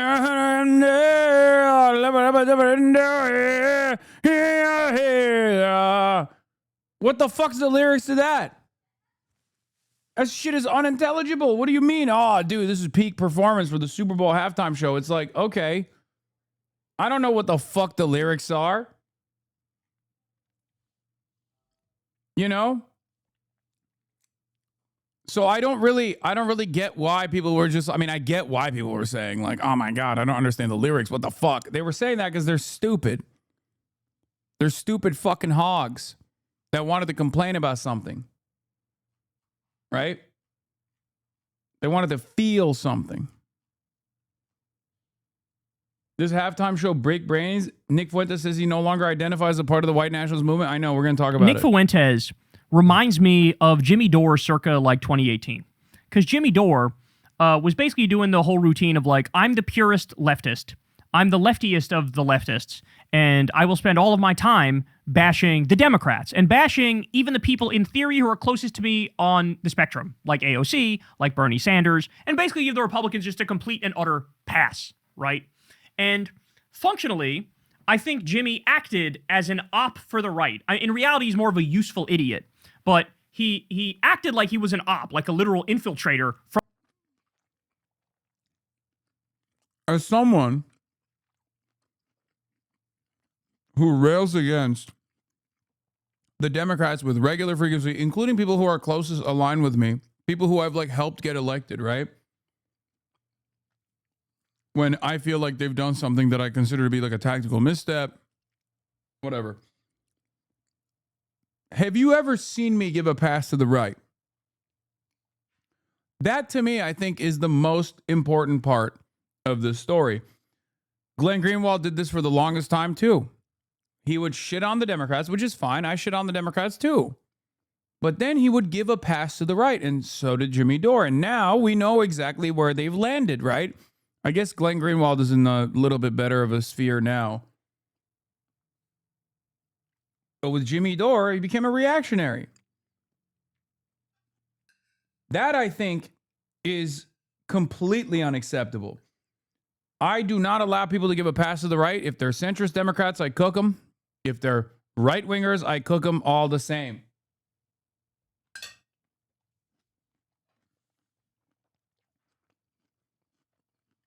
From the right to undermine left-wing movements and the Democrats more broadly, right? And Nick Fuentes does the exact same thing. He mirrors that on the other side. He mirrors that on the right. So he comes in and he says, I'm the most right-wing of the right-wingers. I'm the most pure of the right-wingers. I'm the most far-right of the right-wingers. And I declare that the Republicans are the biggest enemy and that Donald Trump is not right-wing enough. And so I'm going to beat up on Trump. I'm going to beat up on Vance. I'm going to beat up on the Republicans 24/7 and make you feel disaffected and disenfranchised and try to get you to not support Republicans and barely, if ever, hardly lay a glove on Democrats in the same way that Jimmy Dore hardly ever laid a glove on Republicans in like 2018. Now, the jig is up with Jimmy. He's out of the closet. The shine has worn off now and people know he's just leans right. He's like a right-leaning conspiracy guy now, right? But there was a time where people would argue, like, no, he actually is the most left-wing. Oh my God. It was fucking unbearable. It was unfucking bearable, dude. So many of the same, and it's always the same people. The people who are like bad empanada stands that come in here and are unstoppable wreckers were the exact same people. They were the Jimmy Dore stands back then. Oh my God. Yeah, forced to vote disclosure, discourse. Everyone coming in here to be like, Hasan, you have betrayed the revolutionary cause, unlike my king, Jimmy Dore. Forced to vote, forced to vote, forced to vote. You are just dick eating, AOC. Forced to vote, forced to vote. And now it's the bad empanada guys.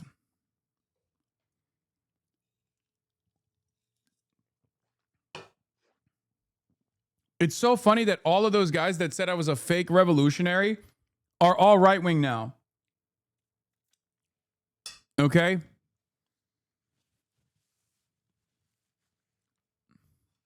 Every single one of those guys. Every single one of those guys, with the exception of Brianna Joy Gree, obviously. She's fine. She's all good. I don't think Bad Empanada will go reactionary. No, I don't think he will either. I think he's just insane. I think he's not going to turn right-wing. He's just an ultra.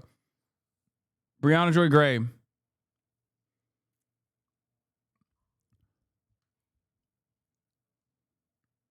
My point is,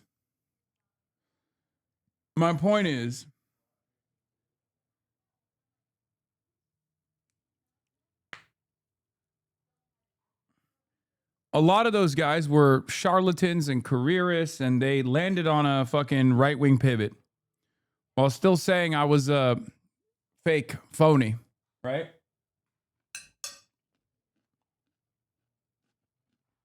He has already said he doesn't care about socialism. He just wants the first world to suffer. Actual LARPer, Lamount. Yeah,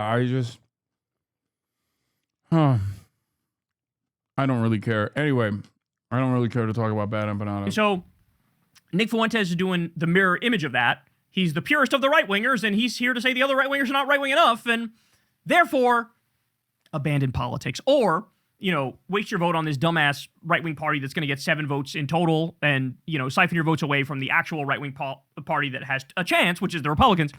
That's what he's doing here, right? So here's Asmongold, who's also... Yeah, the person who, by the way, the person who famously left this community was Jackson Hinkledink, because I kept shitting on Jimmy Dore.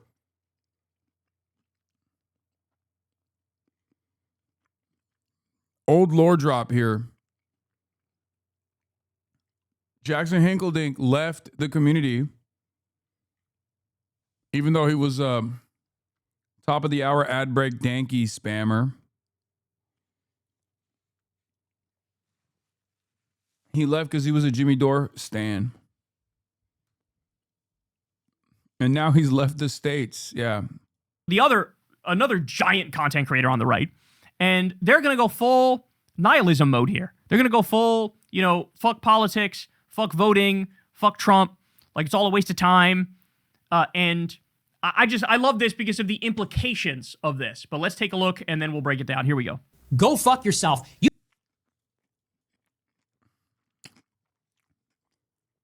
Is it respectful to talk about famine in Cuba while eating and licking your fingers at the same time? Am I talking about the famine in Cuba?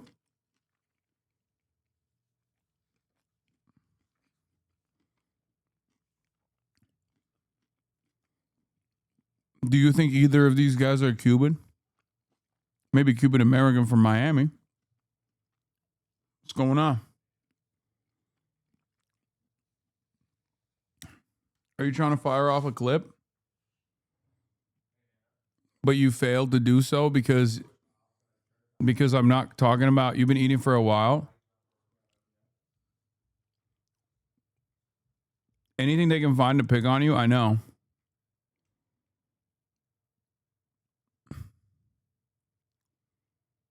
What happened? Why would I want to fire off a clip? Oh, so you're just fucking medically stupid for fun. My mistake. I thought you were at least like doing this for a purpose. It turns out you're just fucking stupid. Hey, I don't know if you know this, but Cuba also doesn't have electricity. And here I am sitting in a room with electricity. Also, not only am I certain of this 100%, but I feel like our Cuban comrades in Cuba would not care whether I'm eating or not while covering their plight. For them, it's more so about, you know, it's a matter of life and death. And for them, it's more so about getting the word out to begin with. But notice how I'm not talking about Cuba right now, and I'm eating right now, and you're trying to complain about that? Do you feel like this is the most productive way of criticizing the coverage?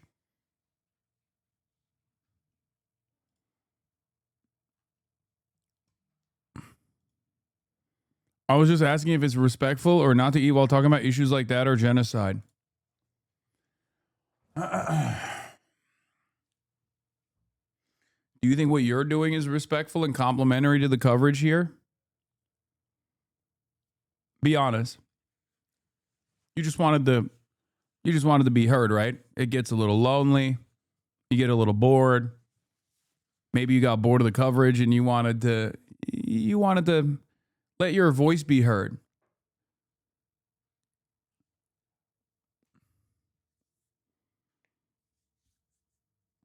Stir the pot a little bit. Why do people get so stupid when you eat on stream? I think part of it is because they're just like unaware of how Twitch live streaming works. You know? Maybe.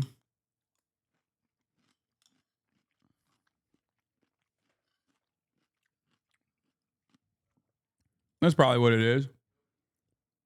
Sometimes I feel like that is not respectful. No, it's not. I think this one might just be stupid.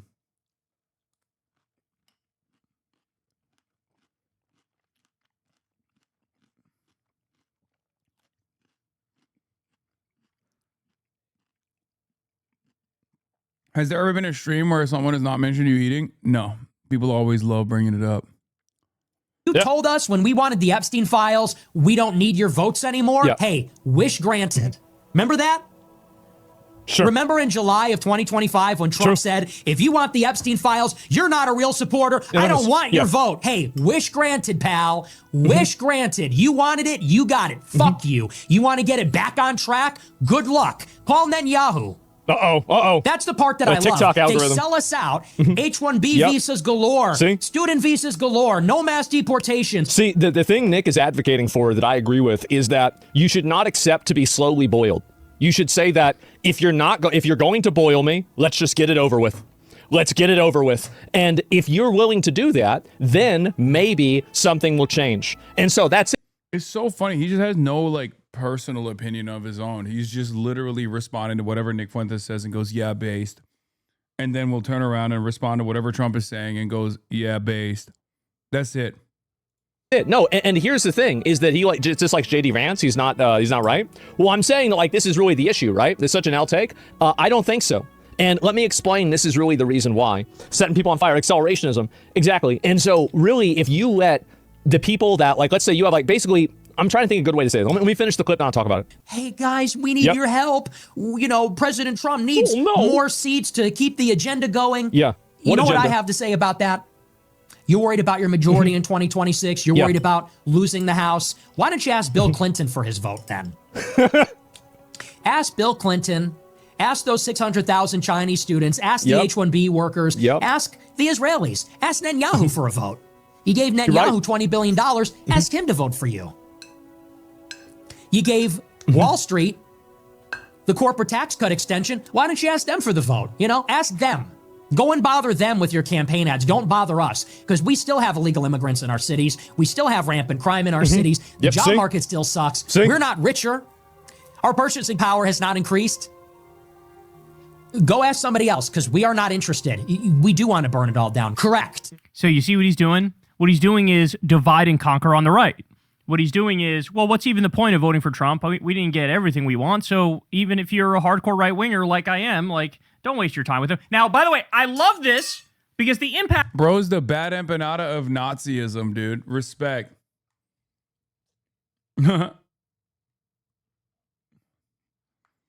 He's literally he's the ultra.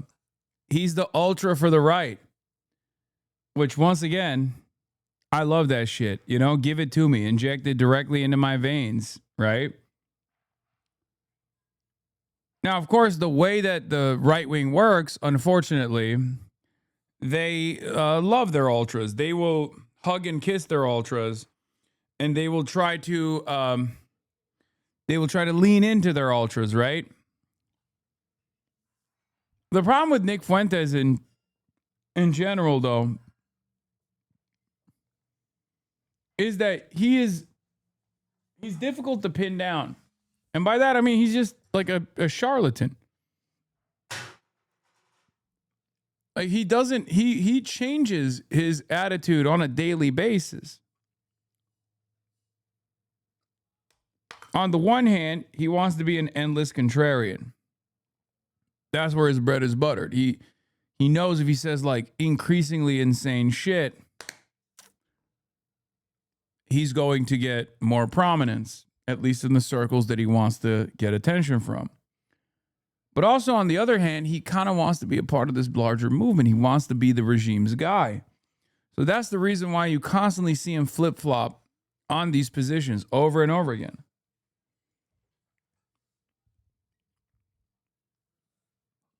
One day, he'll talk about how he hates the Jews and Israel.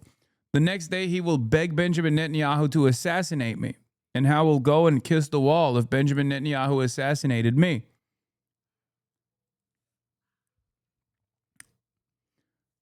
One day he'll say he likes the Super Bowl halftime performance. The next day he'll be like, it was still, too Hispanic for my taste. Sometimes he'll say it in the same fucking sentence. He doesn't have like a decipherable worldview because he's more so an opportunist. And so is Asmongold. But their goal, I think, is to capture the attention of as many people as possible rather than, as many people on the right at least, as possible. Rather than move this country in the direction of whatever kind of like discernible vision that they have, a political project that they have. Asmongold certainly doesn't have that, right? Fact is, take all the groypers, take all the far right wingers, take all the white nationalist types, and tell them, hey, politics is stupid. Don't even bother. Don't vote for Republicans at all. And sometimes he even flirts with, if anything, voting for a Democrat is better. And sometimes he even flirts with that position, right? But I love this because he's telling this massive audience of right-wingers who are very politically engaged and involved, like, definitely don't support Republicans, which, again, to me is hilarious because the argument is, hey, they're not right-wing enough. They're not fascist enough. They're not anti-immigration enough. And I mean this sincerely. What the fuck else would ICE have to do? Like, how can they get further right on immigration? Mass murdering literally everybody they arrest? Because right now, they're doing mass kidnappings, they're doing abductions, they're doing human traffickings. There's no due process. They got rid of that shit right away. There's over 4,000 people literally missing because of ICE. Many of them missing from Alligator Alcatraz. Remember that? There's about 40 people who've died in ICE custody, including a guy who may have been lynched. There was evidence he was lynched. At these ICE facilities, there's accusations they do slavery. Literal criminals are joining ICE. They're assaulting 84-year-old liberals. They're shooting a priest in the face with pepper balls. They're tear-gassing babies, running over people with cars, tear-gassing journalists and cops. They're zip-tying naked kids.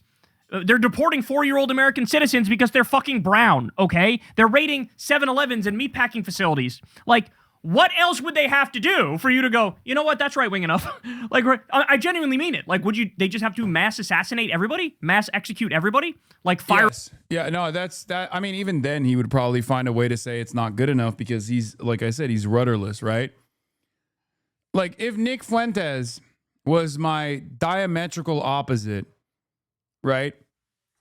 If Nick Fuentes is right-wing Hasan, outside of the periphery of the party, but trying to actively change the way the party behaves on the Republican side, he would be a major advocate for Donald Trump. He would be talking about, like, guys, politics is the art of the possible. We want to do Holocaust. We'll get Holocaust light. And, as much as I want full Holocaust to happen, Holocaust light is also just fine, right? Because, like, if he was operating in a similar way, because I have a political vision, right? I have a political vision. I have an agenda. I have a world that I want to move in the direction of. And in that world, it's like, I want a nationalized healthcare system. I want socialism, okay? I want socialism. But in the direction of socialism, if I get like modest social democratic gains, I'm not going to cast that aside. I'm not going to turn around and say, oh, we're not moving in the right direction here. The expansion of social safety nets is simply a continuation of capitalism. I'm not going to say that at all, right? Nick Fuentes, on the other hand, on the right, is doing that, where he's like, I want full Holocaust. You're only giving me like, a fraction of the Holocaust I wanted.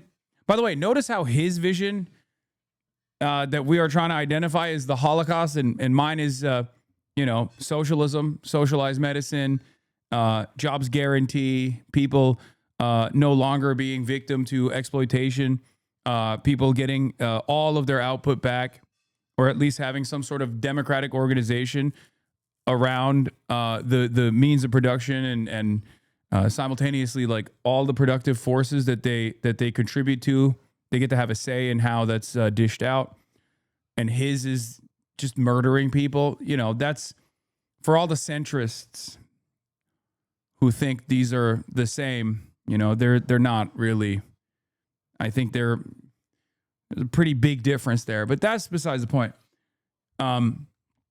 So yeah, my point is, God, horseshoe theory is so fucking stupid, by the way. I can't. It's unbelievably dumb. You have to be the dumbest person on the planet to believe it. And there are unfortunately many, many people. who are that dumb.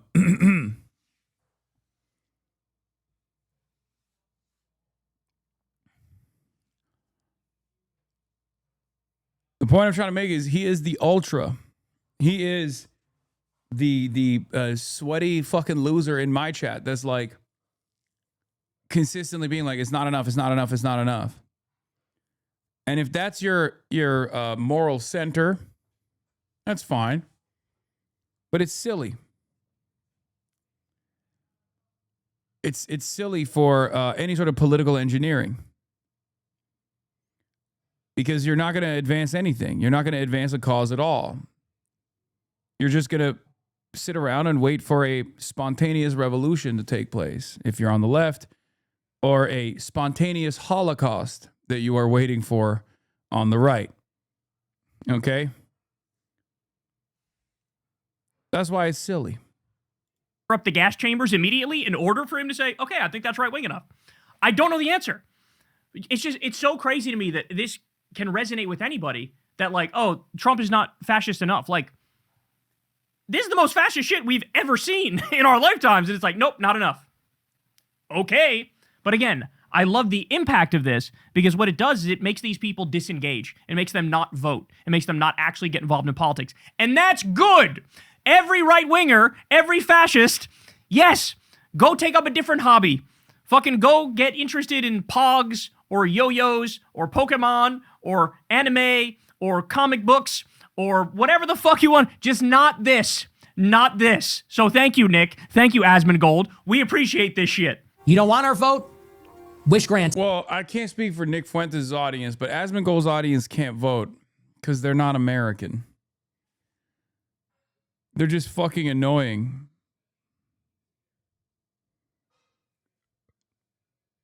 You're not getting it this time. I think that there's a lot of young men and young people in America that are sick of a managed decline.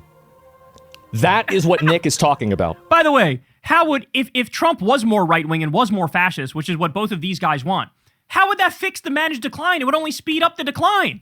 And by the way, Asmongold goes on in this clip at the end to say, he didn't even... That's why I always say, like, right-wingers are the true right-wingers are the true first world genocide, unlimited first world genocide party in this country. If you are from the third world and you understandably have developed resentment towards American empire, that our neighbors have come to your neighborhood and killed your family members, and you vow revenge against the United States of America, and you say, hey, America deserves all the death and destruction, you should be boosting Republicans every day. Okay? That's it. Because there is no better terrorist entity that will inevitably yield the complete and utter death and destruction of the American empire than the Republican Party. Now, the problem from my calculation is, well, one, I don't want like random Americans to fucking succumb to this. And two, I understand that death is not going to come quiet. And it will be a lingering sequence of ultra violence that America dishes out to all of the countries in the periphery, as we are seeing right now, whether it be Venezuela, whether it be Cuba, whether it be Gaza. This is all a part of the grand design that America has. But the reality of the matter is, if you are vindictive, if you are vowing vengeance, if you want to terrorize America, vote Republican. Republicans are the greatest terrorists that the American government has ever seen. That's it.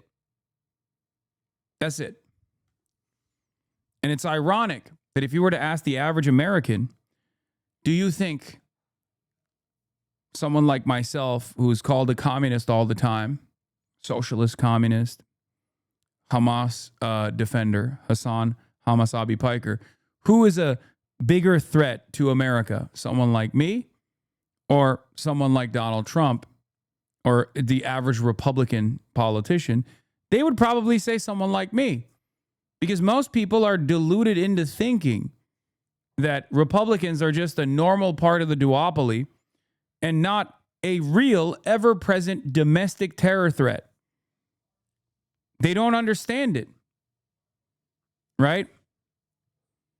Says the terrorist supporter, Yeah, if I was a supporter of terrorism, then I would rep the Republicans every fucking day.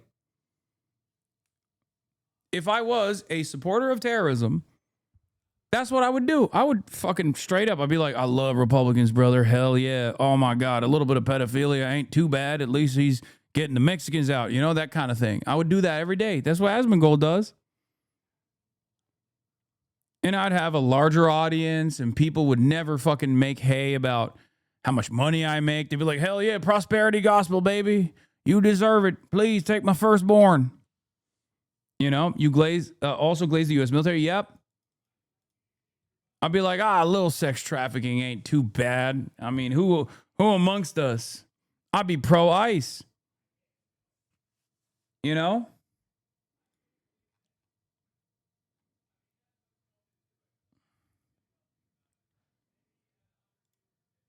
This loser is a Ratman orbiter. Yeah.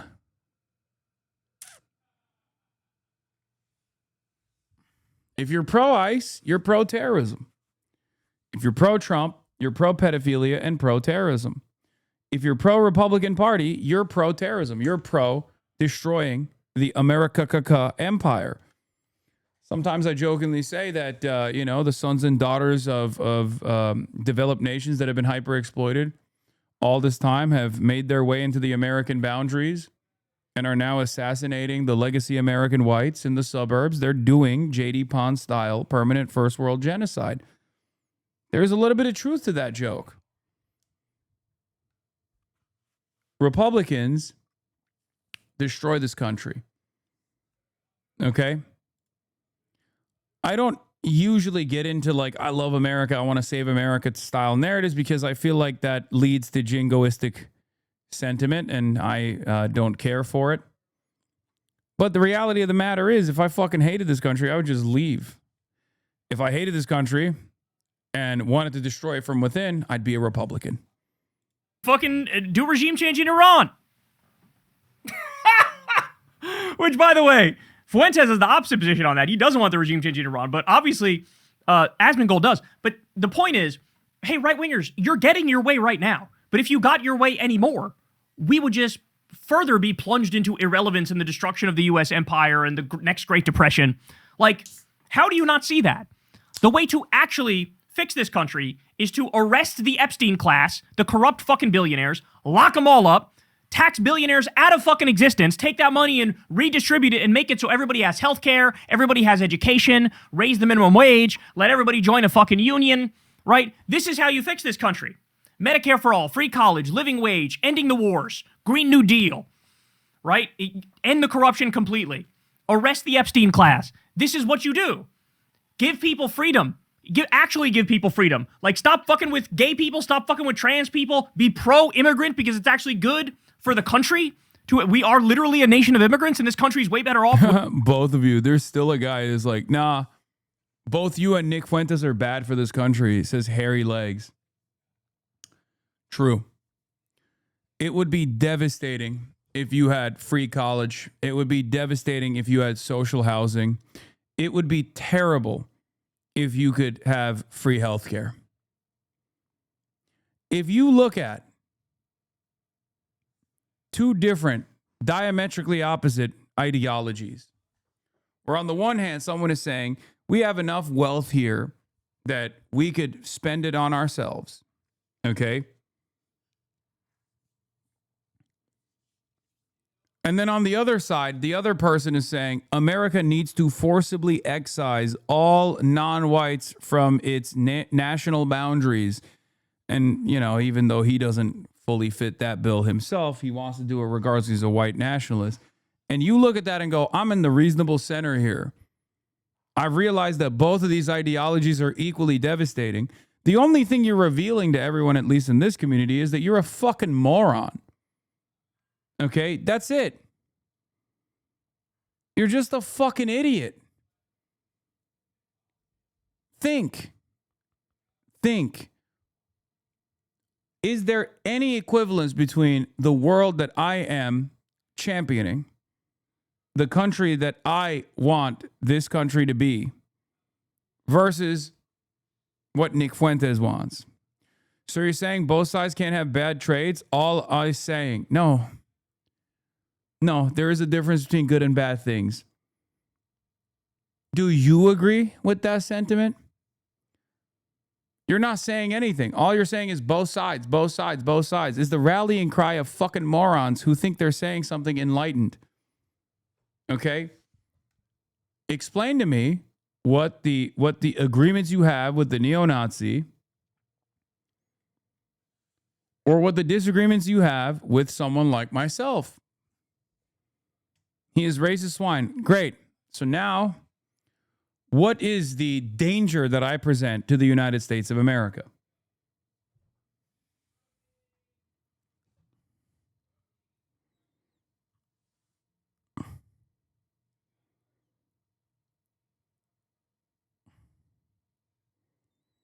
Unironically, you have swayed me. If the ultimate goal is the ultimate removal of the colonizers of the indigenous people of these lands, maybe the quickest path is right wing. Yes, because you're a fucking idiot and you're a fucking crank. Okay? That's the problem, Jeffrey Michael. Please, snap the fuck out of it, dumbass. Who the fuck do you think ICE kills? ICE is kidnapping indigenous people too, you fucking moron. God, I can't stand these ultras, man. Fuck me. Jesus Christ. Constantly. Like, there's a reason why you keep falling for it. There's a reason why a lot of people that have come into this community and left, just like you, were firm and committed believers in Tulsi Gabbard. Some of them became ACP dick riders. Some of them became Jimmy Dore fans. There's a reason. You're a crank. You don't have a serious worldview. You haven't really spent the time to really consider like what this vision looks like, how to arrive at this vision. You haven't done that at all. You're just like, you're reactionary.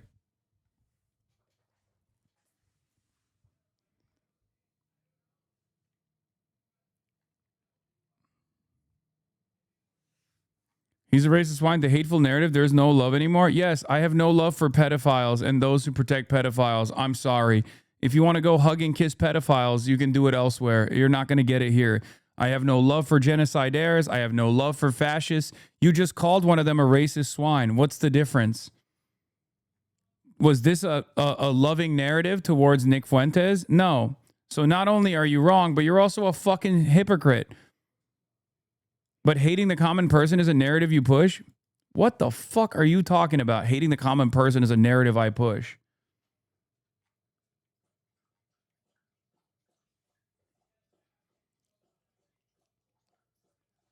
If you consider the common person to be firm and committed in their belief that like undocumented migrants deserve the death penalty unconditionally in the streets, then they're not a common person at all. And if that is the common sense that you envision for a future America, then I don't want to love that, okay?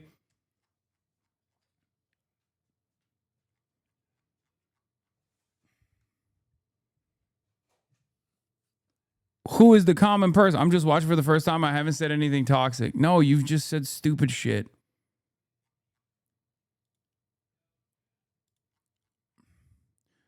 The people that I hate, or at least like the ideologies that I hate, are fascist ideologies, racist ideologies, toxic ideologies that are devastating, damaging for the common person.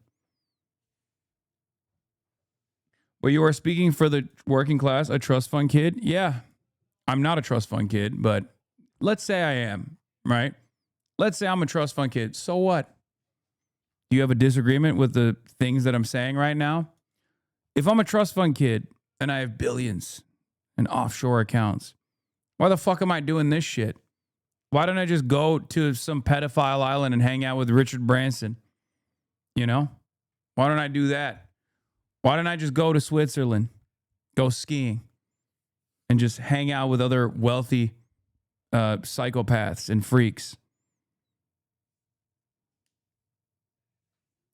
Why is it that you have to envision ill-gotten gains in your mind in order to come up with a reasonable critique? What does that say about your worldview that you have to imagine something I am not?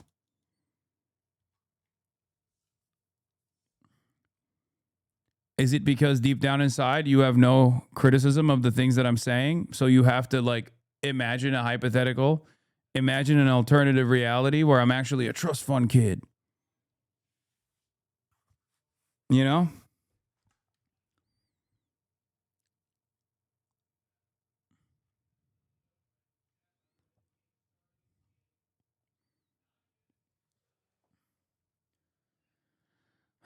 I think a lot of people have peasant brain. They can't comprehend someone advocating for the interests of the working class. They have no argument against it. They deep down inside understand that this is good for them. But because they're just not used to it at all, they just look for any alternative reason as to why I must be cynically saying this shit. No one ever wants to engage with my worldview. No one ever wants to have an intellectual conversation. I'm just watching. I'm being attacked for trying to learn. I'm just a hardworking man with a family who wants to push love in the world. All of you just hating. I don't know. You weren't being very loving about Nick Fuentes, the neo-Nazi. Maybe some are so used to wealthy people doing everything in their power to continue the same ways in which they maintain their grip on power, that when they see someone that they have fantasized about being this like super wealthy person, me, they will turn around and say, oh, he's probably doing the same thing. I called him a racist, did I not? Before you look to others, we need to look at ourselves. Man, shut the fuck up. Take an hour off. Jesus Christ, you're so fucking annoying. Nothing I hate more than a fucking self-effacing troll. Like, oh my God, I just came in here and said some dumb shit, and now people are calling me dumb for saying some dumb shit. Why can't I have this unvarnished, unchecked, centrist message where I just decide to say you hate the common man? Why can't I just get away with saying that in this fucking community without people being like, you're a dumbass? With immigrants? So that's how you would actually fix the country and stop the managed decline. But what they're saying is, no, we need a faster decline. I know Trump already bombed like 7 countries. He should bomb 14. This is what he's saying. This is what he's saying. I know he's already, rounding up a bunch of people and sending them to concentration camps. He needs to send more of them and fire up the gas chambers. This is the argument, right? These people, man, they are fucking gonzo. They are gonzo. At least when Jimmy Dore... You berating does not help the cause, Hasan. You don't need to defend yourself literally. What cause? I'm a Twitch streamer. Can we have actual discourse, please? Don't use these talking points. They hurt. Use actual Maoist talking points. Why argue? It's just polarizing. Preach your point with brevity and poise, and it will be better. Or did his, like, I'm holier than thou shtick, I'm purer than all the other lefties. At least he was actually saying, like, hey, you guys don't fight hard enough for Medicare for all, right? This is like, no, I need gas chambers now. Where are the fucking gas chambers? And I think that he's completely right about this. They are sick and tired of being told that they need to accept and they need to tolerate a managed decline whenever, a bunch of Chinese students are coming into America and going to universities. Yeah, no, we got to stop the Chinese students from coming into the country. So literally everyone is fucking stupid. Let's not have our R&D carried by, brain drain Chinese students that are coming in that have the capability to advance American research, that also literally fund the institutes of higher learning, by the way, because they pay like double the price. But remember when Donald Trump was like, yeah, I think we should keep the Chinese students actually, and then Laura Ingraham was like, what do you mean? But they're Chinese, they're not French. And he was like, are you gonna pay double the price for tuition? Fucking awesome. China, love talking about this, as you guys know, graduated 7 million STEM graduates last year. 7 million. They graduated 3.5 million in engineering alone. Just the E of STEM. America graduated 350,000 engineering graduates last year. Go ahead. Keep talking shit. Keep saying, oh, fuck the Chinese. We can't let these guys come into the United States of America. The Chinese students are the decline of America. Are you kidding me? What he's about to fucking find out is we're having brain drain like we've never had it before because of Trump's fucking cracking down on immigration, because of the saying, fuck you, the best and the brightest. What's going to happen now is you're going to get your way, bitch. There's going to be not many people from overseas coming into this country, and medical research in this country is going to take a massive hit. Scientific research is going to take a massive hit. We're not going to get the inevitable patents on the new drugs that cure diseases, all because your dipshit ass is fucking xenophobic and bigoted. So congratulations, you're going to get your way, and the result is going to be we're all going to be worse off for it, you dumb bitch. Meanwhile, American students are being sent to trade. This is why I said, if you want death to America, you become a Republican. Okay? That's it. That's it. There is no clearer death to America message than voting for the Republican Party. Trade schools and McDonald's. This seems a little bit unfair. And first of all, trade school and McDonald's, there's big differences there, right? McDonald's like a minimum wage job, which, by the way, no disrespect to those people, they should get paid more. But trade school that's legitimate. Studying to become an electrician, studying to become a plumber, this part of the problem is this is a snotty, elitist attitude. Looking down on somebody who goes to trade school, that's one of the few remaining ways to earn an honest fucking living in this country, and you're gonna fucking sneer at them and be disrespectful to them? So really, oh wow, we're doing mass deportations. Not enough. Not enough. Why did you let these animals in Minnesota run wild for over a month? The animals are the fucking ICE Gestapo, you unshowered fuck. They're the motherfucking degenerates who are going around busting people up, shooting them in the face, fucking ripping families apart, not even destroying the Constitution and not abiding by the Constitution because they're not, they don't have the warrants they need to go into these houses that they're illegally going into. I can't believe he has the nerve to say this. The animals in Minnesota. HasanAbi, my BD made you an Ontario health card. Look at it now. He drew it himself.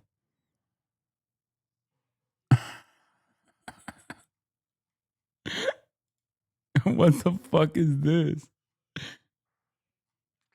This is so funny. Thank you. Can I use this when I come to Canada? Canada. Can I use this? Can I go and can I go to a fucking government facility and say wait, first of all, it's so big.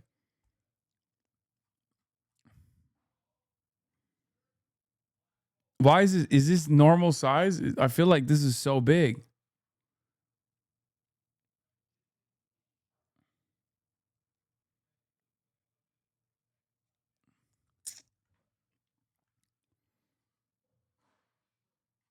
So you don't lose it? You can't put it in your wallet though. I don't even know if you can put this in your pocket. Do Canadians run around with tote bags just so they can fucking go to a healthcare facility?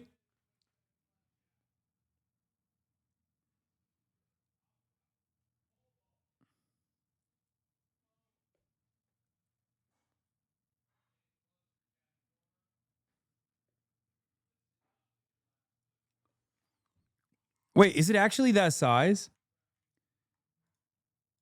Yes, pull me up. I have to explain. Can I explain? Oh my God. Okay, fucking explain, Hasan on me.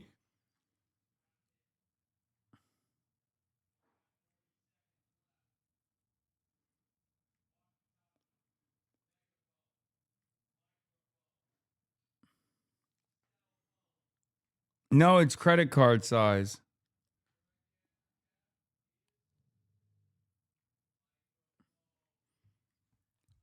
I don't even know what I can believe anymore. It looks too real. Okay, I don't even know what I can believe anymore because last time I didn't believe something coming from Canada. It was the milk bag thing.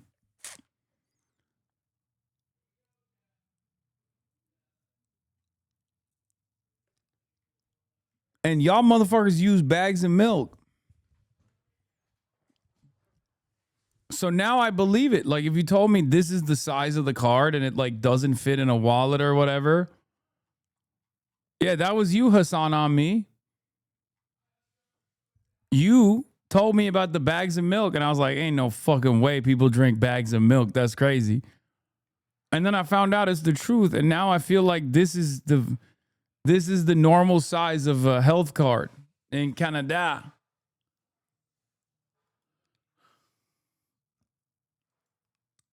Oh, it would look too real. I had to print it off a bigger frame.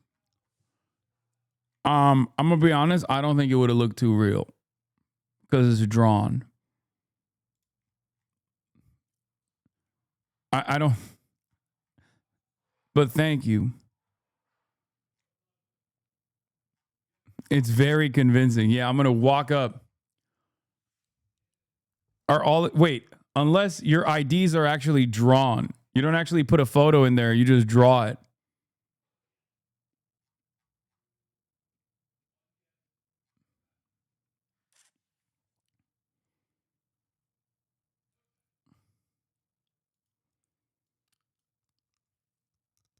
It does. I showed it to my psychiatrist.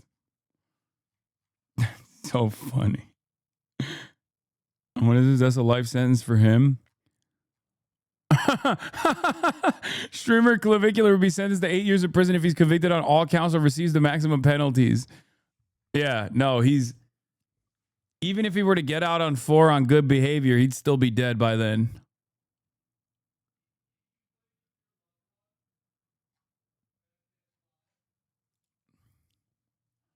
I changed my mind. You're banned from Canada? Well, okay. Well, Canadian APAC is trying. So there is already an effort. You can push for it. Minnesota are not the Minnesotans. The animals in Minnesota are not the immigrants. They're the good guys. The bad guys are the ones covering their fucking faces like little bitches as they do a terror spree and they illegally occupy the entire city. Fuck this guy, man. Fuck this guy. Damage the public goodwill, get 2 Americans killed just because you were afraid of enacting the actual law. People voted on you to apply the law. Did you apply the law? They're breaking the law on a daily basis. We've never seen a crime spree like the ICE Gestapo thugs have done. But he defines whatever they do as the law. And whatever the immigrant... It's not even just the ICE Gestapo crime spree, but it's like just a naked corruption from this administration is also pretty crazy. Do you see this, Slop? This is it, the most Israeli post ever made. Chat understood the assignment.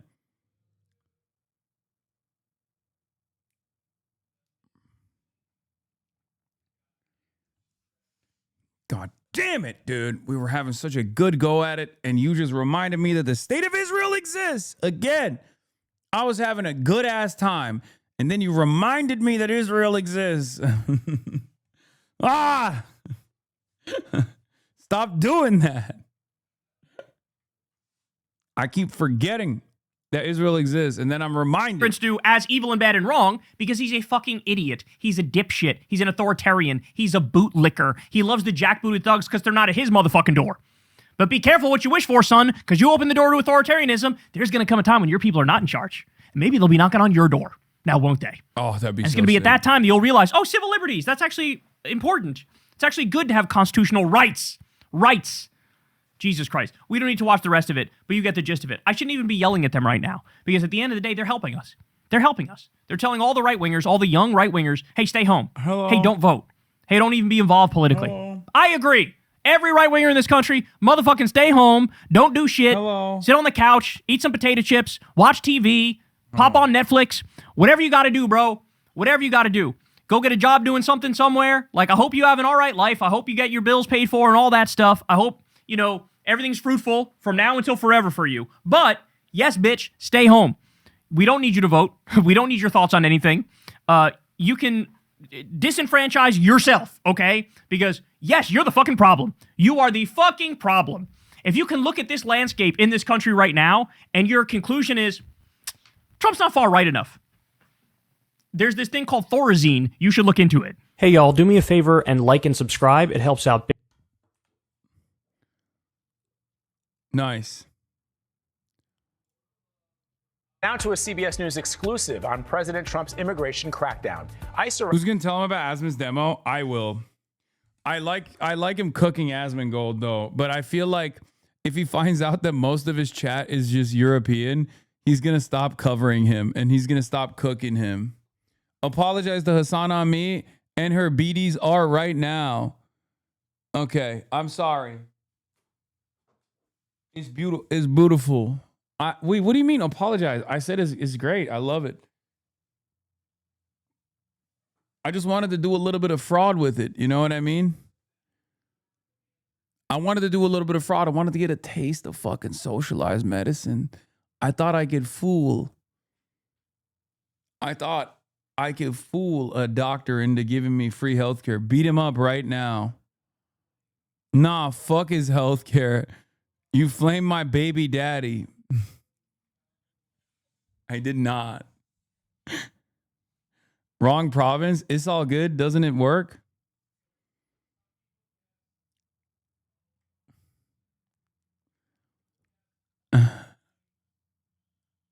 God forbid a brother wants to commit a little healthcare fraud. Yeah, true. Arrests are up threefold since the last year of the Biden administration. Publicly, the president says agents are going after the, quote, worst of the worst. But a new government document obtained exclusively by CBS News reveals who exactly ICE is going after, and it's not what we've been told. CBS News immigration correspondent Camila Montoya Gavaz is here to break it down for us. Camila, good morning. Good morning. President Trump and top administration officials routinely say they're mainly looking to deport dangerous and violent criminals. But an internal Department of Homeland Security document shows that a vast majority of the people arrested by ICE over the past year have not been charged with or convicted of a violent crime. Here are the numbers. Fewer than 14% of the nearly 400,000 undocumented immigrants arrested by ICE over the past year had charges or convictions for violent crimes. That includes crimes like kidnapping, sexual assault, and homicide. And fewer than 2% were actually accused of being gang members. Nearly 40% of the people taken into custody by ICE under the second Trump administration did not have any criminal record at all and were detained solely for living in the country illegally or overstaying a visa, which are civil violations of federal immigration law. That means roughly 60% did have some kind of criminal charge or conviction, but again, the vast majority were not for violent offenses. We reached out to the Department of Homeland Security for comment and have yet to hear back. Camila, your reporting on this is always Dude, look at these fat good. rolls. You have Look. so many scoops and new information like this one. So what is going on here? Because what's happening on the ground based on these numbers is not what the message is from the White House. That's right. And guys, President Trump's promise of mass deportations arguably helped him return to power. But the numbers we obtained show that, statistically speaking, the U.S. simply cannot carry out the largest deportation operation in American history by just targeting criminals. And that's because the reality on the ground is that the vast majority of the millions of people here living illegally in violation of the law are not criminals, let alone serious offenders. Living in the country illegally, again, is typically treated as a civil offense of federal immigration law. And the millions of people who are here undocumented include very sympathetic individuals, including people who have been here for years, if not decades, people who have American-born children, and now asylum seekers who are being arrested when they're showing up to their court hearings, complying with the legal immigration process. That is a question, a difficult question, that our policy and lawmakers have to confront. One of the most poignant things I've ever seen was too heavy. a woman was saying, we want him to get the hardened criminals, but I didn't know he meant Carol, who's been working in the grocery store for 25 years, who's been a law-abiding citizen, who has The car forgot when you got home? Yeah, she did. had her children here. I think people are very shocked when you get behind the numbers to see who's really being taken into custody and how they're being taken into custody. Or when you see people like Liam, that 5-year-old kid in Minnesota, get arrested by ICE. Yeah. Camilo, thank you so much. We are here for answers. We are here for accountability. And we are here because people are.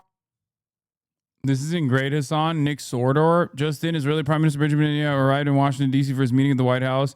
Netanyahu is in a large Secret Service motorcade and security is incredibly tight with I-695 West being totally shut down and 2 helicopters overhead. Haven't seen this done for anyone but the President of the United States. They're not taking any chances. I mean, he is the real president, so...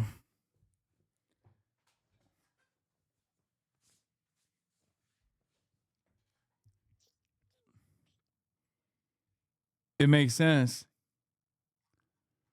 It makes sense that the real president is getting the real presidential protection.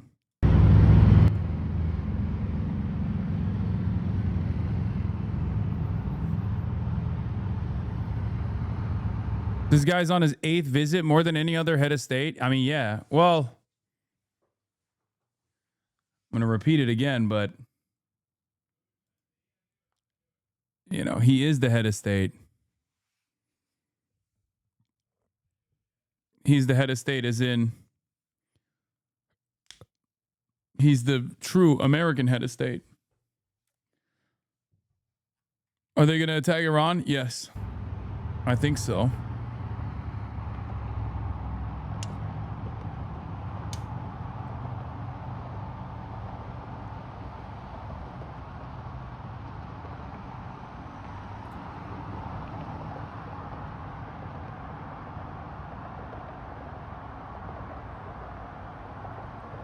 Put some respect on it.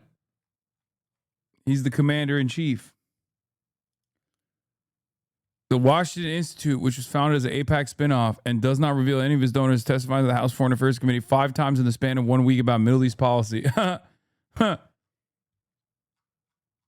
Yeah, I saw Yair punched him. Benjamin Netanyahu's son is Hamas. Hamas. Yair Netanyahu is Hamas.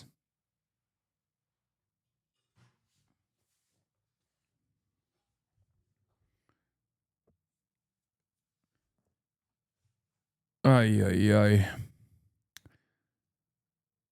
Strange, he hasn't been back to New York City since January 1st. Okay, don't test it. Okay, I don't want to see that happen. I will be real. I don't think Zoran's going to do shit. Okay? We're living in a country that's run by literal Nazis and literal pedophiles who are literally working to make our planet uninhabitable. If they were demons sent from hell to destroy humanity, and that is good, and all that is good, I don't think we'd know the difference. I mean, what the actual fuck? It's true. Can you please cover the Fifth Circuit's decision on immigration law in the warehouse archipelago the federal government building is in? It's a critical development. The border is everywhere. I mean, yeah, it's just the expansion of the border is everywhere principle that has existed even before Donald Trump ever came to power. It was called the constitutional free zone according to the ACLU, and they've greatly expanded on that. I think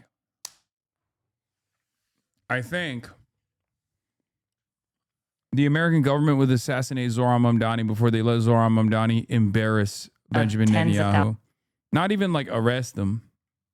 Thousands of Palestinian civilians in Gaza and their university. Why do you think Zohran won't do shit? What do you mean? It's Benjamin fucking Netanyahu. What are you talking about? Look at the fucking police. Look at the police presence for Benjamin Netanyahu. Oh, also, I did want to cover Nick Fuentes complaining that he doesn't feel like a white nationalist anymore. The halftime show was in Spanish and all the performers were brown people. The message was, this is what America looks like. A mosaic. I'm gonna grape sent $20 and said this. Latin peoples. Clearly it was political. Clearly it was a middle finger to white people. Weird take. Are you even a white nationalist at this point?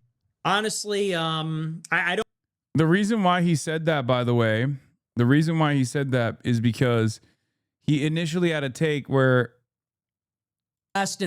he initially had this take. And it's like, oh, we can't be who we are because the left is picking on us. Oh, we're being oppressed because the left is mad. They're canceling us for saying men can't be women. One is so hyper political and uninspired and sad and weak and basically just like a bitch fest. And the other is like, no, we are the world. Like, our message isn't even political. Our message is just the way things are. And so I said it on Telegram. This is my honest prognosis. If we embrace that, whatever that was, the Kid Rock halftime show, we're cooked. It's just over. Okay, Kid Rock sucks. Nobody under the age of 40 knows a single Kid Rock song. Nobody is listening to Kid Rock. And anybody that is watching that is pretending to like it because they're spitefully sitting out and self-ghettoizing away from the real halftime show. And honestly, it's pretty crazy. I feel like he literally took, I'm not even kidding when I say this. I feel like he literally took my commentary and he's just verbatim saying the same shit. I said bar for bar the exact same thing in a critical way where I was like, the right is actually self-isolating. They come across as repulsive to the average person. They're deciding to like forego things that normies enjoy and things that normies consume in an effort to like, behave like activists. Tending to be offended. It's literally fake outrage, self-ghettoizing, being overly political, pretending to like the things because of the values they purport to have. In other words, we have become the kind of far left in a certain sense. It's That's true. Tucker, Reese, Jacobin, these guys watch you. I mean, I'm sure. the same kind. Maybe that's the reason why fucking Asmongold every now and then is like repeating things that I've said, but maybe months ago, because he gets it filtered through Nick Fuentes, because he just repeats whatever the fuck Nick Fuentes is saying. And Nick Fuentes, if he's repeating what I'm saying, then Asmongold ends up repeating what I'm saying, but you know, later down the line, like a week after. Kind of behavior that I think alienated the normies from the left 10 years ago. So I thought it was a big L. I was watching that and just felt like depressed. I'm watching this show and I'm like, it's boring. The costumes suck. The production sucks. The songs suck. The lyrics are weird. The acts are weird. I'm like, if this is the best we have to offer, I think everybody's going to go with Latino futurism. If the white right, if the best we have to offer is this sad, dying gasp of white culture, it's like some white trash country hip hop artist from Detroit from the 90s. If that's the best we have to offer, people are going with liberal hegemony. And if liberal hegemony is not giving a middle finger in their face, people are going to go with it. You know, in other words, white people are going to feel better being included in liberal hegemony and being included in Hollywood and included in the Super Bowl and included in the Grammys, as long as white people feel like they're not actually being like deliberately offended and oppressed, they're going to prefer that. So we need to come up with something different. The kind of Matt Walsh grumbling about the halftime show every year like it's the end of the world.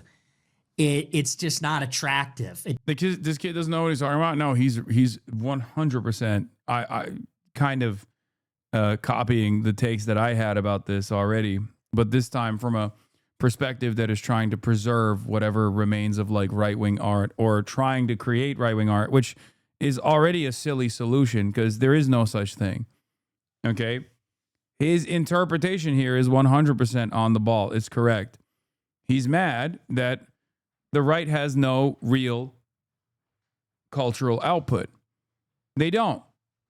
The right oftentimes is far too mad to make something funny, right? They don't have the creativity to follow through on a project and make something that is noteworthy, make something that will cause people to feel emotions. It's just pure reactionary nonsense. And they never actually had any cultural cachet. I said it in the beginning when everyone was like, oh, the right is having its moment in the spotlight. Like, you know, it's now their town. It's now their show and we're living in it. It was bullshit. It was never their show. There was a little bit of corporate. There was a little bit of that, like corporations moving in the direction of like anti-woke, but it was never going to have a long shelf life. Because what's the modern version of right-wing content? What's the modern version of right-wing culture? Tom McDonald? Really? That's the guy you're going to listen to? No, you're just going to force yourself to listen to that. You're going to force yourself to listen to that and feel like you're doing activism, which was one of the more annoying aspects of 2016 era woke anyway.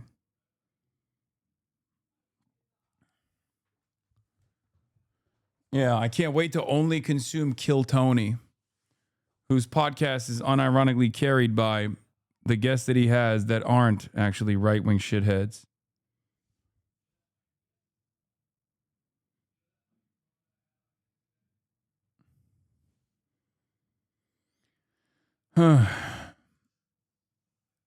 This is their art, yeah. They always said that Charlie Kirk was a Nazi, then they celebrated after they killed him. They tried to tell us that Black Lives Matter and that white people have always been villains.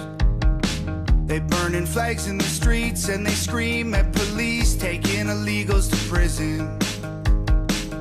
They got rainbows on their bedroom walls and they swear to God that men can be women. They're scrolling through their TikToks to get the news. They heard that Trump's a fascist. They swear it's true. They set fire to Minnesota. We smell the fumes. They say that guns guns are dangerous, guess they're the proof. They'll shoot that red hat off your head, then make a meme of your last breath. You're really going to tell me you can listen to this? You can shake your ass to this? You can shake your booty to this shit? You can fuck to this? This is nothing. This is garbage. Okay? Yeah, Blink 1488. He's even got a fucking lower lip tattoo that says hog.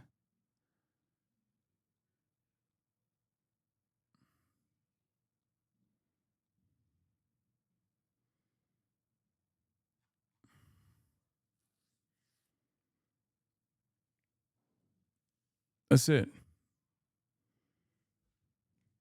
And Nick realizes that, but he's still LARPing as though there's an alternative. He's still acting like there is some sort of cultural cachet that the right could develop, some art that they could make. They can't.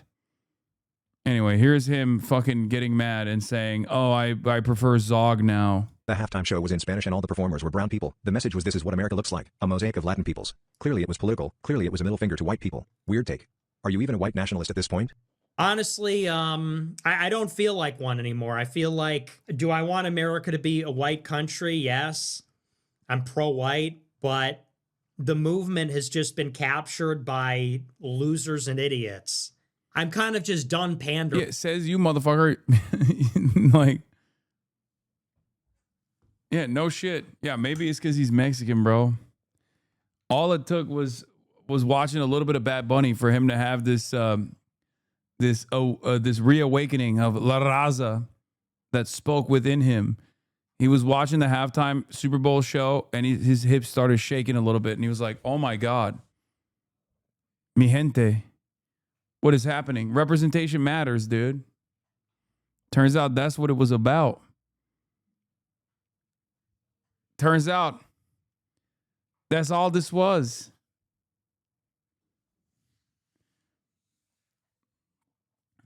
Te amo. I love Bad Bunny.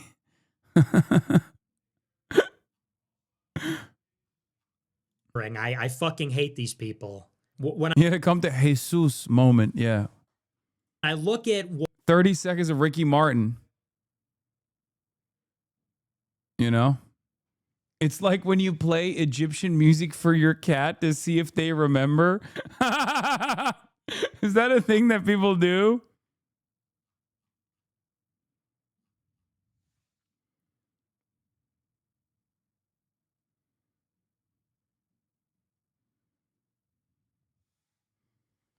what the movement has become, like the kind of impulses that have captured it, it's just kind of depressing. And I've always been forward thinking, and I've always been heterodox, and I've always been progressive in a way. And increasingly, I don't feel like I fit in with that anymore. It used to be the case. Dog, you're literally a neo-Nazi. That's so funny. His claim to fame until this last like fuck Israel run was straight up comparing miscegenation to bestiality. He said like a black person and a white person getting married or hooking up with one another is like a white person fucking an animal, like straight up. They remember? Okay. Case that if you were against white genocide, if you're pro-white, if you're against immigration, like that is what it meant to be on our side. Now it's like you have to be a Republican culture warrior. I have to be spun up about the Super Bowl halftime show. It's just so I did not low hate IQ. it. What are you saying? I did not hate it at all. I thought it was cute. I thought it was wonderful. HasanAbi! Stop. No, I didn't. You're being ridiculous. It's so low IQ. It's so monotonous, so Yeah, I wonder why the purest form of reactionary sentiment led by a gay Mexican manlet neo-Nazi, which is already inherently stupid. Like, you can be a class traitor as a rich guy who advances socialism. Okay? Because at the end of that isn't like death. But you can't be a Mexican Nazi because neo-Nazis want to eradicate Mexicans. Like, your entire identity is a contradiction. They want to eradicate the gays. They want to eradicate the Mexicans. You're both. And now he's like having this fake identity crisis. Don't worry. He'll fucking snap back into his, whatever the most favorable position is tomorrow. But it's just funny. Competitive. You're screaming at the halftime show because it's in Spanish. Am I supposed to do this performative outrage? Why? I'm supposed to get up out of my seat? Who gives a fuck? No, I don't think I fit in anymore because, you know, I'm telling you this. We've reached the high watermark of that stuff. I've been doing this for 10 years. I was into this before it was popular, before it was mainstream, and now it's filled with a bunch of complete fucking idiots. It's really just turned into signaling that you're a part of an in-group. And we're all going to have the same take, and we're all going to have the same opinion, and we're all going to say the same thing. He's like Kanye. He's a hipster Nazi. And we're all going to engage in this elaborate performance. I don't know who it's for, why. We're all going to perform outrage. We're all going to perform and do the same jokes. And we're all going to have the same talking points. I don't know. It's no longer interesting to me. It's no longer interesting. It's not funny anymore. It's not edgy. It's really just become a drag.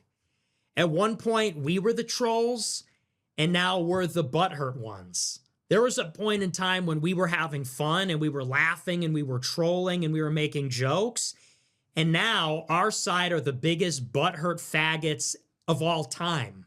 The far right has become the biggest butthurt faggots ever. Everybody's mad all the time. You can't make jokes. Everyone's moral fagging about everything. Purity spiraling.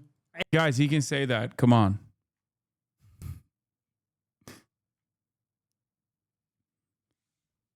We're not going to do this. Okay?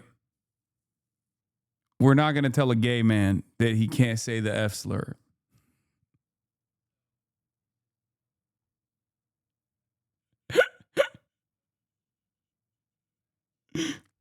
We're being too woke. We're being too woke. How many public dates with a man have you gone on? A man wearing cat ears. Because Nick Fuentes has at least been on one. And on top of that, he's had a public fallout with his college roommate that he was in love with. So I feel like at that point, if you cop Dome from Sex Pestiny on camera, you could probably say it.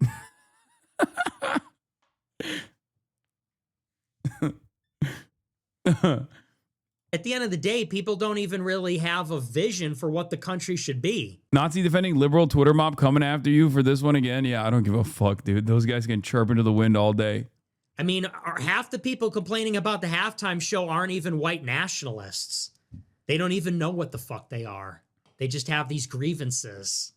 They don't care if America... Do you think Megyn Kelly gives a shit if America's white or not? Megyn Kelly is bitching about it. Like, you think Megyn Kelly is based?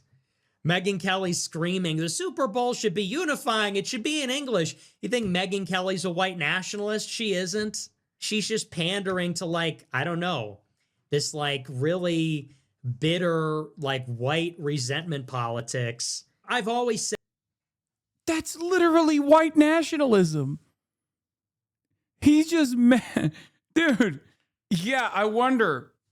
Wow, I can't believe Megyn Kelly is demonstrating bitter white resentment that is often performative and also completely indecipherable and does not move the conversation in a discernible direction. Yeah, that's you, dumbass. This is This is a WASP nationalist country, and you still constantly fucking complain about white people losing it. And they say the right doesn't have infighting. Yeah, I like it. I enjoy it, to be fair. I enjoy watching right-wing infighting. It's just kind of funny, though, because, you know, the reason why normally there isn't a lot of right-wing infighting is because they all kind of get it. They all kind of get that this is what they do. They just chirp into the wind about nonsensical bullshit. They turn around and complain about, you know, white people being under attack when no such reality exists.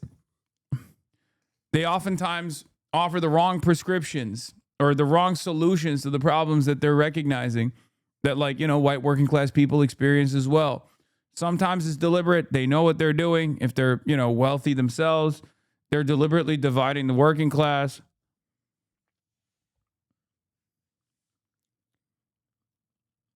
It's really funny to watch him complain about this shit, though. To be like, wow, well, our movement sucks. Yeah, no shit, dude. It's a fucking, it's a bunch of Nazis. Of course your movement sucks. Said this, I want to imagine a better future. I'm actually a progressive. And this kind of like Oliver Anthony, Matt Walsh, like knuckle dragging, like bitter ass face thing. We're all going to be grumpy and mad. I've never been on board with that. I've always seen it as defeatist and fucking pathetic and basically just. Can we talk about the leftist version of what he's going on about? Bad Bunny is actually commodified cultural spectacle deployed by the NFL as bread and circus mass sedation for late stage capitalism.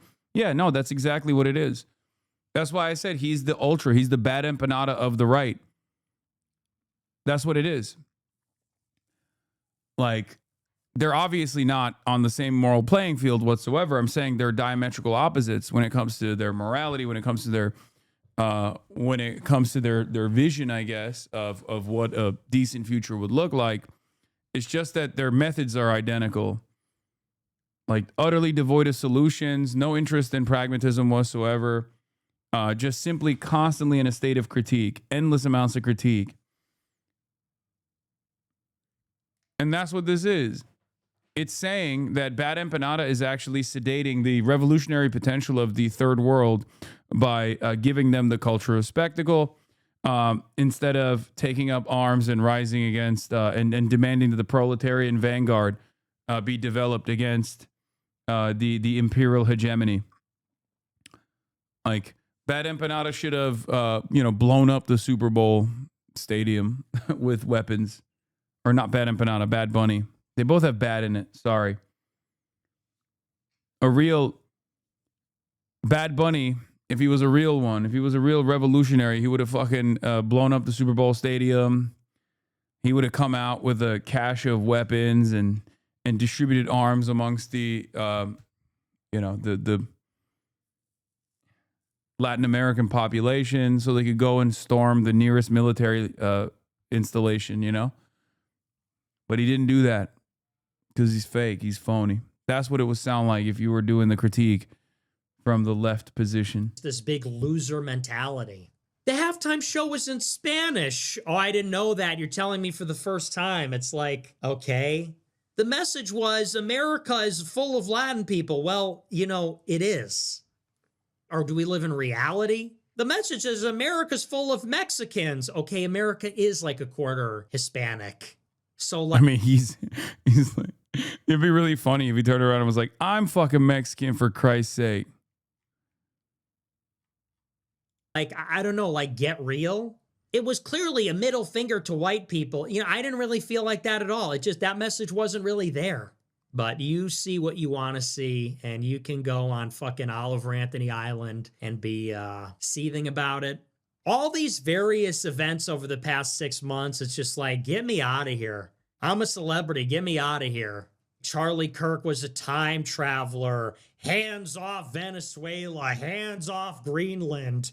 I support ICE, but they're being too mean. The Super Bowl's in Spanish. It's like, this is not something that I fuck with at all. Lunatics are running the asylum. People that 9 months ago were woke are now telling us what's based. I don't know. I'm not a part of Anon it. 83 cent $20. The halftime show was in I can smell Nazi fans saying that you don't care because you're Mexican, you read what you sow. I don't know. I mean, I think he has a cult of personality around him. Like, they knew he was Mexican before this, right? I don't think they're going to pull that ripcord at the first sight of, like, friction. But who knows? Chatter wasn't lying.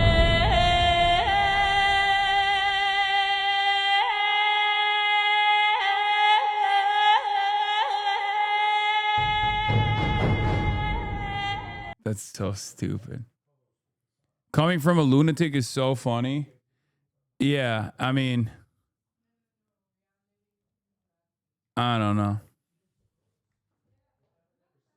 The Candace Owens fan that called out Israel is now refusing to resign from Trump's commission. Oh yeah, I forgot to cover this. Really? Trump's Religious Liberty Commission was derailed by a fight over Candace Owens. The woman taking Owens' side here is former Miss California Carrie Prejean. Appreciate it if you would stop calling Candace Owens an anti-Semite. She's not an anti-Semite. She's just a... Okay, come on, dude. If Candace Owens is not an anti-Semite, who is? Like, I honestly, like, listen, I'm a clandestine operator, as you guys know. Okay? I am a clandestine operator. I'm a clandinista. Like, I am a fan of Candace Owens. You guys know this, right? You know this. But, like, if Candace Owens, who was waving around a copy of the Talmudic Jew, is not considered an anti-Semite, then no one is. There's no such thing as an anti-Semite, okay? Like, come on. Come on.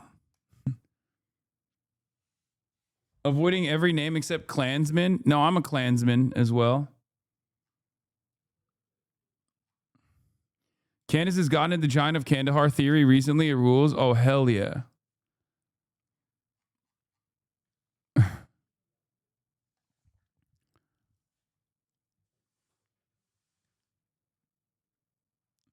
Talmud is what Jews invented to hate non-Jews. What's wrong with pointing the truth? Dude, I love when someone, I love when a dumb neo-Nazi comes in here and tries to spell. It's always hilarious. Okay? This and my new favorite thing is like Indonesian nationalist Twitter. Those are my two. This is so awesome. As a matter of fact, this guy might be an Indonesian nationalist saying this in the chat. I don't know if you guys have the same timeline that I have, but my timeline is comprised in almost entirely, when I'm scrolling on my phone, of like Indonesian neo-Nazis. They're so fucking funny. They're so funny because they're like, they try to fucking LARP as white supremacists, but don't realize that like most of the movements that they identify with look at them and despise them. It's like, my broken algorithm? Yes. What is a Talmud? Chatter? You added a letter in there.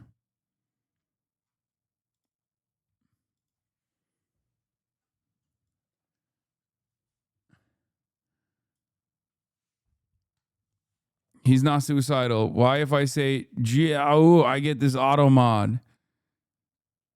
So bullying is only bad when it's towards Jews. Goyim are shocked. KKK was black. Why are there so many Asmongold chatters who just are like this? What's going on here?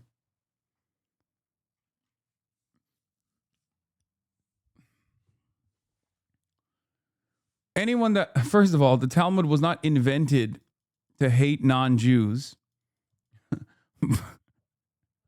But if you consider the Talmud to be something that like every Jew follows to a T, then you genuinely don't understand what the Talmud actually is, because its method of consumption isn't even to just like read it.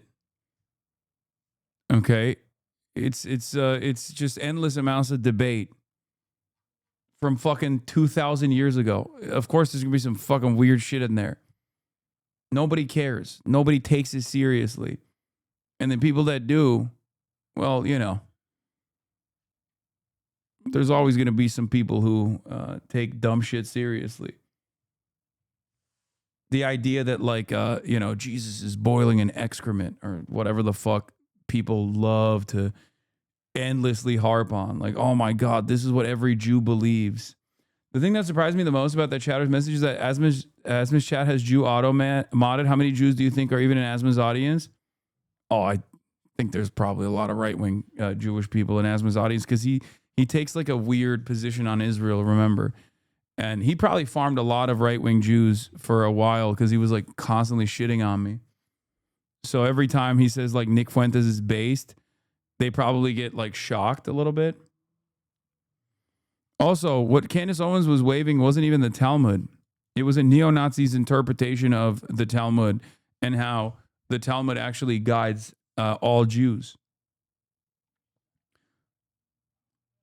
Megaphonics said, how many Jews are in Asmongold's audience? Megaphonics forgot Ethan Klein is Jewish and is in Asmongold's audience.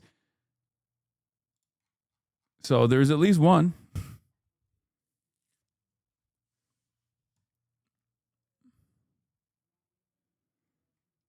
Anyway.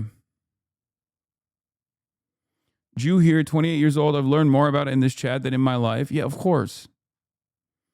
Nux Taku, Jewish and Israeli. Israeli Jew living in Israel. Also another Asmongold fan.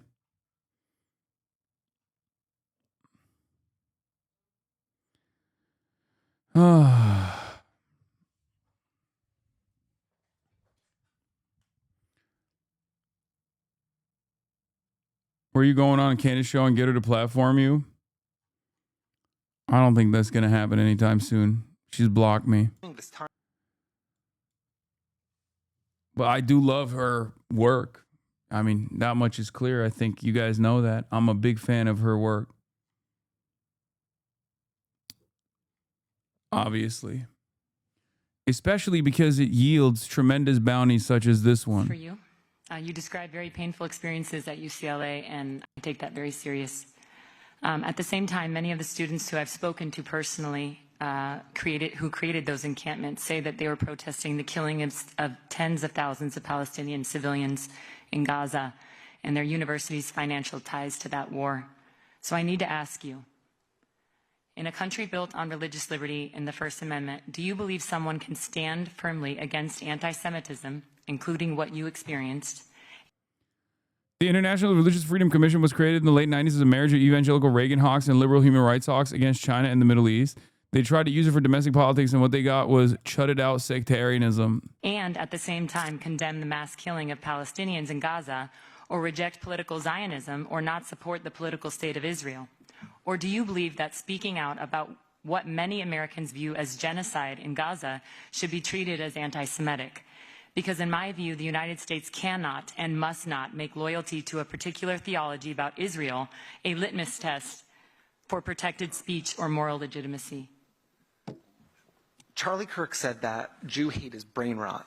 Some people don't have brains.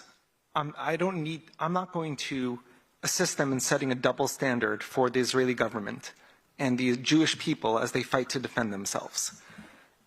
These were students calling for intifada within days after October 7th.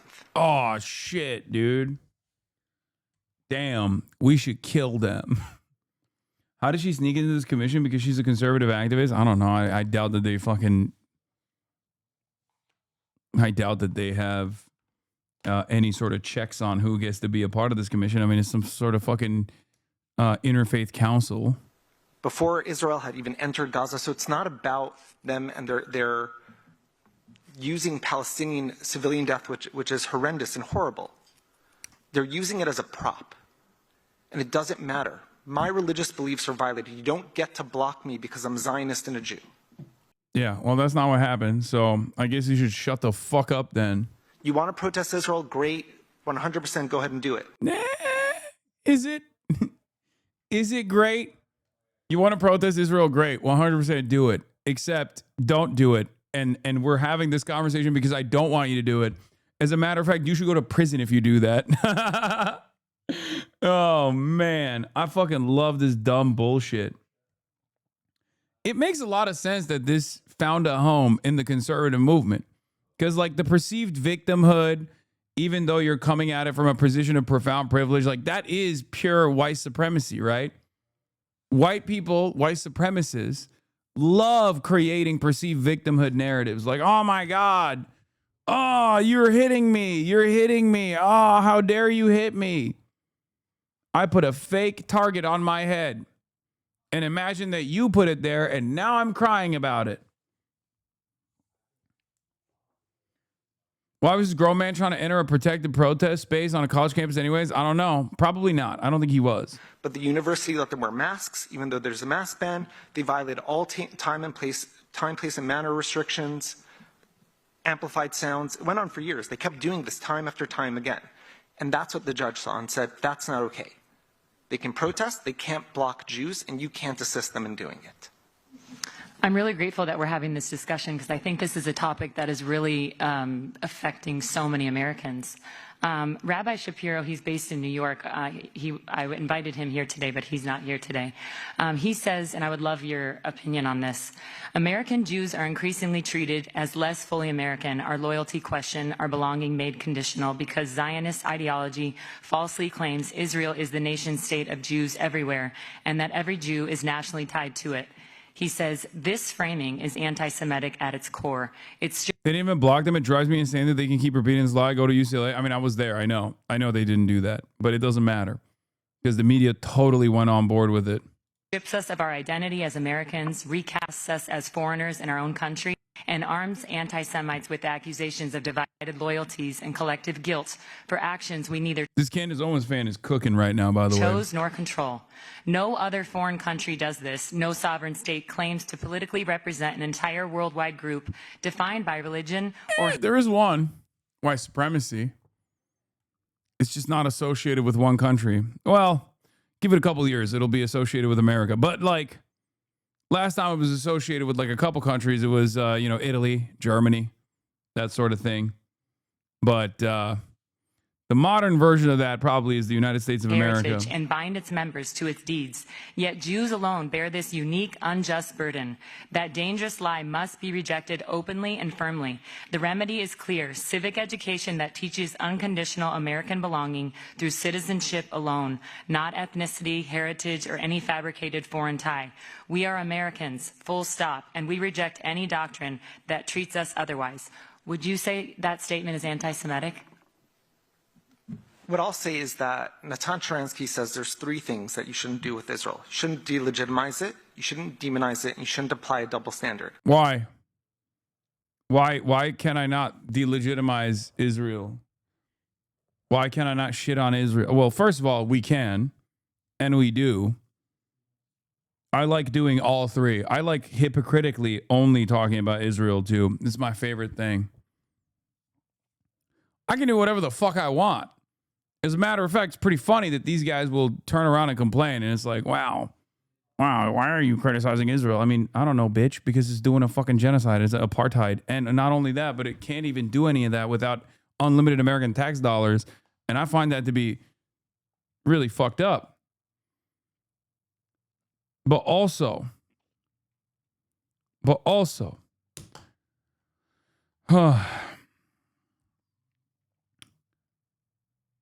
these guys are also the same that will instantly turn around and be like, Iran this, Iran that,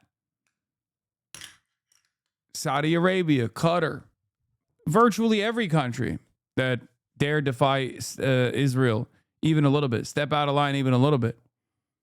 Like, how come you get to say whatever the fuck you want about any other country, but nobody else gets to say anything about Israel, and Israel gets to still take billions of dollars of tax dollars every year, and we can't even say, hey, maybe we shouldn't spend the money over there. You can abide by those three things, you're not anti-Semitic. So by not being... Yeah, you can't put fucking you can't put boundaries on criticism of a fucking foreign nation state. It's that simple. That's ridiculous. That is fucking ridiculous. You can't say that to Americans in general. It is so dumb. No one is going to abide by that. I know this is the IHRA definition. He's like, he didn't expand on it, but that's like some of the IHRA definition. But it doesn't matter. Like, it doesn't matter what the fucking definition is. It doesn't matter what boundaries you're placing on it. Why not? What do you mean, why not? You think Americans are going to fucking turn around and be like, oh, yeah, I guess the IHRA definition has decided that this is unacceptable.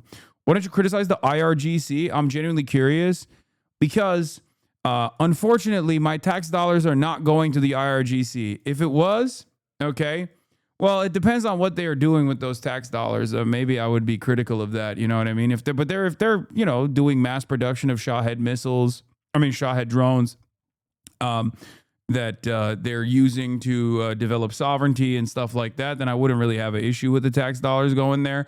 But so far, my tax dollars are not going to the IRGC. You know what I mean? I would love for Iran to be a secular democracy that still is anti-Zionist, right? They're killing its own people. It's a genocide. Why is it that you started talking about the IRGC as soon as we were talking about Israel? These are two totally separate issues.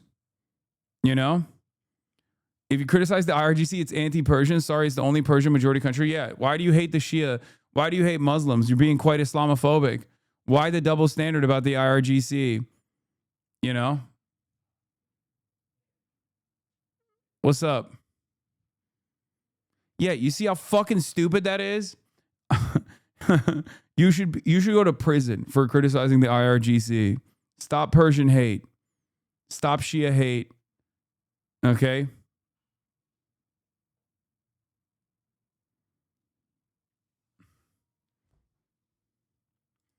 It's a talking point on pro-Israel Twitter, but it's laughable on his face. Where are your campus protests? How many Iranians must be slaughtered for you to be outraged? Why aren't American students protesting the billions that their government annually sends to the Islamic Republic in military aid? Why aren't they protesting investments that their universities have in the military economy of the Islamic Republic? Why? Yeah. Ironically enough, there is something that we can protest here in the United States of America about our actions that lead to the death and destruction of the Iranian population. It's called the sanctions. It's called sanctions on Iran. I very much am against the sanctions on Iran. So technically, I'm doing my part, I guess. You know? Also, I have criticized the IRGC for killing Iranian protesters in general. But that's besides the point. Because that's not what this chatter wants. You know? It's the same as, why don't you criticize Hamas? Why are you criticizing Israel? I don't know, because Israel's the one that's doing a genocide with my fucking tax dollars. Okay? That's it. That's it. Shut the fuck up. Anything past that point is idiotic. A Zionist, does that make you an anti-Semite? I don't think you need to be a Zionist to support a country that defends itself and is free and religious in a hostile neighborhood. So is anti-Zionism Hold on anti-Semitism? 1 second, Carrie. Yes. It is? It is? Sorry. Yes. To take that point for a second. Let me back up. I didn't want to step over that answer. I didn't know you were still, both of you, still talking. So Just to be clear, is anti-Zionism anti-Semitism? Yes. It is? Under IHRA? Rabbi, you're up next. You're not sure? Definition, So but what is the definition? Yes, it is. Yes. Yes. No, it's not nope. It is. It is. It is. The IHRA definition, I mean, it's designed to make anti-Zionism be seen as anti-Semitism. So that's the whole fucking point. Yes. Also, who gives a shit? The guy who made up the IHRA definition doesn't even believe that it should be it doesn't even believe that it's appropriate to be used as a form of legislative control.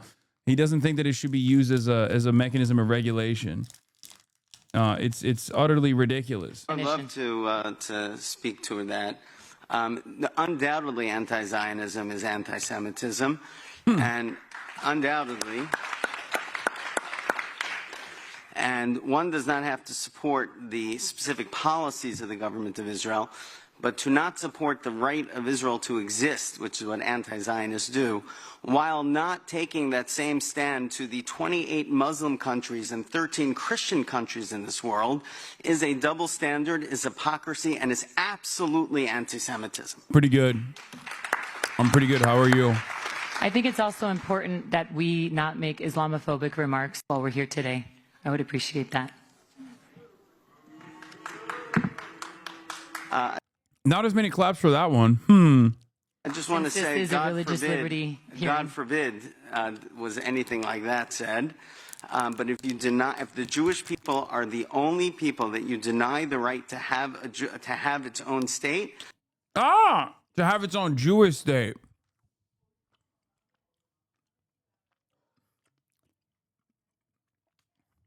Kind of feels like that's the problem, don't you think? Dude, the thing about this, obviously the cruelty, the punishment, the unlimited bloodshed is the main problem here. But the mealy-mouthed, like, whiny ways in which people defend Israel, I can't stand. It just, like, adds insult to injury. Where it's like, why can't I have an ethno-state? It's like, I don't know, because that's Nazi shit, man. Oh, don't call me a Nazi. You're anti-Semitic. Why the fuck? It's mind-boggling that it went along, like, this defense went on for as long as it did because of how fucking inconsistent and how stupid it is to begin with. But it's just so fucking annoying.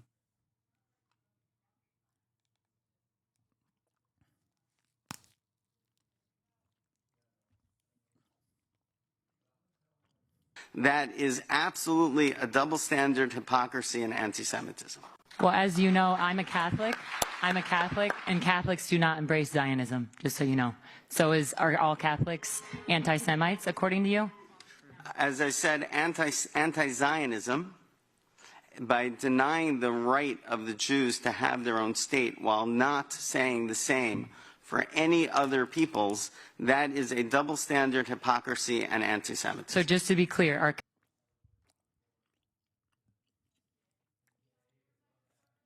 It's not.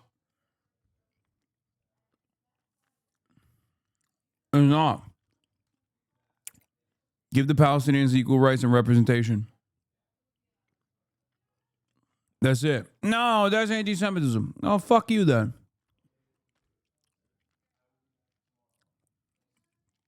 That's it. My argument is simple. A one state already exists. A de facto one state already exists. It's just an apartheid state.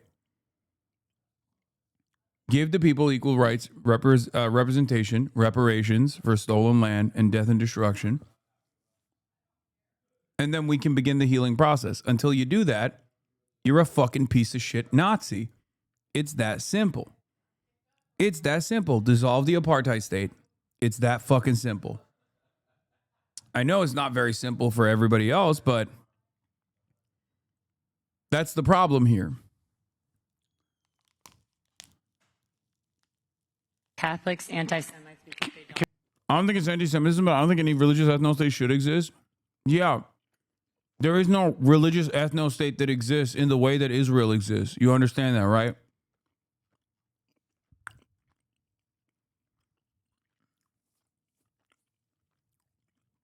That's it.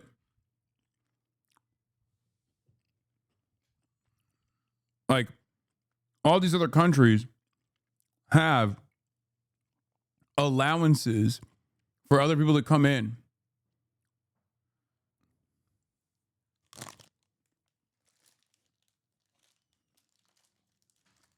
And the ones that don't offer full-blown citizenship are heavily criticized,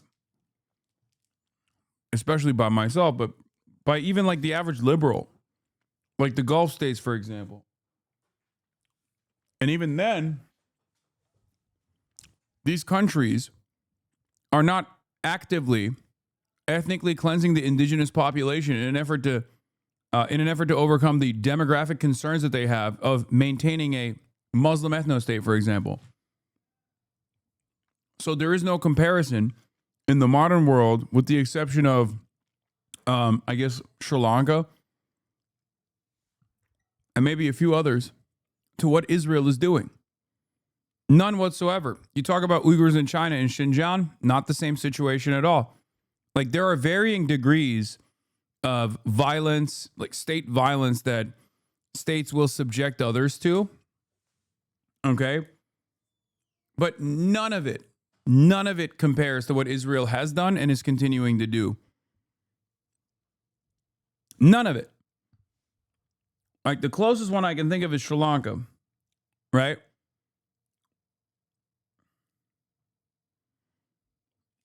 That's it.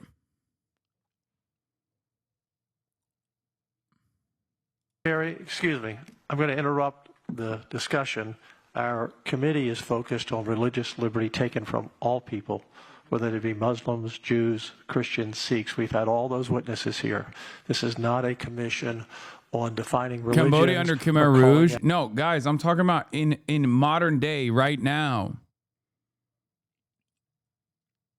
Imagine not realizing the Vatican was a theocracy. Dude, come on. The Vatican? We're talking about fucking real countries, man. The Vatican? Really? It's like fucking complaining about, I don't know, the apartment complex down the street. Like, what are you? Like, be for real, man. We're having a serious conversation among adults, okay? Oh, yeah, the Vatican. The Vatican is engaging in the ethnic cleansing of what? Fucking Romans? Who is the Vatican is currently engaging in the indigenous genocide of Italians down the street? Who are they ruling over? It's one building, dude.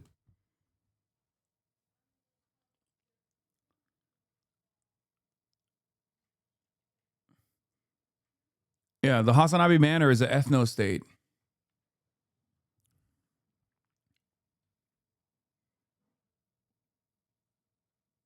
Yeah, they're sieging the Trastevere neighborhood of Rome. Dog, you're 34 years old. Stop burping. Wait, you think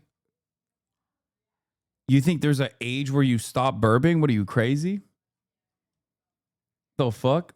The fuck does my age have to do with it? Not any theology, or this is not the commission for that. Right, but we're talking about a foreign nation, so I want to be clear on what the definition of anti-Semitism is. If I don't support the political state of Israel, am I an anti-Semite? Yes or no? They already answered. Asked Yes. and answered. According to you on the record, yes? If I don't support the political state of Israel?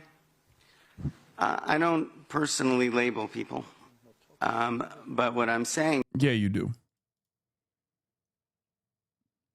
Going by this reaction, I thought the clip would be more contentious. When you watch it, Prigine doesn't even question the absurd idea that Frankel experienced as some horrific discrimination at UCLA. In response, Kestenbaum goes, Charlie Kirk said Jew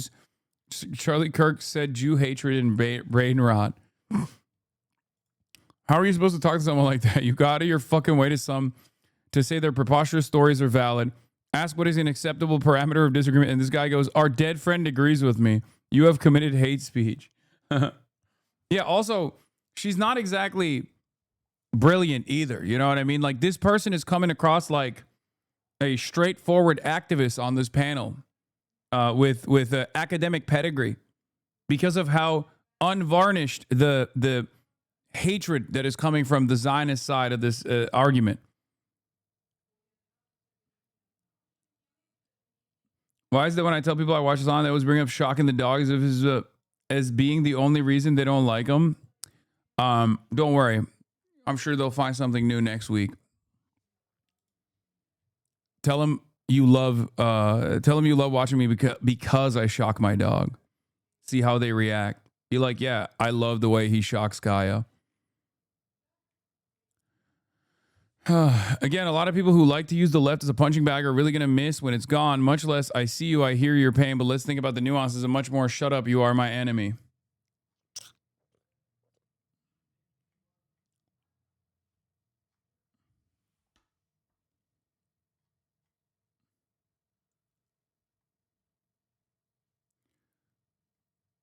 Anyway, this kind of stuff is unsustainable.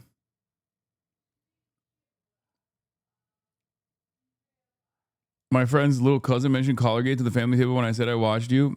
You can't take this stuff seriously, chatters. It'll only look ridiculous. Just say you don't care that it happened. You know what I mean? Just be like, yeah, the Department of Homeland Security Secretary killed her puppy. Say you liked it. Who cares? The dog stuff is a filter for stupid. If you know someone who believes this, they're too dumb to be friends with. No, I don't think so. I think there's a lot of dumb people. Anyway, I'm done for the day, though. I'm tired. I can't believe I did 7 hours. I really thought I would actually pull the exit pulled the ripcord out at like 5, but I kept going. Someone already is aware of that I'm about to end the broadcast.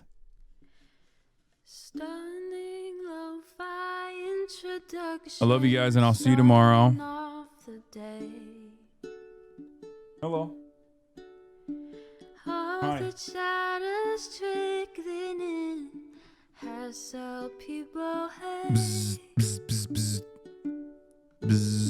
Sunny Los Angeles, California, says Hasan. The starlock to the starlock to the dark. Anyway, love you guys. See you tomorrow. Peace.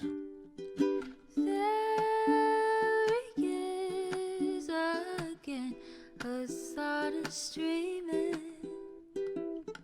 Hasan is streaming. There he is again, Hasan is streaming. Hasan is streaming. Reviewing the P.O. box, Uncle Uger's face. Sudden discord at your prop, great names take embrace. Tiny Bernie Sanders, LGBTQ Air Force. The whole left at your fingertips, Ane at your door. The H3 crowded debate, the Young Turks online show. 3 full fucking years of this, plenty more to go.